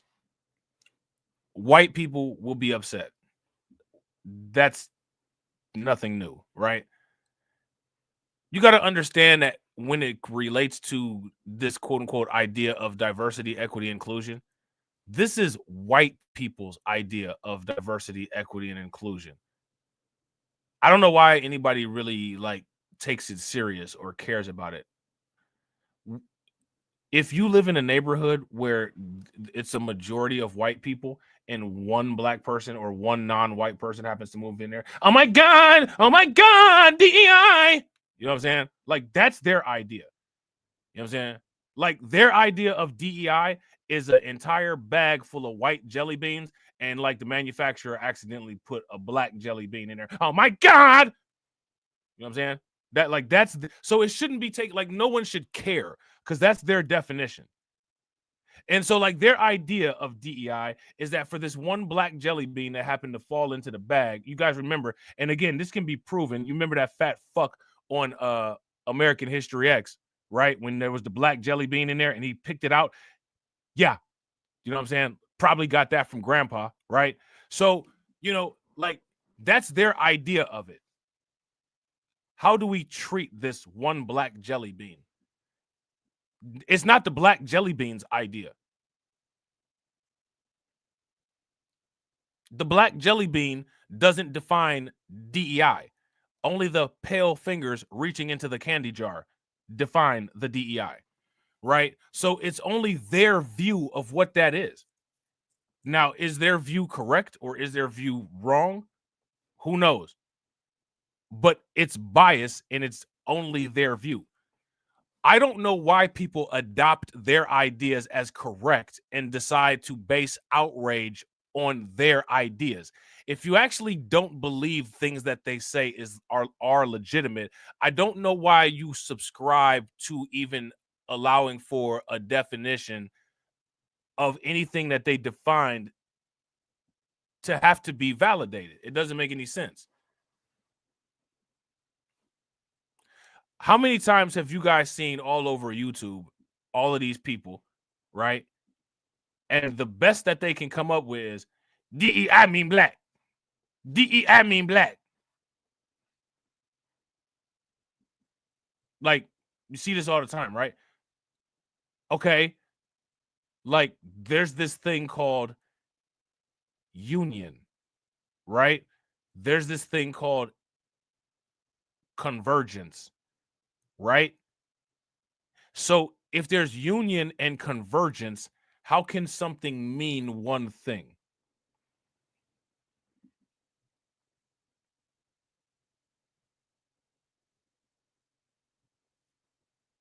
That's my question.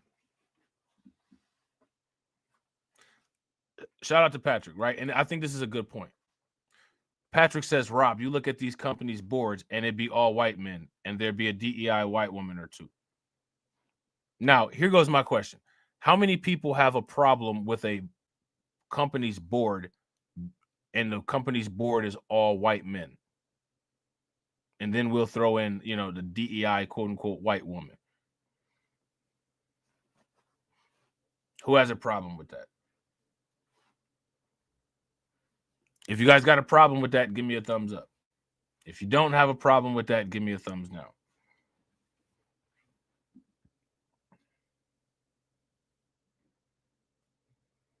Shout out to everybody watching. I appreciate you guys. If you all haven't smashed the like button, please do me a favor. Take a moment, smash that like button. Also, if you guys haven't hit the bell, please take a moment, hit that bell, and share the stream to your social media. Who's got a problem with this? Now, here's the thing, right? I'm going to keep it a buck. This is what I'm going to start doing. I'm going to start answering stuff for people, right? And I'm going to start answering it in the most extreme and absurd way. So you're being forewarned, right? Now, here's my question for everybody. Who has a problem with a company having an all-white board? Now, I don't believe that anyone has a problem with that. As a matter of fact, I would go as far as to say the majority of the entire of America, including black people, actually prefer that, which is wildly bizarre, but it's what the evidence shows. Who knows? Maybe it's because of the doll test or something. I don't know. But no one has a problem with this. The only thing that everybody wants to do is just people just want to talk about it. Now, somebody might ask me the question, why would you say such a thing? I would say such a thing for this reason. How many people remember that city in Tennessee where the comptroller took over the money? You guys remember that? Now, that was a situation where there was an elected official. So the people who were in that area had an opportunity to put who they wanted to in place. Now, that area is majority black, but they chose to pick a white comptroller. Why would you do that? Now, I don't know why you would do that. Maybe he was qualified. Maybe he wasn't. I don't know the individual. But what I do know is that they didn't vote for what would be considered quote unquote DEI, or maybe in that instance, they chose DEI. They were pro DEI.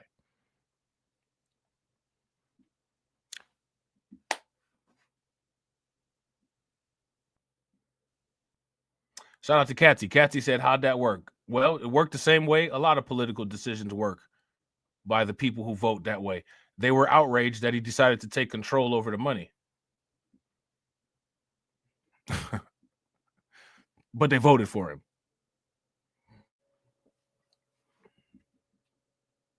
So because of multiple situations like that, where people do things like that, it is to my belief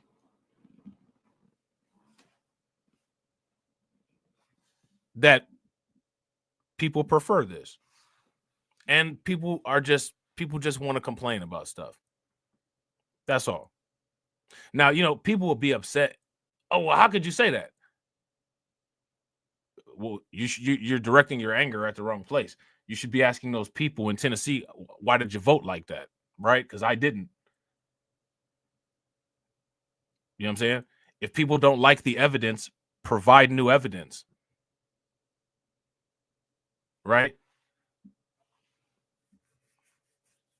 Shout out to Patrick. Patrick says, wait, did they? I thought the state went to take over because a big company was coming in. The comptroller is an elected official. They voted to put the comptroller in his comptroller office. The same way they voted for the mayor, the same way they vote for the sheriff, the same way they voted for the judges. A big company was coming in, and the comptroller said, I'll be taking control of the money now. And everybody joined hands in outrage. And everybody also voted him in. And everybody said a bunch of nonsense that didn't make sense, and it was outrage, and everybody clapped and cheered, and still nobody learned anything. You know what I'm saying? Now, shout out to Patrick. Patrick says the point of DEI is to get a so-called POC and black on the boards and into executive positions. Now, here's my thing. Do you think I don't know necessarily how fair that is. Right? I don't know how fair that is. As far as that goes. right? So again, right, I need everybody to answer the question that I asked. And my question is, this original, shout out to Patrick, Patrick's original statement here. Wait, hold on real quick. Not that one. This one.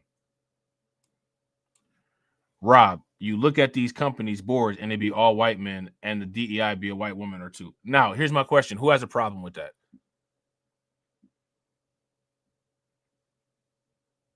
Who has a problem with that?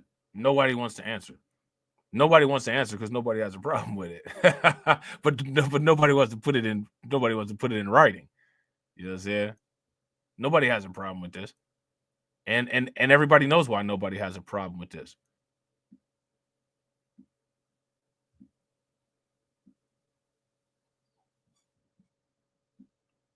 Right? If you go to a company and the company has a quote unquote all white board of directors, do you have a problem with it? Now, if you go to China and a company in China has an all Chinese board of directors, would you have a problem with it?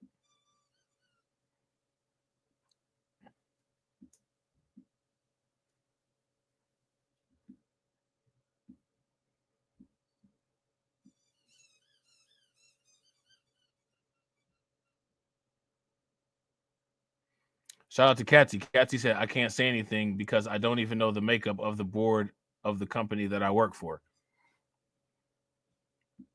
They usually print out a paper or a brochure that's called a 10K, and a 10K usually gives information about the board of directors in it. Usually there's pictures of them, or you can go to the about page on the website and it'll usually show who the top executives are. I want you guys to understand something. This is what I'm saying. Shout out to Kirk. Kirk said if they didn't have any Uyghurs on the board. Right. Now, here go the thing though. The thing about the quote unquote Uyghurs, they're still Chinese. They're also still Asian. Right. So, I don't know, maybe if we do the intersectionality thing and they talk about like ethnic discrimination, you could go that route. But racially, right, they're still the same people. They're still Asian. They're still Chinese. Right. So again, right, this is what I'm saying about the skittishness, right? Everybody's scared to commit. It shouldn't even be that much. It shouldn't even really be a thought, to be honest. I mean, like, it's not really that difficult of a question. Do people have a difficult time with a bunch of white people on the board of directors or not? I mean, you know what I'm saying? Like, is there an issue or no? One of the easiest questions that you'll ever be asked.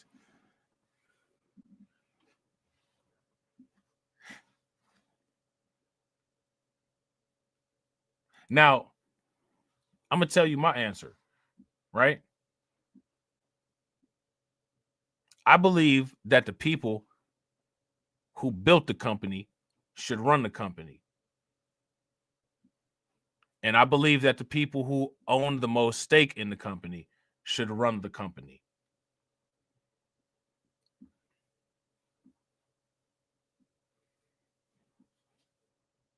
If I create a company, a cryptocurrency company, which is probably what type of company I would create, I don't want somebody to come in and tell me I have to save one of my positions for just some random person that's not invested in what I'm doing.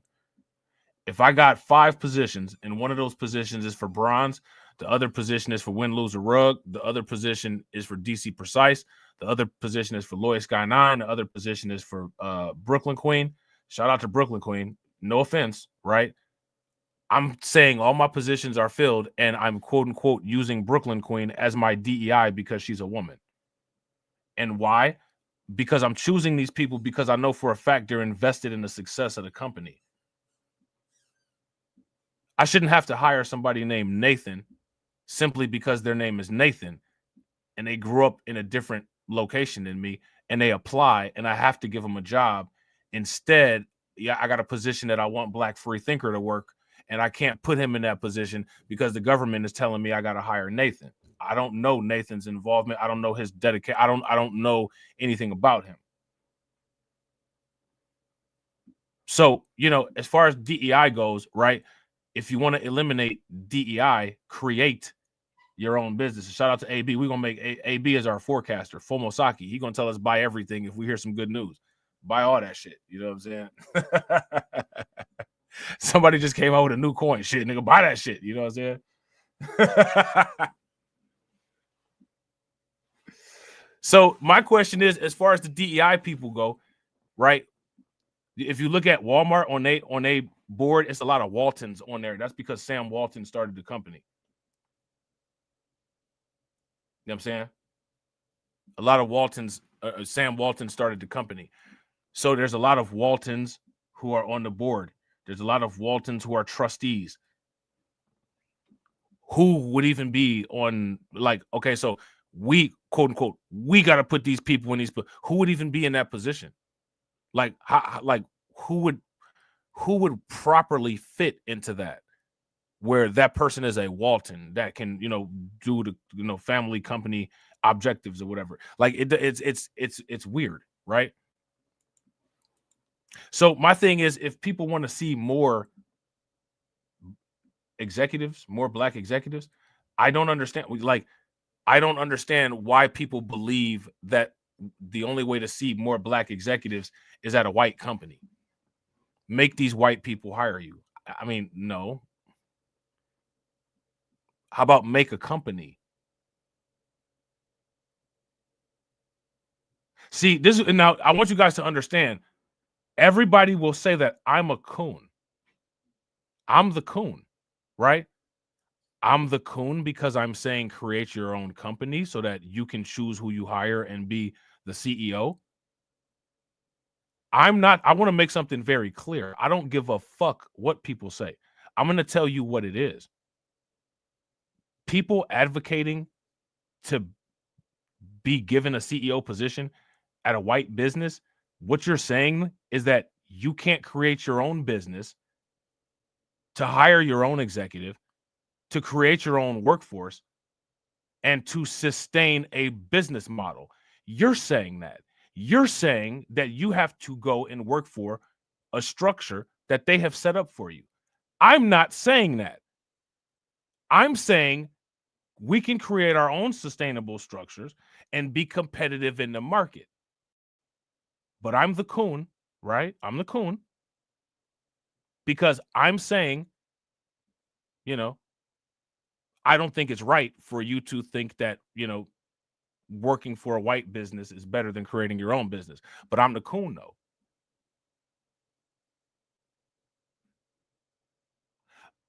This is what I'm saying. Like, there's not, like, how is it empowerment to say white people must give you a job? Like, I don't understand that. They've created this business. This business has run for 15 years. They must give you a job. How, like, if they have to give you a job, how is that empowerment? I don't understand that. If you own, operate, run, and pay your own workforce, that's empowerment. That's vertical integration.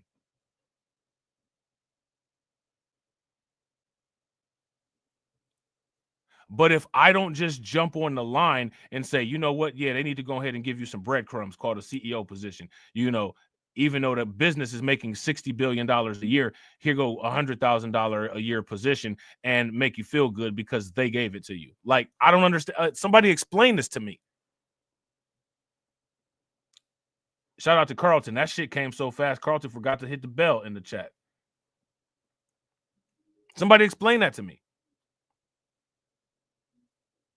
These boycotts that people listen, man, they've been running a fake boycott scheme on people for 60 years. These ain't boycotts. These ain't boycotts. What this is this is folding your arms up and sticking your head up, sticking your nose up in there. I'm not cooperating. That's what this is. I'm not cooperating. I'm gonna stomp my feet and I'm gonna say these people better do what they better do what I tell them to do. That's what this shit is. You know what cooperating is? You know what boycotting is? Boycotting is wiping their business completely off of the map. That's what boycotting is. Oh, you don't like what I'm doing? You trying to treat me kind of crazy when I go shopping? Okay, bet. What I'm about to do is I'm about to come up with a company that uses just-in-time inventory that pushes the prices down so low, I take Amazon out. I'm taking Walmart out. I'm taking Target out.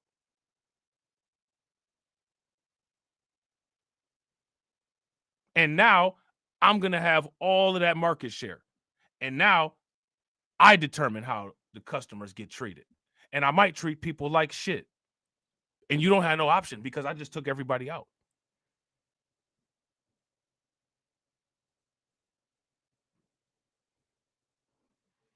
That's a boycott.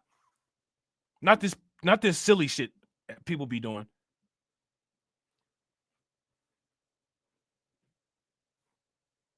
Not this silly shit that people be doing. Because this, I'm gonna tell you 100%. What people are doing right now, this is silly. This is not. How are you We're gonna economically punish it. How are you economically punishing somebody? They still got their equipment. They still have their reserves. You're gonna economically punish a company that has like $100 million in liquid cash by not shopping there for a couple weeks? Really?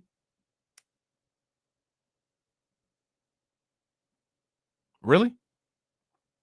Company got, $100 million in financial reserves. You really think you doing something by skipping out on buying shit for 2 weeks?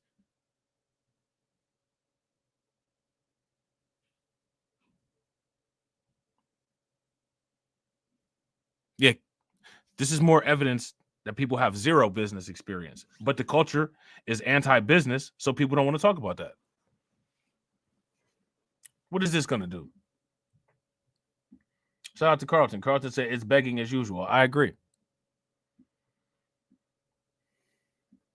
Shout out to DC. DC, bro, you already know, bro.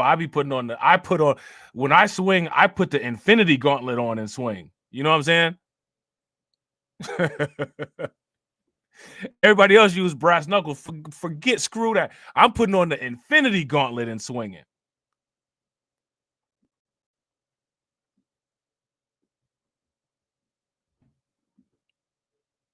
You know what I'm saying?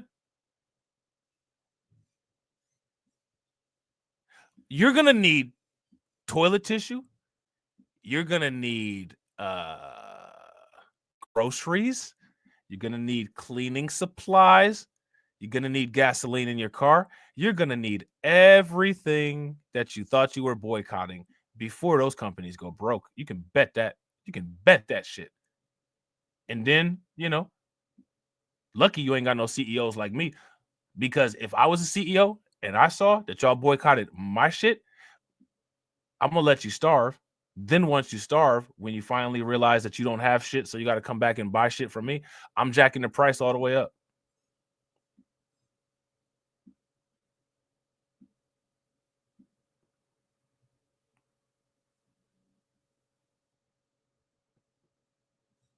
I'm jacking the price all the way up on you. Man, have you ever seen that the night what was it called? The Nightwing, I think it was called Nightfall series of Batman, where Bane had Batman over his knee like that? Oh yeah, that's what I'm doing to y'all. If you think you're gonna boycott my shit. Don't your kids gotta eat? Don't your grandma need diapers? You're gonna have to work twice as hard because you're about to pay twice as much now. This is imaginary shit. This is imaginary shit. You still want the people to be in power.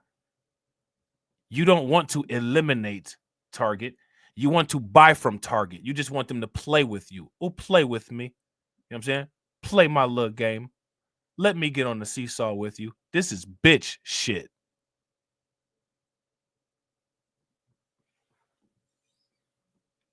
You know what I'm saying? People been lying to y'all about these boycotts. These boycotts don't do shit.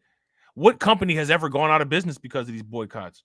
They all still are still around, if I'm not mistaken, doing wonderful on the stock market, by the way. You know what I'm saying? Shout out to Bronze. Bronze said, right, like these companies are literally billion-dollar companies. Motherfuckers don't think they ain't got no backup plan for the backup plan. Bro, facts. Facts. I'm finna not buy shit from you for 2 weeks. They don't give a fuck. You know, they calculate how much working capital they have quarterly. No one cares about this little bullshit. You know what this shit is? This shit is a mosquito bite Who actually sits down and gets medical care for a mosquito bite? But if you boycott, they'll listen. If you boycott, they'll laugh. You know what I'm saying? So when are people going to come to reality? It's lonely here. You know what I'm saying? Got a lot of real estate.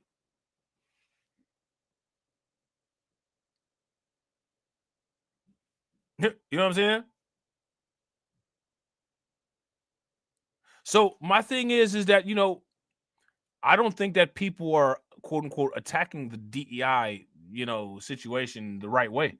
I don't think they're attacking it at all. It's the same thing as always. They just want to be played with. Oh, please play nice with us. Well, if you want to continue to play, like, you know, they're gonna play how they want to play. In 2025, right? I want y'all to understand this, right? And this is all part of this shit. You're a coon if you don't say, yes, you know, a white business should be required to hire you. That's being a coon, right? You're being a coon if you say, why don't you empower yourself through vertical integration and build a top-down workforce? You're the coon for encouraging what creates empowerment. You're not a coon and you're on code if you demand integration into a white business. Now, I'm so goddamn sick and tired of these motherfucking inconsistencies with this bullshit. I don't know what the fuck to do. How many times do y'all hear people sit there and say they're tired, that immigration was the worst thing that possibly happened? I'm so sick of that fucking talking point and lie. Everything was all good. Everything was all good until integration happened. I'm so fucking sick and tired of hearing that shit. If that's the case, then what does anybody have a problem with this anti-DEI shit for? They're actually doing you a favor. They're unintegrating the businesses. The fuck? Isn't that what that is? They're de-integrating the businesses. Integration fucked us up. All right, then. Well, you know what I'm saying? The people that you didn't vote for are saying, you know what? I think integration fucked us up too. So we're getting rid of it. Well, wait a minute. These motherfuckers got to give us a job now. Which one do you want?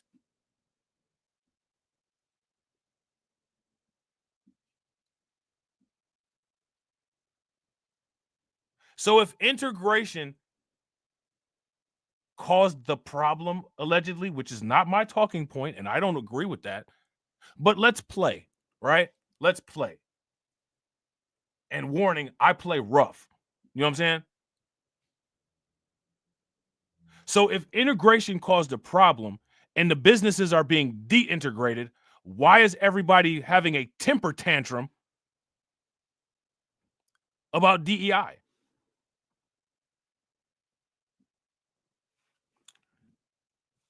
Shout out to Patrick. Patrick says black folks today don't have the ability to build a ground-up corporation. That's Patrick saying that. I ain't saying that. I don't agree with that, but Patrick said it. Shout out to Carl. Carl just said both. I disagree with that.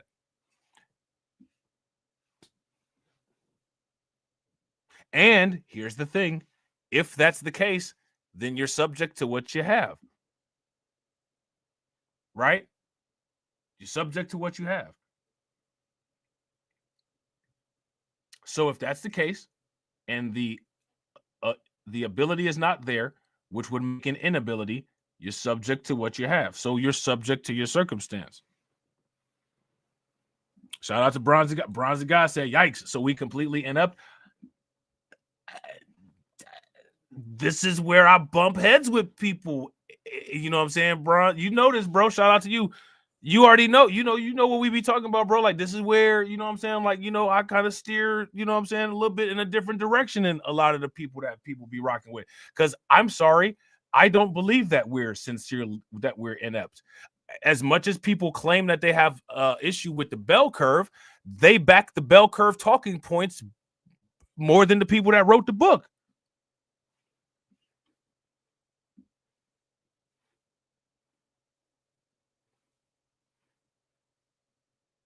The Umar Johnson types. Well, you know we're dumb. I don't know we're dumb. I know that I graduated magna cum laude and I academically outperformed all of my peers. I know that. I don't know about the shit you talking about. You know what I'm saying? But okay, Umar, sure. You know what I'm saying? Shout out to Bronze the God, bro. Hey, Bronze the God hit him with the Neely Fuller Jr. roast. Bronze the God said, well, based on the data, just kidding, never mind. Do you know Neely Fuller Jr.? What did the evidence say? You know what I'm saying?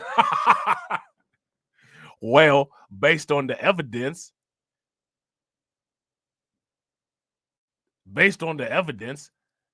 young Neely Fuller said, I don't know, white man. You know what I'm saying?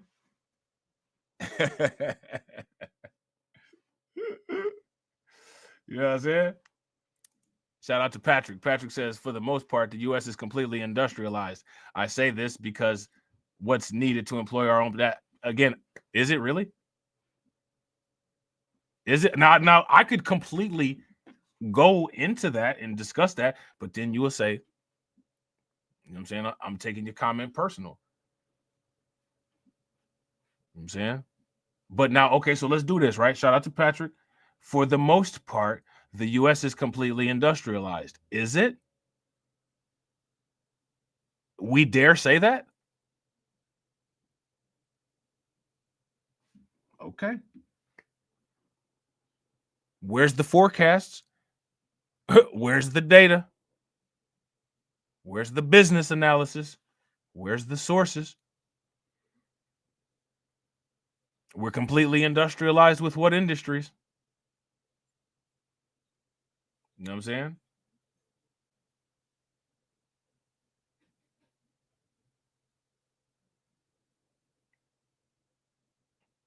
Carlton hit him with the Neely Fuller Jr. Well, based on the data, based on the data.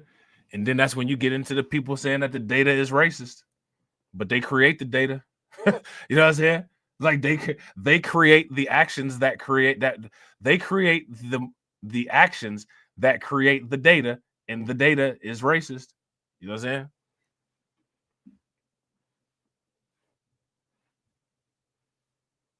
You're saying you sitting up there saying that they be calculating. There's a difference between quantitative easing and the data. No. This isn't and this is not an answer, Patrick. It's not an answer. Just looking at realism. You're not looking at realism unless you can tell us how to pull it off. I've been told everybody how to pull it off. Very easy. It's not realism at all. We have an entirely new market and set of industries that are about to happen that people just are uninterested in. This is an absolutely unacceptable answer. Just looking at realism, you're not looking at realism at all. That is not at all what you're looking at. You're not looking at realism at all.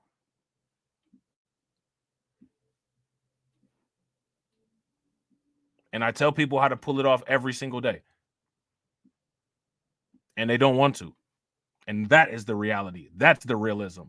That is the realism. The realism is that people are digging their own graves with a shovel that they overpaid for because they want to. And then they're showing the shovel off like it's a badge of honor. That is the realism. That's the realism, bro. You know what I'm saying?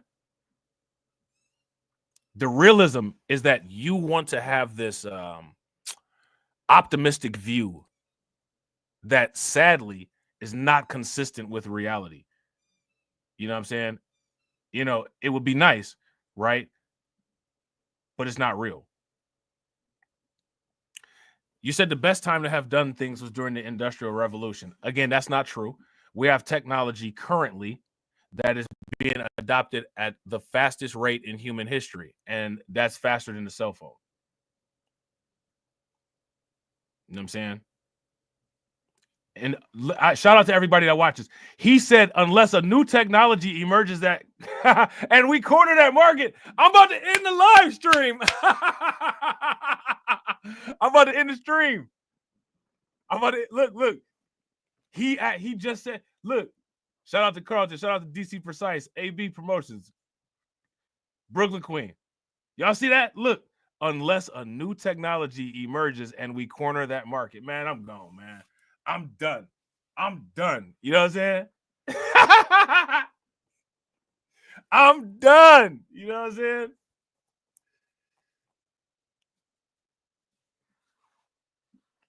So where win, lose, or rug at? You know what I'm saying? Look. Patrick gotta be trolling, man. Oh no, I'm at bro. Are you actually asking this? Literally everyone here. I'm gonna let the comment section handle it. I'm gonna let the comment section handle that. Look at it. We're gonna address the comment. Just looking at realism, unless you can tell us how to pull it off. The best time to have done this was during the Industrial Revolution. Now, let's ask this question, right? Let's start with this one. Are we on the verge of a fourth industrial revolution? Yes or no? Is that true or false? Let's start with there. Unless a new technology emerges and we corner that market. I've literally been saying that at least for the last 5 years. No one cares. Here's my question, Patrick. You got to answer this question honestly. Do you have a hard time accepting the reality of mediocrity and that people actually don't care about any of this shit?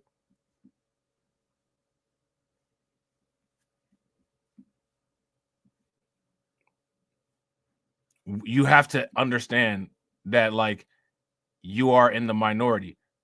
This idea of unity and this idea of togetherness and, you know what I'm saying, like rah, rah, rah, black fist, bro. No one cares about any of this shit.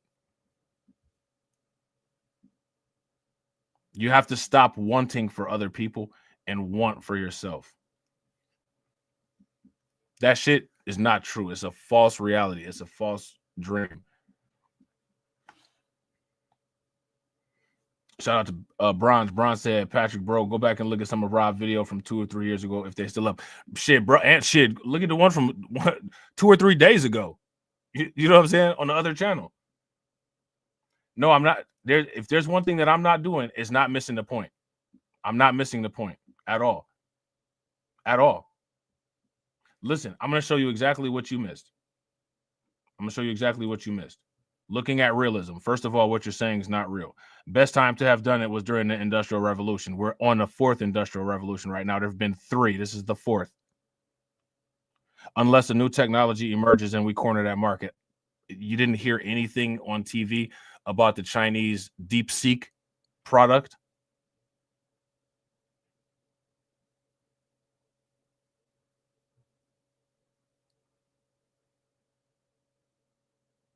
Everything that you said is completely and entirely incorrect and outdated. All of this stuff is literally going on, and there's nobody in white hoods on horseback stopping anyone from getting that information. Everyone in here's got it. Literally everyone in here got that information.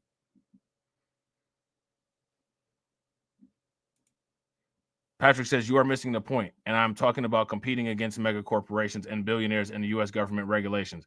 If you are saying employ our own people, well, first of all, there's no competition to hire black people, so we're not in competition with that. You know what I'm saying? Nobody's competing to hire black people, so that's not even a competition that we'd have. First and foremost, right?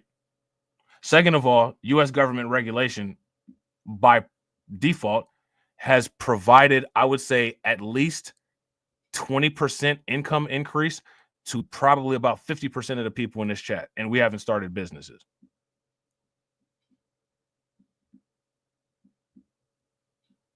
Second of all, competing against mega corporations, no one starts out to compete against a mega corporation. The idea that you're going to start a business and you're going to be instantaneously competing against Amazon, you're not even like that's not even realistic. I don't even know why anybody would start with that type of mind state.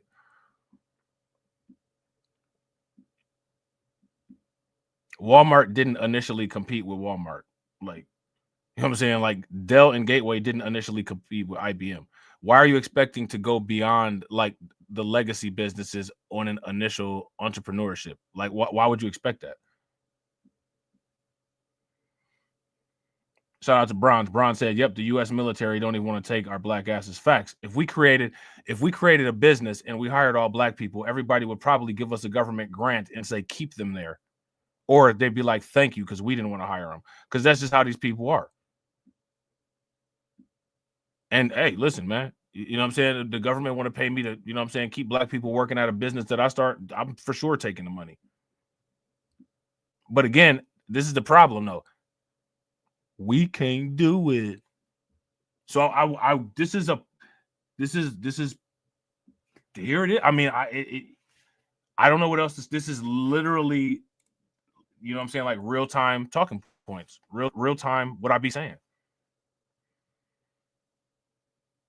I literally do entire live streams about everything involving the fourth industrial revolution. TD did an entire video series that he lost money on because the viewership was so bad, encouraging people to get their kids into STEM. The reality is that people are irresponsible and they're unaccountable. They contribute to their ignorance instead of to their empowerment and education. And then when they have no resources to be able to throw on the table, they say, well, how did this happen? If I'm at the point where I'm done with listening to the how did it happen, I would probably say the majority of most people are done with everything.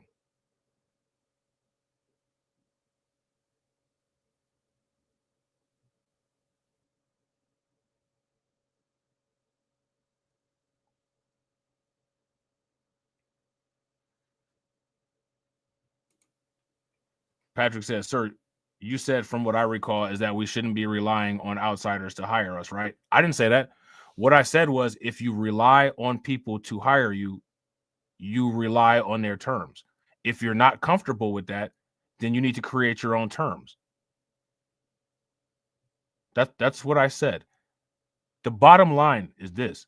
Literally, everything that you suggested, people are contributing to their own detriment and then lying about it.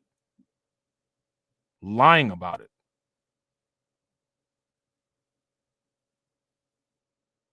You know what I'm saying? And people are okay with that.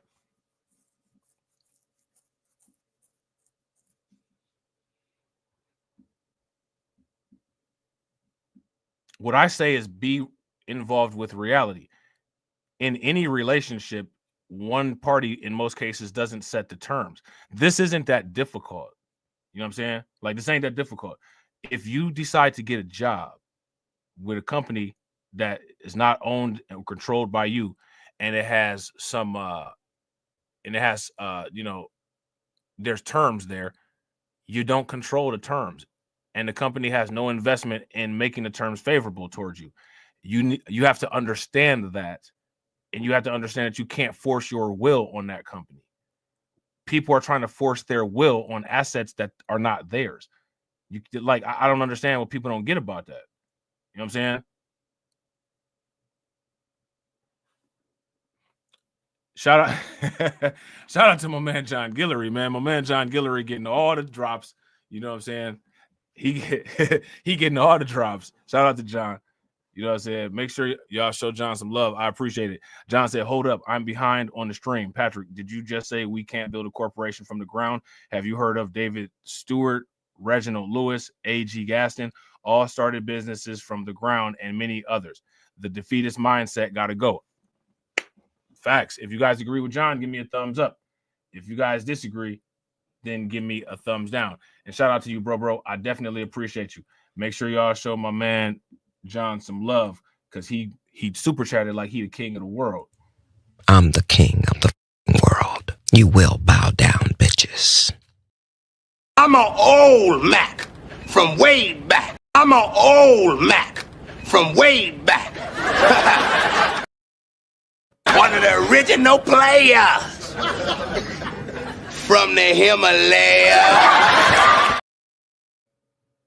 Eating bushmeat, ain't Donald Trump trying to grab him by the. Said it was some Haitians somewhere out in Springfield. Women doing cartwheels. Have you seen Garfield? Have you seen Snowball? This about to snowball. I'm about to go off. I can't let this go on. Miss me like an airball. Tell me when my cat is cough it up like a hairball. I gotta tell them if they even put the fingernail on Santa's little helper to turn them to hamburger helper. Somebody better help them, cause I'm going to jail for showing them fellas helter skelter. Usually I'm content, but if you touch my dog, then I'm turning into John Wick. I'm lit. Bird better drop it. If you touch my pet, then I'm pulling up like CrossFit. They said Hello Kitty, but it ain't there. It's right here in your city. When I turn my back, now the cat goes missing and where my peoples is at. Does anybody know where he took with that? Cause I heard they putting claws on felines, I'm mad. And my cat disappeared just like Felix the cat. And got paid back. Thought she was a goner, but the cat came back. If you ain't a pussy cat, say drop that cat. Drop that cat. Drop that cat. Got paid back. Thought she was a goner, but the cat came back. If you ain't a pussy cat, say drop that cat. Drop that cat. Drop that cat. They're eating the dogs. They're eating the cats. Eat the cat. Eat the cat. They're eating the cats. They're eating the dogs. Eat the cat. Drop that cat. How do you think that we fund this organization, huh? We're not exactly the March of Dimes. Get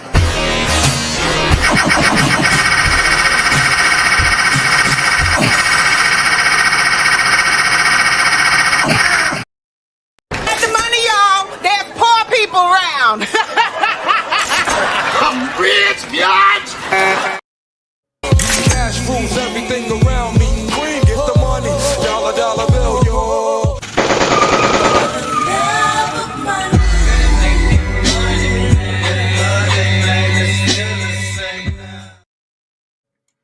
Shout out to John. I appreciate it, bro. And yo, so shout out to everybody, man. But one thing that people need to really pay attention to, and shout out to everybody that contributes.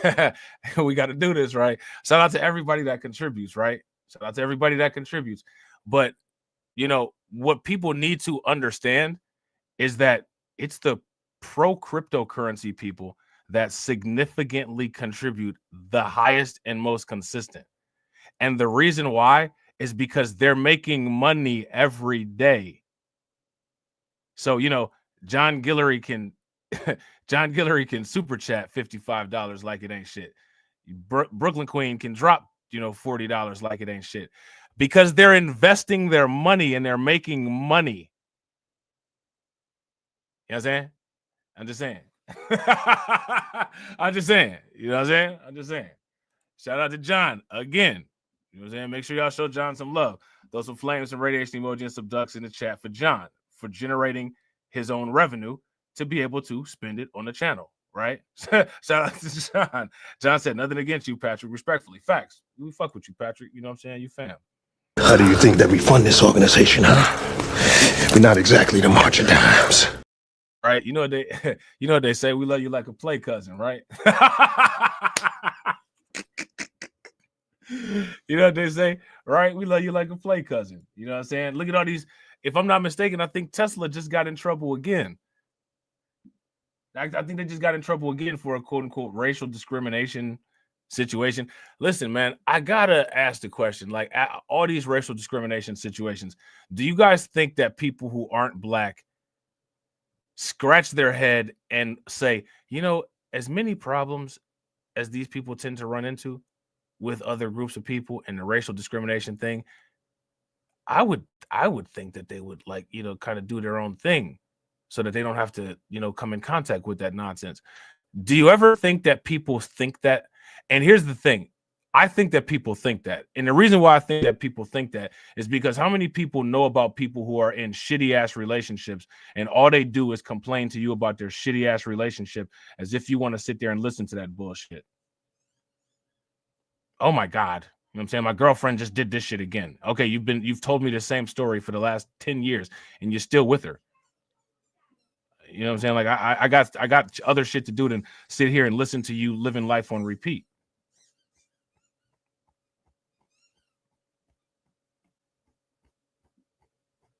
You know what I'm saying? Like, so, you got to ask that question. Like, if we ask those kind of questions, you know what I'm saying? Shout out to Bronze. Bronze said that. What would the alien say? Bro, we be asking that question all the time. What would the alien say? You know what I'm saying? What would the alien say? You know what I'm saying? Shout out to Patrick. Patrick said, okay, well, I didn't see all your broadcasts. I'm talking about employing our community, and I'm saying you can't just start that up today, the levels needed. What levels are needed? What's the levels needed? I'm like I said, I'm done I don't give a shit about employing quote unquote our community. I don't give a fuck about that shit anymore. The reason why I don't is because no one gives a fuck. No one cares about any of this shit actually. So I care about the very few people, right, that actually care about doing some shit. As far as that shit goes, that shit's out the window, bro. I don't give a fuck about none of that shit. You know what I'm saying? That shit's done. That shit dead. That shit dead with a headstone and liquor poured out over it. You know what I'm saying? Because that's where people want it at. So that's where it's at. As far as as far as I go with it, you know what I'm saying? That shit dead. Don't know, like there's no evidence that shows that anybody's actually invested in that. And people got the pro-black dyslexia where, you know, if you're not just weak and dominated by white supremacy, you're a coon. But if you say be independent and do your own shit, if you don't agree that you're weak, independent, and completely dominated by white supremacy, you're a coon. But if you say, hey, let's do our own shit, you're the coon. Like, I'm done with that shit. You know what I'm saying? I got no investment in none of that shit. You know what I'm saying? Shout out to Patrick. Patrick says, I'm talking about employing our community, and I'm saying you can't just start that up today to the levels that's needed. All I gotta say is look at Da Vinci Jeremy on YouTube. Da Vinci Jeremy on YouTube is somebody that literally was a billionaire or millionaire overnight, based on his own due diligence and research. You know what I'm saying? Like, again, like I don't know why people say this stuff. You know what I'm saying? Like when there's clear evidence that disproves it. You know what I mean? Shout out to Patrick. Patrick says, I don't have a damn defeatist mindset. I don't know, bro. I don't know. Like, you literally, everybody just saw the comment that said black people can't create a corporation. You know what I'm saying? And so then Patrick says, don't say we couldn't, but if we're talking about getting out of a hole in, say, a generation, it could have happened. It could have happened and people didn't do it. Like, you know what I'm saying? Like, it literally could have happened. Now it's too late. The window has closed. One of the ways that it could have happened, but people chose against it. These are choices. People need to take the Post-it note off, write down, I chose not to do this, slap the Post-it note on their forehead, and walk around with it and see it in the mirror every time they look in the mirror. You know what I'm saying? Like, you know what I'm saying? Like, you know, people just letting opportunities slip through like they can afford this shit. You know what I'm saying? And then saying, well, we didn't do this shit. Well, that was the choice not to do that shit. You know what I'm saying?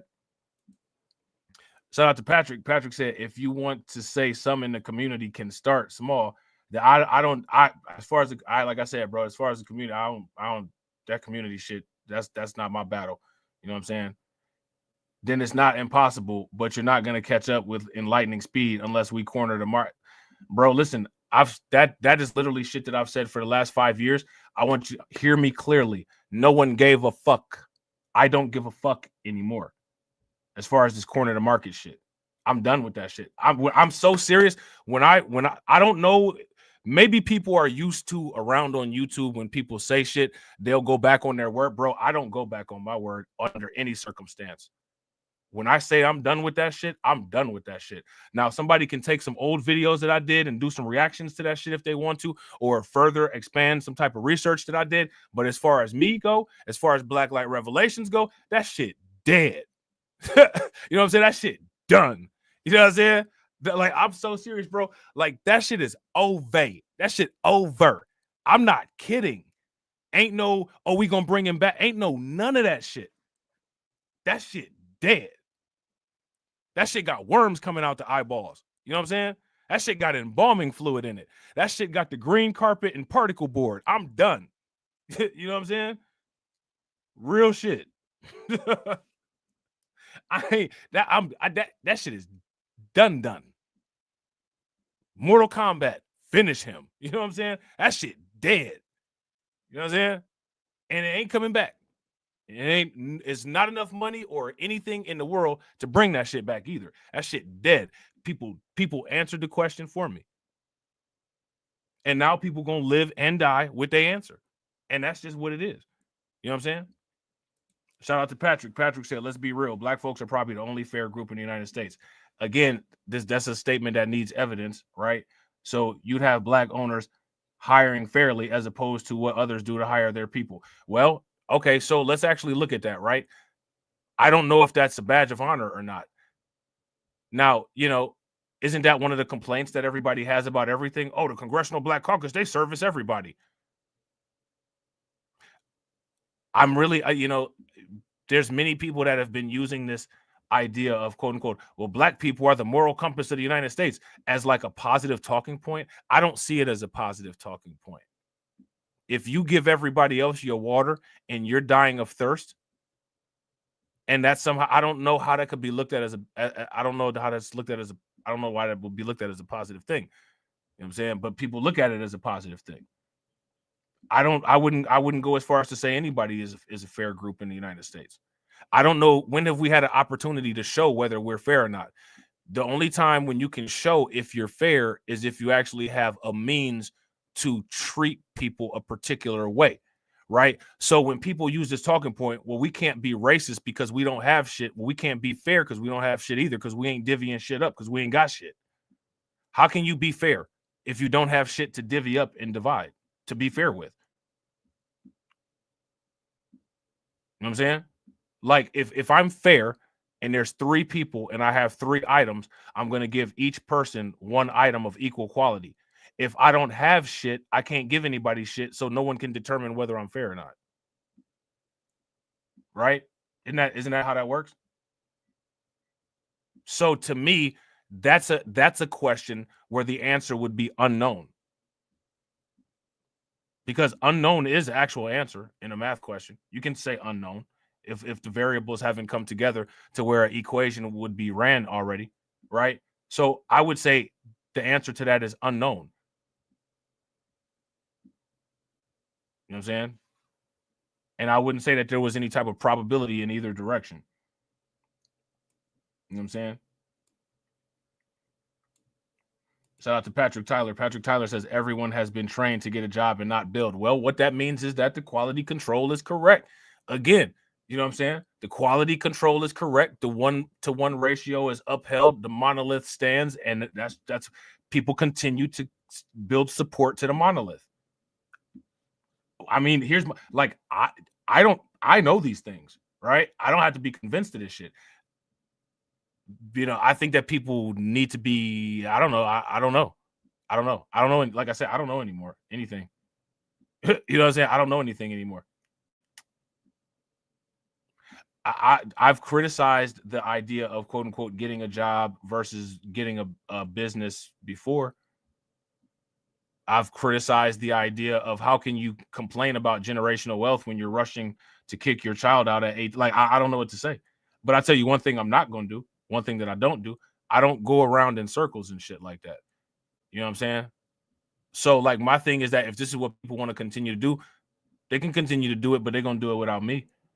I'm about to go, you know what I'm saying? I'm going to do something else. You know what I'm saying? The same way, like, you know, I talk about cryptocurrency more. You know, people complain about the racial wealth gap. They want the money with the slave owners on it because they like their foundational Black American last names, that the last names are from white slave owners, the same people that's on the money, right? That's if that's what people want to do, if that's the hill motherfuckers want to die on, that's cool, but I ain't gonna die on that hill with y'all. You know what I'm saying? I ain't gonna die on that. I'm gonna die on the Bitcoin hill.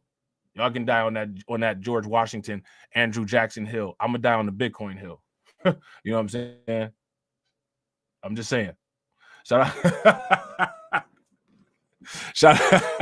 out to Brooklyn Queen. Brooklyn Queen said, doubling down with the Queen. Just watch and learn, folks. DEI or not, we're our own pinky in the brain, and we're forming like Voltron. Facts. That's what I'm saying. Facts. Shout out to Brooklyn Queen. I appreciate it, Brooklyn Queen. Brooklyn Queen getting every drop. Make sure y'all show Brooklyn Queen some love. Throw some flames, some radiation emoji, and some ducks in the chat for Brooklyn Queen. For dropping a super chat like she's the queen of the world. I'm the king of the world. You will bow down, bitches. Bitch up! Swing the remix guard! I'll tell you, bitch up! Tie it, bitch up! I will! Tie it, bitch up! I will! Tie it, bitch up! Just like a woman. That's because some of you niggas, you be acting just like a woman. Nigga Reaper keep it 1,000. Me ain't Donald Trump trying to grab him by the. Said it was some Haitians somewhere out in Springfield. Women doing cartwheels. Have you seen Garfield? Have you seen Snowball? This about to snowball. I'm about to go off. I can't let this go on. Miss me like an airball. Tell me when my cat is cough it up like a hairball. I gotta tell them if they even put the fingernail on Santa's little helper to turn them to hamburger helper. Somebody better help them, cause I'm going to jail for showing them fellas helter skelter. Usually I'm content, but if you touch my dog, then I'm turning into John Wick. I'm lit. Bird better drop it. If you touch my pet, then I'm pulling up like CrossFit. Overseas where they said Hello Kitty, but it ain't there, it's right here in your city. When I turn my back, now the cat goes missing and where my peoples is at. Does anybody know where he took with that? Cause I heard they putting claws on felines, I'm mad. And my cat disappeared just like Felix the cat. And they got paid back. Thought she was a goner, but the cat came back. If you ain't a pussy cat, say drop that cat. Drop that cat. Drop that cat. Got paid back. Thought she was a goner, but the cat came back. If you ain't a pussy cat, say drop that cat. Drop that cat. Drop that cat. They're eating the dogs, they're eating the cats. Eat the cat, eat the cat. They're eating the cats, they're eating the dogs. Eat the cat. Drop that cat.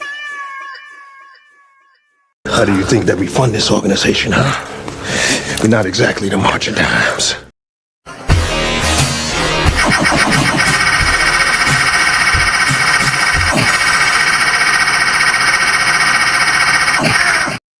Get the money, y'all. There's poor people around.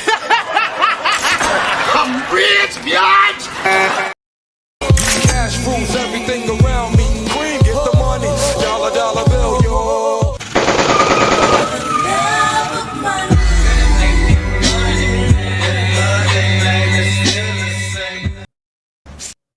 Silence, silence. I ain't got no money, pop. Definitely appreciate you, Brooklyn Queen. Definitely appreciate you. Shout out to Al McCowan, bro. Facts. Like I said yesterday, we do not make each other great. You know what I'm saying? Shout out to Patrick Tyler. Patrick says, so all blacks do this, call you a coon for pushing black uplift. Listen, no one even considers what I talk about, black uplift, right? No one considers it that. And silence, right, which is what all of our parents said, and action speaks louder than words. You're looking at the action when you look at that live number, and you're looking at the silence when you see the silence, right? I'm just saying. You know what I'm saying? Shout out to Patrick. Patrick says, because you have a community who's been trained just to work for someone. Well, again, this is like when you lose a basketball game. You lose a basketball game because you have a bunch of low field goal percentage shooters. So what do you do to fix that? You know what I'm saying? Like, what do you do to fix that? You know what I mean? Now, again, right? This is what I'm saying. As far as Blacklight revelations go, proof of work, blockchain, Bitcoin. I believe in Bitcoin and cryptocurrency 100%, especially Bitcoin. Proof of work, right? This is what we saying. Proof of work. Shout out to the people that watch Tales from the Cryptocurrency, right? We got all of the videos. You can look at all of the videos. You see the people in there commenting. Here goes the proof of work, right? Now, look at the super chats. Look at who has the extra money to throw down on a super chat. The money to throw down on the extra super chats is the proof of work. Now, I don't require no super chat. I'm not asking people to super chat. I throw up a goal, and that's cool if we get the goal. You know what I'm saying? Like, I appreciate it. I don't ask for anything at all, except for people to just take me serious and take what I'm saying serious. The people that take what I say serious, those are the ones that got the extra money to put up the pink and orange super chats. Look at them. This is the proof of work. This is the proof of work. You know what I'm saying? The proof of work has been produced. You know what I'm saying? Now, from 2024 to already in 2025, most of these people probably have doubled their worth. Doubled their worth. You know what I'm saying? Based on not anything that I said, but their own research and due diligence and desire to want to make more money. or to have more money. Right? And look at the results that it's produced. Now, if everybody would do what John and Carlton and Detroit 313, you know what I'm saying, Bronze and all these Carlton, AB Promotions, DC Precise, mad people would have mad money. You know what I'm saying? The model has been proven. Michael Saylor has blown this out of the box, but it's been around before him. But people make the choice to not do this stuff. So if they make the choice to not do this stuff, again, you come to the point where when it comes to tyranny and when it comes to being a dictator, are you being a dictator dictating to people who want to go to oblivion, stopping them from oblivion? If you have a self-destruction desire and I'm forcing you against your will to not self-destruct, does that make me the good guy or does that make me the bad guy? That makes me an oppressor.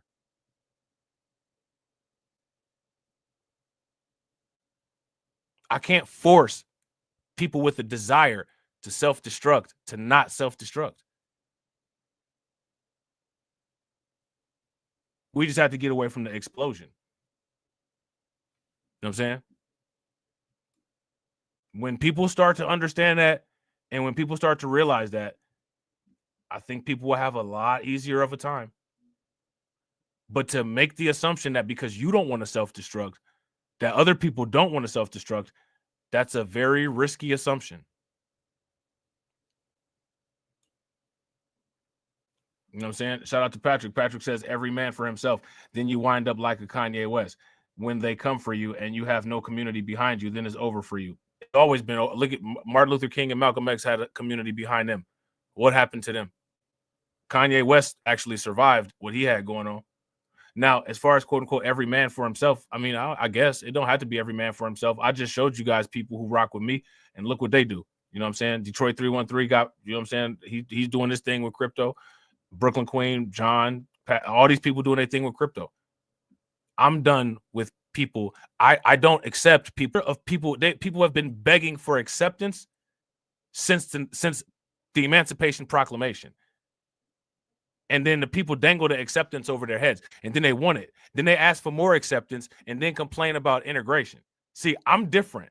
I'm built different. When you show me that you don't want to fuck with me no more, I'm not fucking with you, period. So, like, I've tried to show people all these wealth building methods and all that shit, and people have spoken loud and clear. Hey, bro, we don't fuck with you. That's cool, but just understand that I don't fuck with y'all neither. And when I say I don't fuck with you, I for real don't fuck with you. You feel what I'm saying? So that's what people got to understand. These people are not like that. These people will sit there and claim, you know what I'm saying, that they don't fuck with somebody. And then as soon as Target changes the DEI policies, they're right back in the aisles. They don't stand on shit.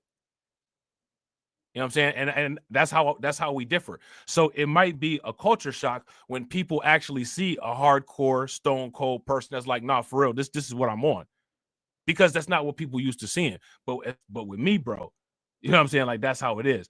And as far as anybody, quote unquote, coming for me or anything like that, bro, as far as that go, the people that I rock with, if I had issues, anybody that messes with me that I could call, they will have my back. Shout out to AB Promotions. If I had an issue, AB Promotions got my back. John Guillory got my back. Win, Lose, or Rug got my back. And I got people in real life. And all of these people that I deal with are all people that have come to the realization that you cannot stop a bomb that wants to explode itself. You can't stop that. So why dive over it and cover it up? Not only are you not going to stop it from exploding, but you're going to get blown to bits also. And I don't understand. There's no rationale that would ever make me do that. You know what I'm saying? There's no rationale that would ever make me do that. And as far as Kanye West goes, you know, Kanye West is he really the beacon of an example of, you know what I'm saying, like keeping himself out of situations to where somebody might, quote unquote, want to, quote unquote, come after him? You know what I'm saying? Like, how did that all start as far as the Kanye West situation? Is Kanye West the type of person that tries to, you know, run a low profile, or does he tend to like bringing a lot of attention to himself? You know what I'm saying? Like what happened there with that? You know what I'm saying? Shout out to Carlton. Carlton said the moral compass is not going to stop what's coming in 2053. Listen, this is what I said about in 2053. Who's going to listen?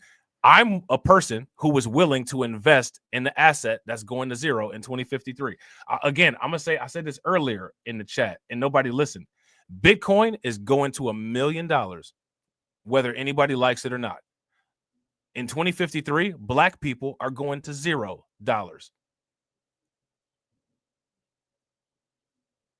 Now, I've been investing in an asset that's going to $0 forever. And the asset going to $0 said, fuck you, Rob. And it's going to $0. And that shit said, fuck you, Rob. Bitcoin ain't never said fuck me, and it's going to $1 million. I'm taking my talents to South Beach. I'm taking my talents to South Beach because I don't take my talents where people say fuck me. I don't do that shit. I don't do that shit. You know what I'm saying? Now, and that's one of the reasons why, this community thing, I can't say what the rest of the community do because the rest of the community go directly to where people say fuck them. I don't. You know what I'm saying? I don't do that. You know what I'm saying?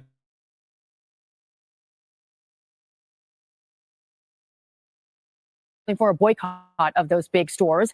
The movement is known as the Latino Freeze, and activists like civil rights leader Dolores Huerta are leading the charge. NBC Bay Area's Damian Trujillo is in San Jose with the story.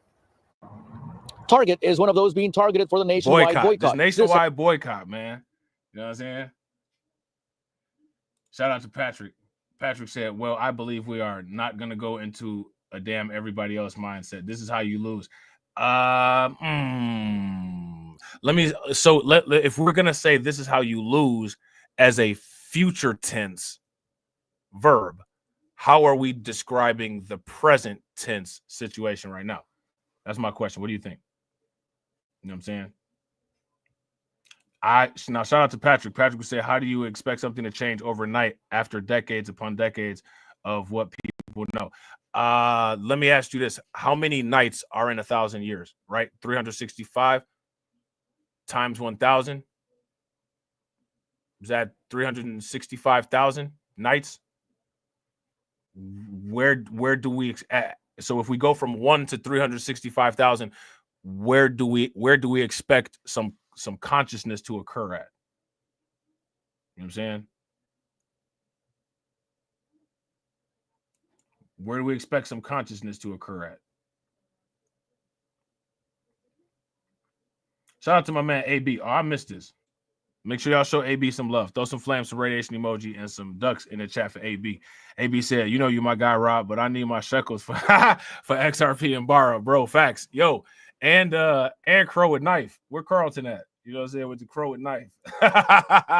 Make sure y'all show AB some love. Throw some flames, some radiation emojis, some ducks in the chat for AB for funding the organization. How do you think that we fund this organization, huh? We're not exactly the March of Dimes.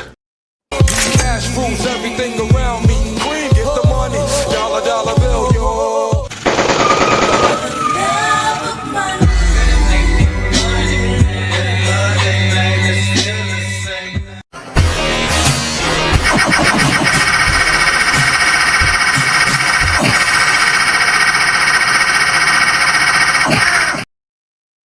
Now, no, I get it. Shout out to Patrick. Patrick says I wasn't saying coming for you specifically. No, I get it. But, right, I'm using myself as an example. Like the way that you used Kanye as an example, I'm using me as an example, right? And now, again, there's people that have had, quote unquote, the or a community behind them, and they still got. Now, was the community actually behind them? Listen, I would go as far as to say, like, you know what I'm saying? Like the quote, Donald Trump's community is behind him. I would say that. So I would say, where's a parallel example of that, quote unquote, in our part of the Marvel verse? You know what I'm saying? Like the thing is, no, and again, no, see, like what you're doing, Patrick, I don't understand why people are doing this. You're trying to figure me out, right? I don't need to be figured out. If you are invested in these problems, The problems are what require figuring. I've never said we're done. You said we're done. You said that we can't build a business, Patrick. I didn't say that. You know what I'm saying? I didn't say that. What I said is I see people aren't listening. I'm done talking. That's what I said. And I'm going to talk to people that listen. And I'm taking my talents to South Beach. And I like palm trees and shit like that. And drinks in the morning and bars that stay open to 5:30. That's what the fuck I'm doing from here on out. So motherfuckers that, didn't want to listen to me can keep not listening to me while I'm partying. That's what I said. You know what I'm saying? You know what I mean? Now again, anybody that ever says, right? Robb said that we done. I don't harp hard on black people at all, bro. I don't harp on black people at all. Are you serious? I could name you 5 of your favorite content creators that literally call black people stupid every time they get an opportunity to. I don't. I'm harping on black people because I'm saying, yo, we can do this shit. This is what I'm saying, bro. This that pro-black dyslexia. This the pro-black dyslexia. How do I harp on black people? Explain it to me. You know what I'm saying? You got content creators out here that actually say, if you ain't doing shit at your job, you know what I'm saying, mopping the floor and, cleaning toilets and shit, don't get in trouble with your boss listening to my live stream and shit. You actually got motherfuckers that say that shit, right? Yo, if it was me, I'd be like, if you're working on a late night brain surgery or if you're writing lines of code, right? That would be what I would say, but, everybody ain't me.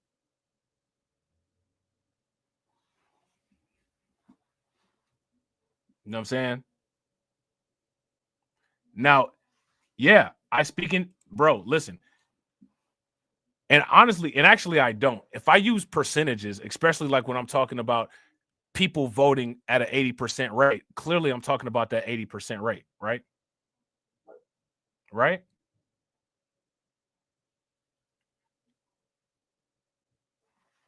Why do people listen, Nas even said it in that song Black Zombie. Why do people need a leader? Why do people need to be led? Shout out to AB. AB said, I'm gonna put it out there. The community set up MLK and Malcolm. Malcolm for sure. You know what I'm saying? And I'm not harping on all black people, bro. And even if I did, I can. Any type of harping that I would do that would be on all black people, it ain't nowhere near what white people did, right? So I could if I wanted to, right? Just because you saying why did I do it? For one, it doesn't mean that I did, because I didn't. But I could if I wanted to, right? Who gonna stop me? And it's gonna be not anywhere near what white people have done the entire time we've been sharing the planet with them. So my thing is, what do that do? And again, people make this misleadership class. These are the people that people chose, bro. They made these people. The people of the community that you want to save, made these clowns great. They made a circus. They created a circus. Peanuts all over the floor.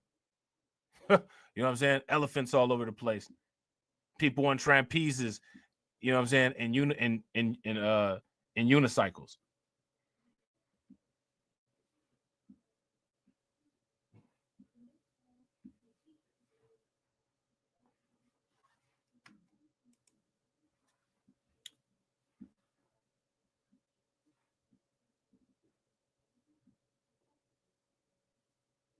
So before we have any type of discussion, are we going to have to read a 7 million name roster so that it's clear about who we quote unquote talking about? Or like other human beings, are we allowed to talk about quote unquote groups and have a general understanding amongst all of us? I'm not trying to be funny, bro, but you're making the case of people's critiques that they have against us. Do we have to set up handicap shops? You know what I'm saying? Like I don't understand. Like,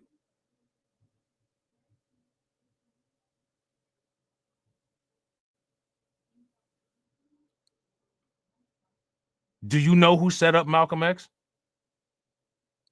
Did every black person set up Malcolm X? Of course not. Like, I mean, do we have to do this?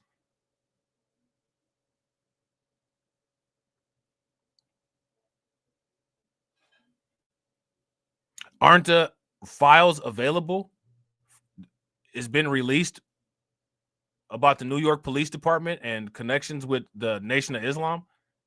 So we know what particular people were involved, but to protect people's feelings who deserve no feeling protection, we have to name every single person in the world and take out the names that we're not talking about to make people feel comfortable. I completely disagree. And I don't believe people need to be made comfortable. As a matter of fact, if people take offense to some shit that people are talking about, fuck them. Maybe they need to feel offended, right?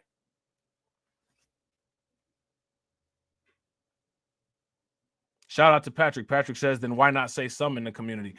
If we're talking about, let's just take a particular example. If we're talking about voting Democrat, is 80% mathematically some, or is 80% mathematically normal? Which one is it? And I'm not trying to be funny. Shout out to you, Patrick. I like I said, I rock with you. We fuck with you like a play cousin. But this right here, this is exactly why I'm just not anymore. I told when I told you guys I'm done. I'm so serious. I'm not doing this shit with everybody. Shout out to Patrick because Patrick be here. But if Patrick wasn't Patrick, I'm not doing this shit with him. Fuck it, man. Go jump in the lake. I don't give a fuck. I'm not doing this shit. I'm not playing with motherfucking Duplos and motherfucking big ass crayons and shit. I'm not doing that shit. I'm dead serious, man. You know what I'm saying? Fuck them.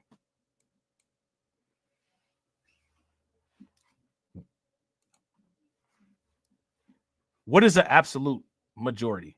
What are you talking about? There's no such thing as an absolute majority. There's either a majority or not a majority. An absolute majority is 51%. It's the same thing. It is. It is, Patrick. You know what I'm saying? Like, it is. Why do you have such a hard time digesting the failures and mediocrities that we all have to deal with? I have to deal with this shit. Why do you feel that you don't have to? You know what I'm saying? Like, this is the reality of shit, bro. You know what I'm saying? It's the reality of shit. After the national chain joins others in eliminating its diversity, equity, and inclusion programs. The idea of a Latino freeze is growing. The idea is for Latinos to stop shopping. No, not exactly. Nothing is exact that you and I have said. Nothing is exact. 51% is an absolute majority, which means that 80%. I mean, like, that's a super majority if we're gonna do that.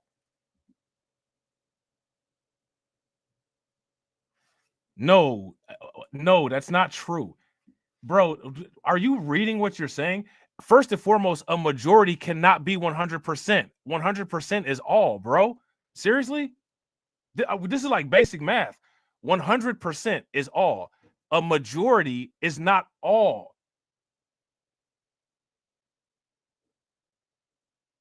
An absolute majority is undeniably a majority, which means 50% or greater.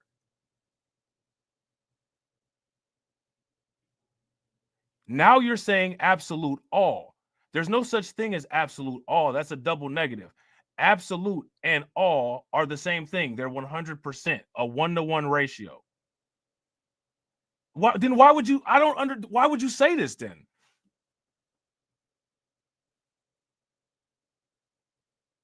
Why would you say it? Like, you know what I'm saying? Like, stop living outside of reality because you don't like the way certain things come off or the way that they make you feel. You know what I'm saying? This is the reality of what we're dealing with. And if we look at shit with rose-colored glasses, it doesn't help anything except for drowned out certain parts that we're not going to see. Yeah, a majority can't be all, just like a minority can't be none. Like, yes, exactly. You know what I'm saying? Like I said, bro, it's very simple, right? If people don't like the data, if people don't like the evidence, change the data, change the evidence. It's just that simple. But what you got to understand is that people don't want to do that. People don't want to do that.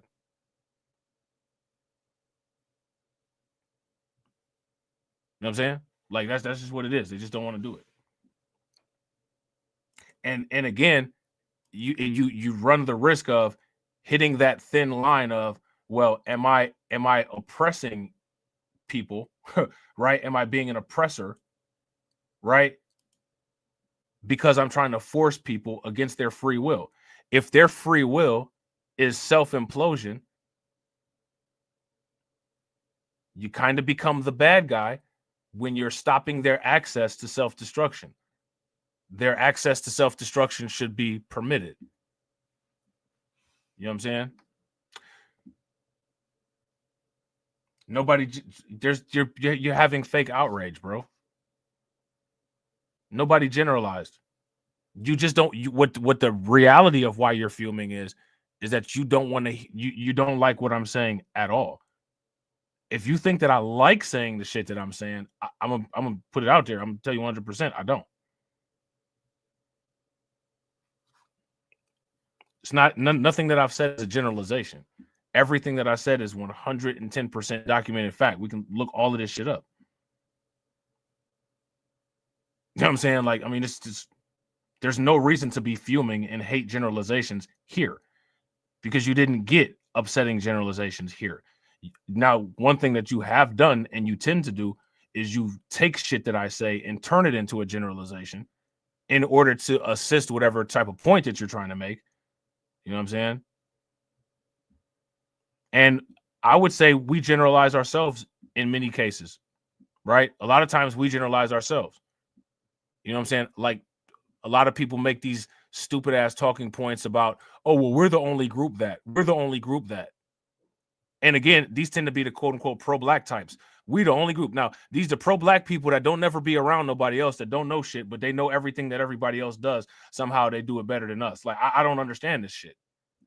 I saw somebody say that shit yesterday. We the only group that do XYZ. We the only people that sneeze. We the only people that take a piss. We the only people that shit.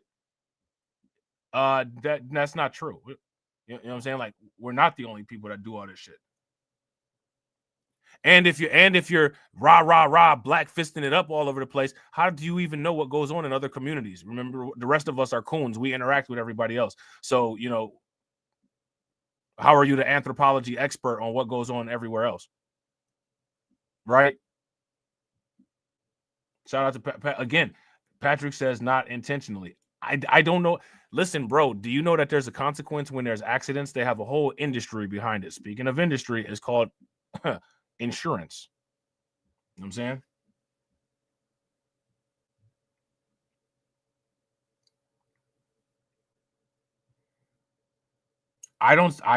Me personally, bro, I don't say that either. But those are your pro-black people that say that shit. Pro-black Umar Johnson said black people are not mentally well enough to handle reparations. Hey, man, hey, you know what I'm saying? Hey.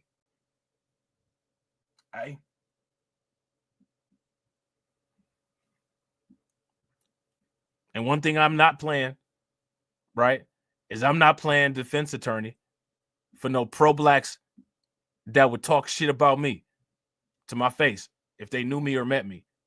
They can handle their own business, right? Actually, they can't.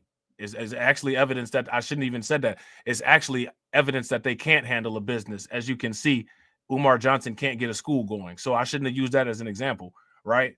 But, you know, whatever. I guess they could, you know, do their little rebuttals or whatnot. You know what I'm saying? I gave the motherfuckers too much credit, said that they could handle a business and they can't get the school popping. My bad. Ain't no income statements or assets and liabilities, balance sheets, and none of that shit for none of that. My bad. Said the wrong shit. I said start a business. I said handle business. My bad. Whoops. You know what I'm saying? Wrong shit. You know what I'm saying? Right? But hey, man, this is where we at. 2025. Like I said, the last thing you do is see me saying we can't do some shit. I'm the motherfucker that always says that we can. People be confused and shit. You know what I'm saying? Right? They be confused. The people that claim, you know, we so, you know, we this, that, they the ones that say we can't do shit. That's not what you should listen. Hey. Well,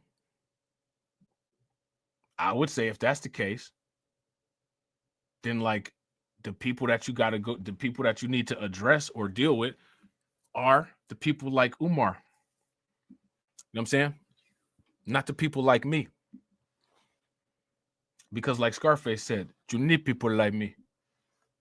You know what I'm saying? You need people like me. You know what I'm saying? You need people like me to be the bad guy. I be a bad guy. You need people like me. You know what I'm saying? So, yo, man, I got to bounce, man. I got shit I got to do. I appreciate y'all, man. Shout out to you, Patrick. I appreciate you, bro. As always, bro, no love lost. Hopefully no offense. You know what I'm saying? You know what I'm saying? We fuck with you. You know what I'm saying? We love you like a play cousin. You know what I'm saying? Shout out to my man, John Guillory. Appreciate you, bro. Make sure y'all show my man, John Guillory, some love. Hold on, I got to get these things together real quick. All right, there we go. Shout out to Tedra. I appreciate you, Tedra. Shout out to Sybil. Appreciate you, Sybil. Shout out to AB Promotions. I appreciate you, bro. Shout out to Brooklyn Queen. Make sure y'all show Brooklyn Queen some love. Shout out to my man, John Guillory. The first again. Shout out to my man, Kiko. I appreciate you, bro. Shout out to my man, DSB. Appreciate you, DSB. Shout out to my man, Kiko. The second again. Shout out to DSB, the third again. Shout out to Katsy. I appreciate you, Katsy. Shout out to my man, Kirk. I appreciate you, bro. Shout out to DSB. Again.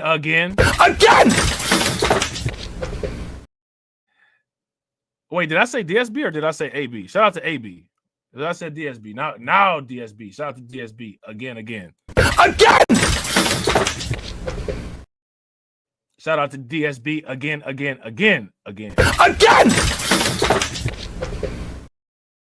Shout out to John Guillory on the big again.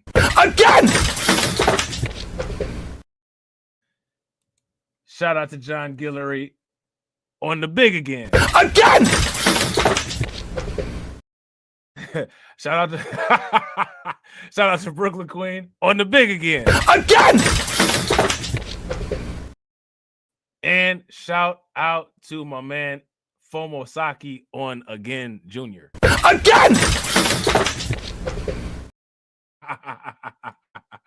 Definitely appreciate y'all, man. I hope that y'all enjoyed. We will be back at some point. You know what I'm saying? And as always, ladies and gentlemen,